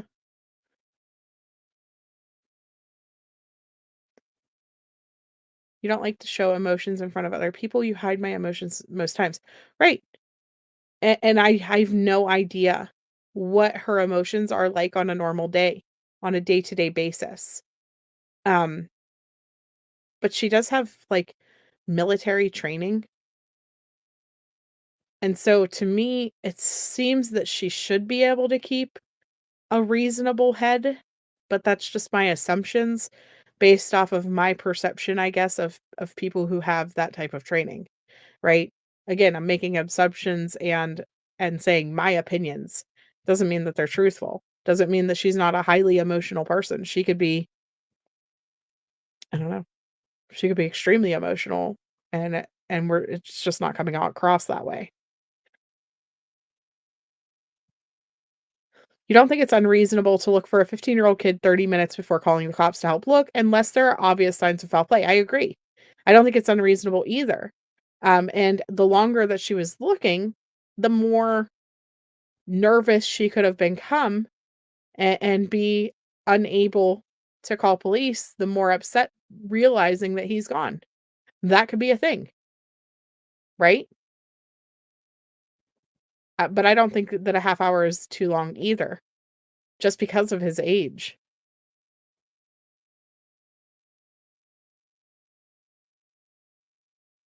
Hi, allegedly innocent. How are you? So it's just something, I don't know. It's just one of those things, you just put it into your memory bank and you're like, okay, that's weird, The way we live outside of city limits, so you don't call 911 because you get routed to a dispatching hub who asks what's your location, and then they route you to another dispatcher to talk to give the story. I cut all of that out and I called straight to the sheriff's department because they have jurisdiction of where we live. So sorry that I decided to bypass a few steps and go straight to the source, where they responded within 10 minutes of the phone call being made. Miss Proudfoot, that evening, were you drinking? No, ma'am. Had you used any type of drug at all, even OTC, over the counter? No, ma'am. And you had no argument with Sebastian that night? No, ma'am. You stated you put the dogs away into a crate before you went to bed. Is the crate located near the exit, near a door? No, ma'am. Would the dogs have barked if there had been an intruder or if Sebastian had left? The dogs don't typically bark at me and Sebastian because they're used to us. Even if we get up, we come around, they don't typically bark. Strangers, they do tend to bark, at least for a minute or two to get attention. But no, ma'am, they don't typically bark at Sebastian and myself or Christopher. What kind of dogs are they? Morkies. Question, where is their crate located? In the area near my sunroom. Over by the In kitchen. your son's, okay, hold on. Is No, it son, outside not your son. son's room? No, ma'am, not Sunroom. Sebastian's room. Son, yeah, yes, ma'am. The sunroom. And that's not near the door? No, ma'am. Not near the front door. It's near my back door, but not any of the other doors. Yes, from what I've seen the layout of the home, it is near the back door, and they would have heard someone coming in and out that back door, correct? Yes, ma'am. Yes, ma'am. No barking. Do you have a chime or anything on your doors that would alert you to the door opening? No, ma'am. Miss Grace, could I jump in for something? Yes, please. And I want to follow up with a question Yes. regarding Miss Proudfoot's polygraph. But please, Lauren, jump in. Everybody on the Thank you. panel. Now is the time to ask the Proudfoots any question that may shed light on what has happened to Sebastian. We are not in a judging arena. We are in a fact-finding arena. We can then assimilate the facts and make deductions. Please jump in. Lauren Conlon is joining me. You can find her at Lauren Emily Conlon. Go ahead. Yes, thank you. And now this might be for Brian as well. Yesterday, when the dogs hit and everybody's going crazy, YouTubers, internet, TikTokers, and we figure out it's not Sebastian and police are not involved, the TBI is not involved. Did you call the Proudfoots and let them know that this was not Sebastian? Did you tell them ahead of time that you were searching these areas? Did they know what you were doing, or was this specifically just through Seth Rogers? Yeah, so Seth Rogers is Sebastian's biological father, correct? Yes. Yeah, so he was there, and as Ms. Grace alluded to earlier, it would not have been typical or possibly even probable that he could have skeletonized after only a few weeks. So I'm not sure about the Proudfoots, but his father definitely did know. I also wanted to echo what Miss Nancy said earlier about the police. One of the reasons we got called in, there was a lot of social media personalities reaching out to us, kind of complaining that they didn't feel like the police were doing enough. But really, it's just what Ms. Nancy said, is that they're not under obligation to give daily or every other day updates. They are doing an investigation. We have been in very close contact with TBI, and I can tell everybody with 100% certainty they are on top of it. They are not letting their foot off the gas at all on the search for Sebastian or trying to find out what happened to him. The YouTubers and TikTokers that do live stream probably do the most fun. We appreciate the attention that they bring to things, but when you do a live stream, you don't have any control over what gets seen by potentially the entire world. So we can't tell people what not to do.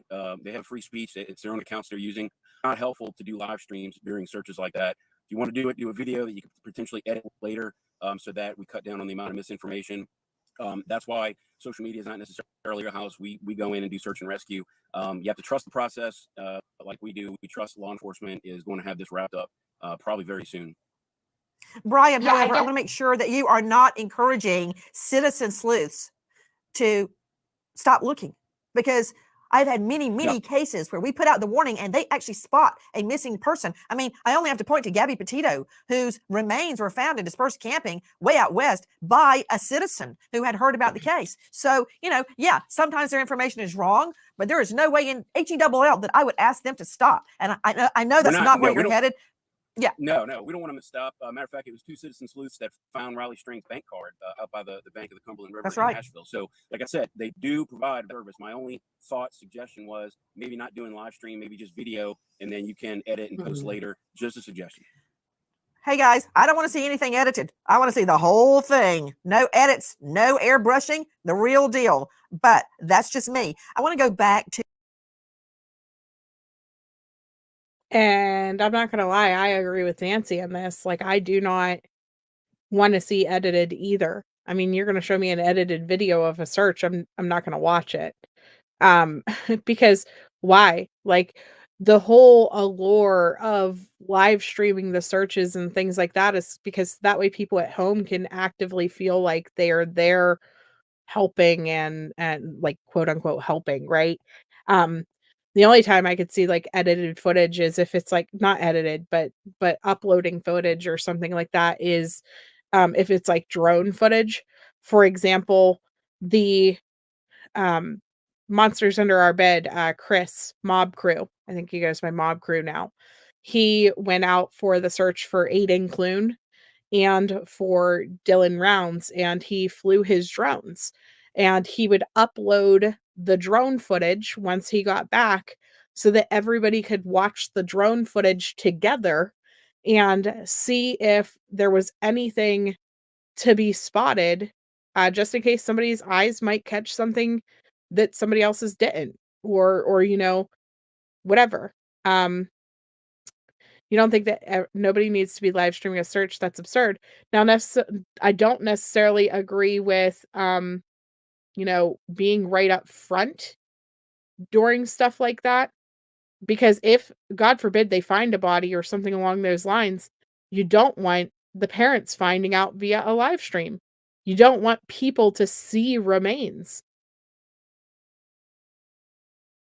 So there's that, but I can't say that I disagree with live streaming the searches and stuff like that. I mean, you think back to, like, I think it just depends on who is there. Who is there and how they're going about things. Are they documenting, or are they trying to catch like the horrific stuff on camera? Yeah, I know. JLR was and Olivia was. But again, it brings people looking for that information. But it also does cause chaos whenever you don't want them to come across a body. The internet never goes away. But then you have cases like Adventures with a Purpose editing the footage of Kylie Rodney and making it look like something nefarious happened. And then they were going from stream to stream to stream, doing interviews about it, trying to portray as if she was in the backseat naked and that something foul play could have possibly happened to her. Adventures with a Purpose spun that entire conspiracy theory around Kylie Rodney, and look how many people it hurt because they didn't put out the true footage. Do we need to see her body? No, that should have been edited. But at the same time, the way they cut it and put it together and different things like that, and did the interviews and all those things, I would have rather that have been unedited, except for, blurring her remains. Nobody needed to see that. Nobody needs to see the remains, but the full search, not some sensationalized, cut together and put together pieces. And so that's why I think if you're going to be live streaming, you need to be back from the front. You shouldn't be there filming, necessarily what they are finding if you're with a search and rescue group. But again, some people live stream and they're showing the searches and stuff like that are happening, because they don't want to be in a situation where they get attacked during a search, or where they come across evidence and get accused of something or something along those lines. I mean, searches were live streamed in Cody Bixby's case day after day after day, and nobody said a word. And now, because it's JLR out there, like, people are all up in arms and freaking out.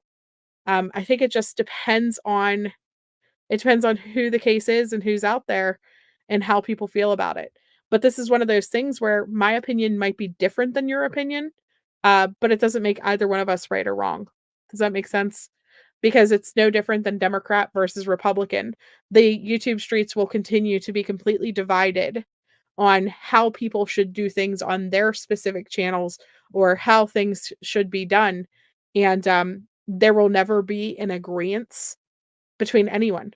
And that's why, like, I stopped trying to soapbox and tell people how they should do their corner of the internet. You stay there, I'll stay here. I'll do my thing, you do yours.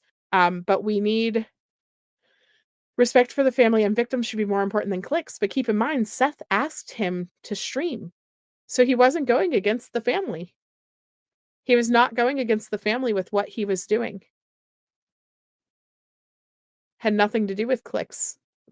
Seth told him to record. Told him to video things.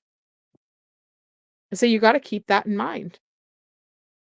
It had nothing to do with JLR's lack of caring. He was just doing what he was asked to do. And so do you go against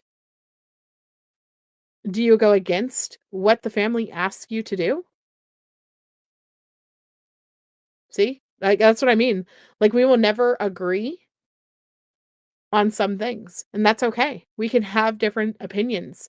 I hate it whenever people try to control other people's actions, though, because their actions and their opinions don't line up or agree with what they would have done or what they should have done or whatever.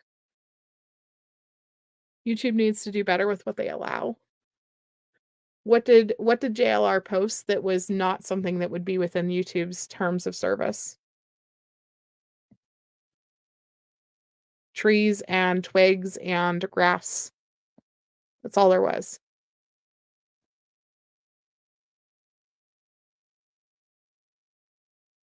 You don't think it was who was streaming it. You think it was the speculation that it was Sebastian before his dad could even know what was happening.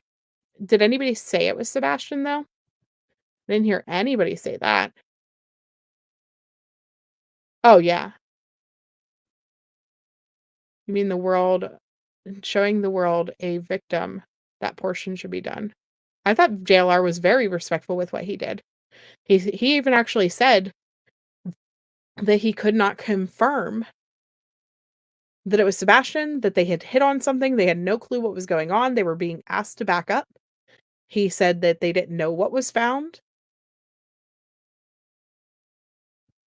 It's not about making it go away. It's respect for victims. But again, if the family asks you to record a search,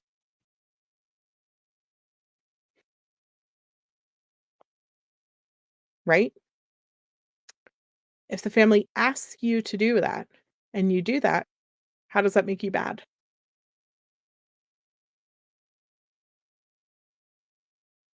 So that's what I mean. Like, there will always be a difference in opinion between the tragedy pimps, quote unquote, and the people who come out against the tragedy pimps, and who dictates what's right. Who is the YouTube God that says what is right and what is not? We will always do what is right in our own eyes. I can't make you see things differently.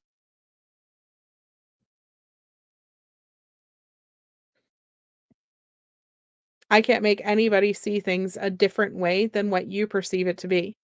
And that's where, like, we just have to realize that if you go to, let's use somebody that most people think are horrific, right? You go to Bullhorn Betty's audience, and every single person in that audience thinks that what Bullhorn Betty does is valuable and right. And then you go to a person who is against Bullhorn Betty, and everybody in that person's audience thinks that everything that they are saying that Bill Hornbetti is doing wrong is valid and right. And you will never get those two sides to ever come to any type of agreement because their views are completely differently. It's no different than being Democrat or Republican. You will never get a Republican to agree with a Democrat any more than you will get a Democrat to agree with a Republican. There is this divide, and it's okay. We need both sides. I hate to say that. We need both sides because everybody has something that they prefer to watch or prefer to do or whatever. I don't think that bodies should ever be shown, period. But I agree with Nancy that footage should not be edited because I watched what happened in Kylie Rodney's case. I watched how Adventures with a Purpose took that video that they did searching for Kylie. Thank God they found her. Don't get me wrong. Thank God they found her. But they completely edited that footage and set it up and twisted it and made it be some horrific, horrible, speculative thing. And it was just disgusting. It was just disgusting. Yes, we did not need to see that child's body in that car, period.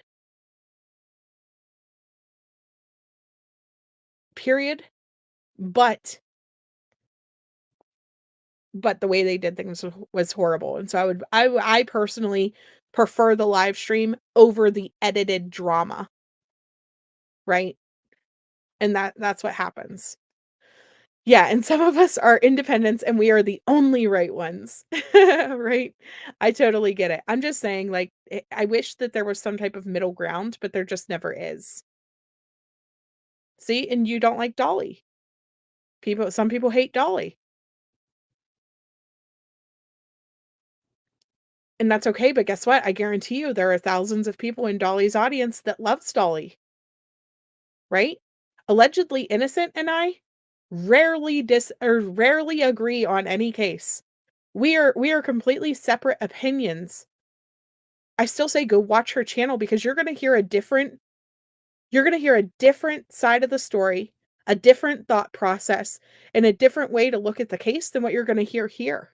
I can support her channel regardless of the fact that we are on two polar, completely opposite sides of opinions on a lot of things, a lot of times. That's okay. That's okay.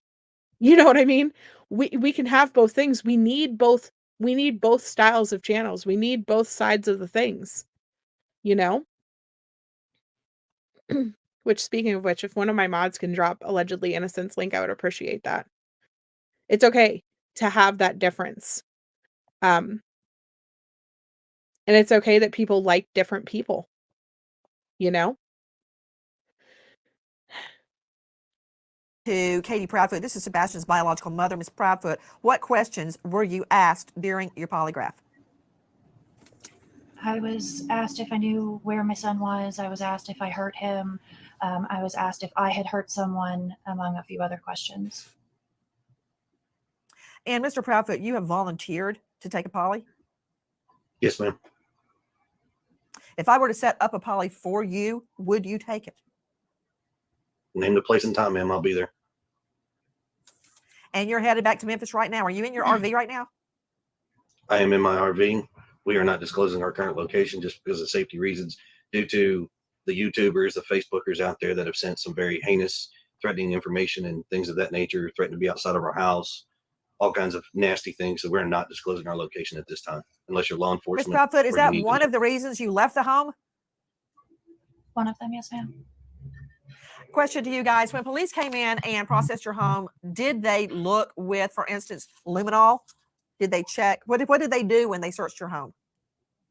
They thoroughly searched my home with many different things. They removed some things for the dogs to hold the scent and for Sebastian's DNA. I know that they used thermal night vision. Thank you. And I don't know exactly all of the tools that they used, but I do know that multiple different searches were done on my home by many different people, detectives, sheriffs, and a few others. Yeah, Even I'm the not gonna. dogs. I wouldn't swear that the forensics folks showed up or not because there were so many folks in and out of the house that it was just, "Hi, I'm so and so law enforcement. I'm so and so law enforcement." Okay. Every time they've said we need to look, or please do. Does Sebastian have a hardwood floor or a carpeted floor? In his bedroom, Carpet. Yes. Carpeting. Carpet. Did they remove any carpeting? No, ma'am. Do you feel confident they searched his bathroom? They did. Yes, ma'am, they did. When you state that they removed items for the scent dogs, what did they take? Clothing, a blanket that he used like every day, and a few other items of his, toiletries, like his brush. Lauren Collin joining us, investigative journalist. Lauren, again, thank you for being with us. And earlier you were hearing sound from WSMV4. I understand you have another question. Oh, I mean, I guess I didn't quite get the clarity I wanted, in the sense that, did the Proudfoots know that this search was going on with the Cajun Navy? Were they being called? Were you guys being alerted about this? Did you hear from a YouTuber that they found something, that the cadaver dog, or I'm sorry, the search dog started jumping? Or, were you just kind of blind to all of this? Just, over in your corner doing your search? No, ma'am. So here, to set that record straight and help the United Cajun Navy. So somebody's got a picture out there saying that we're enjoying a dinner when we're actually out there, got flyers at a dinner table because we need to eat. My wife was on the phone with the Cajun Navy. It's completely illegal to lie. What are you talking about, Stark Jerk? So weird to have people threaten you when you can't be sure that they have done anything wrong. Being a liar isn't illegal. Also, of course, they were eating dinner. That's also against the rules. People who have missing children are never allowed to eat or leave their homes ever. So who knows? You don't think the parents are involved. I don't think the parents are involved either. His parents are staying there, it sounded like, so you don't think so. Staying where? At the house? Yeah, I did hear that JLR had somebody follow them, or somebody followed them and sent the information to JLR. I don't know. Something along those. I do think so too. An echo chamber is more dangerous than polarizing opinions and conversations. And I get that. And there have been times in the past, I would say, that I have been very anti, like, say anything against parents of cases. I have been very protective of parents in a lot of the cases that I have covered. That is something that, obviously, I don't know. We have to look at everything in this one, because this one is, honest to God, a mystery. And Cynthia, thank you so much for the super chat, hun. She said, I have a son with severe autism. She wasn't up for the challenge, just my opinion. So his autism was not severe. He did have another disability. But I agree. If this is a situation where Sebastian has been unalived, it could be a situation where maybe she couldn't handle his behaviors and things like that. Maybe that's why, in that interview that we watched on the lab, the way Seth said things, it sounded as if Sebastian going to his house was going to be a punishment because nobody could handle what was going on. Nobody could handle his behaviors. And so he was being sent to Seth's house, whether he liked it or not, right? And then he got one more chance. And now that's it. He's going there. He already enrolled him in school. There's no turning back now. It just is what's happening. You think mom looks bad. Yeah, especially not barbecue. Barbecue is against the law if you have missing children. Yeah, you have to look at it all. It's the only way to find the real truth. And sometimes, as harsh, ugly, and even painful as it might turn out to be, honesty must guide us forward. I had somebody in my comments yesterday, or today rather, about yesterday's video, was like, I'm disgusted that you put out this document showing Seth in a negative light. How dare you bring this to this platform, this document that shows Seth as anything other than a loving father. And that's me, like, paraphrasing what they said, obviously. That's not exactly what they said, but it was something along those lines. And I'm just like, why? So we can spend the last however many weeks completely analyzing and attacking and tearing Chris and Katie down and looking at every detail and every inconsistent statement and everything that they have done. But it's against the law to bring something to this YouTube platform that shows Seth potentially in a negative light? No. Sebastian, this kid right here. This is who this is about. I could care less about any of the parents in this situation. And I want to know the truth about what type of lifestyle he was living under and why he would or wouldn't have motivations to run away from his home or not, right? That all plays into it. The entire dynamic of the entire family plays into that. And so, again, we have to look at everything to try to figure out where the truth lies.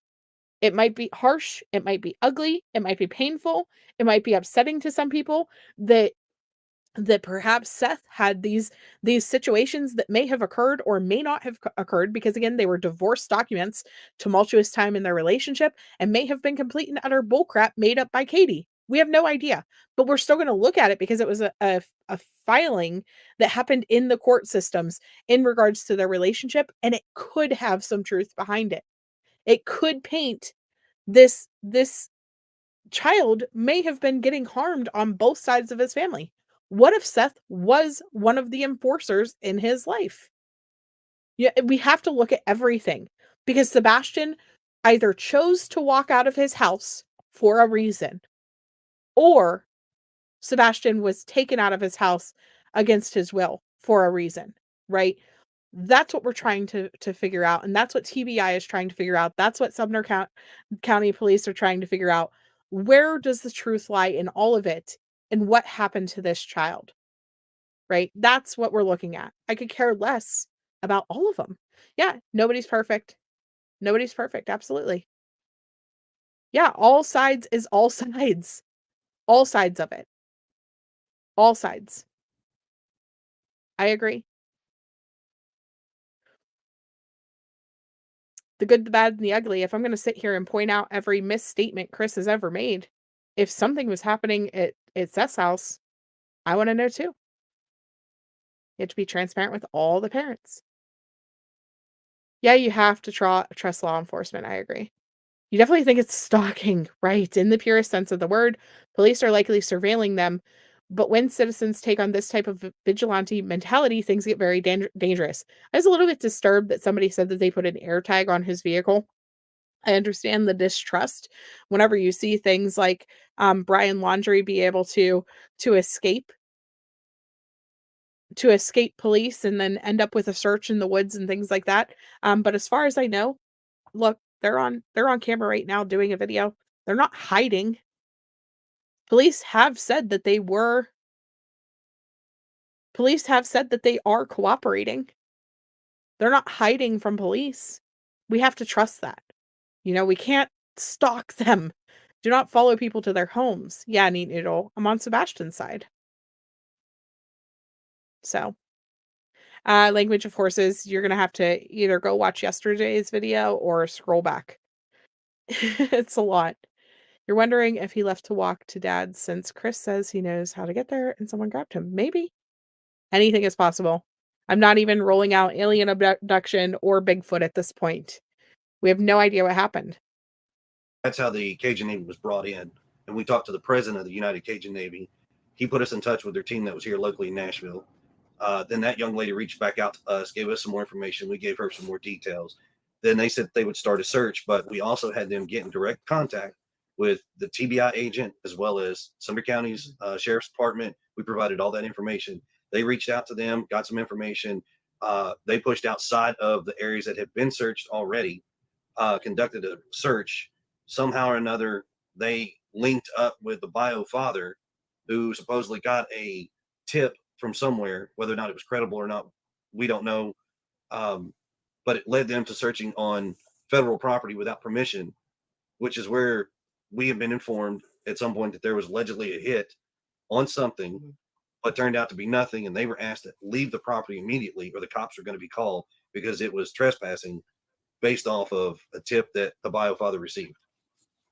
Yeah, to Brian Trasher, VP of Cajun Navy, let's clear it up. Isn't it true? This is on federal property that had been closed off. It was a hurricane site earlier. It was also, yes, thank you. And it was also near railroad tracks, and some homeless people had been living there, and apparently one of them had died. And we believe that is what the dogs were hitting on. Is that correct? Yeah, all the above is correct. And we did not gain access to the property. It had already been open when we got there. I'm not sure how entry was gained, but yeah, everything above it that you said was correct. Guys, the search for Sebastian goes on. If you have information, if you know or think you know anything about this beautiful, young, autistic boy, please call TBI, Tennessee Bureau of Investigation, 800 TBI, FIND, T Tennessee, B Bureau, I, Investigative. TBI FIND, 1-800 TBI FIND. That's 800-824-3463. Please join us in the search for Sebastian and lift up your prayers. This boy will be found. Screenshotting it right there. That'll be my haircut by the end of this week. Bam. No, I'm just kidding. Pooh's Blustery Day. Thank you so much for joining our sleuth family. I appreciate that. I'm glad that you were able to catch us live. I am going to tell you that unfortunately, I am going to have to get off. I was hoping to get through the last 2 interviews. It's just not going to happen today. Unfortunately, my mother-in-law did come back. I still did not get all the laundry folded, which is an issue. But I am going to have to sign off for the evening because the kiddos are home. So I love you guys though. I appreciate every single one of you guys who stopped in today and hit the like button and sat here to watch through these interviews with us. I will be back tomorrow with the rest of the interviews, unless, of course, more interviews pop up. Seems every day there is something new. And hopefully we can get some factual information about Sebastian soon so that we can talk about all this. So let me see here. I do want to say thank you to my mods. Thank you for being here throughout this live stream. Leo, thank you for being a member for 4 months. B Tim for 25 months. I so appreciate you. And then of course, Miss Boss Lady CL, 26 months. Thank you so much. Lindsay Lee, thank you for joining. Nicole, thank you for your super chat. And Avery, for joining and gifting memberships. Again, guys, consider going to subscribe over to her new true crime channel. She is Grave Evidence Podcast, which I do not have her link right on here, but Grave Evidence Podcast, and she is starting back up again. Chemistry Queen, thank you so much for gifting 5 memberships. Thank you, Avery, for the super chat, and Cynthia and Pooh's Blustery Day. I appreciate you guys so much. And I will see you all tomorrow, probably around the same time frame, so that we can watch the rest of the interviews together. And I will talk to you all then. Love you guys. Thank you. Bye.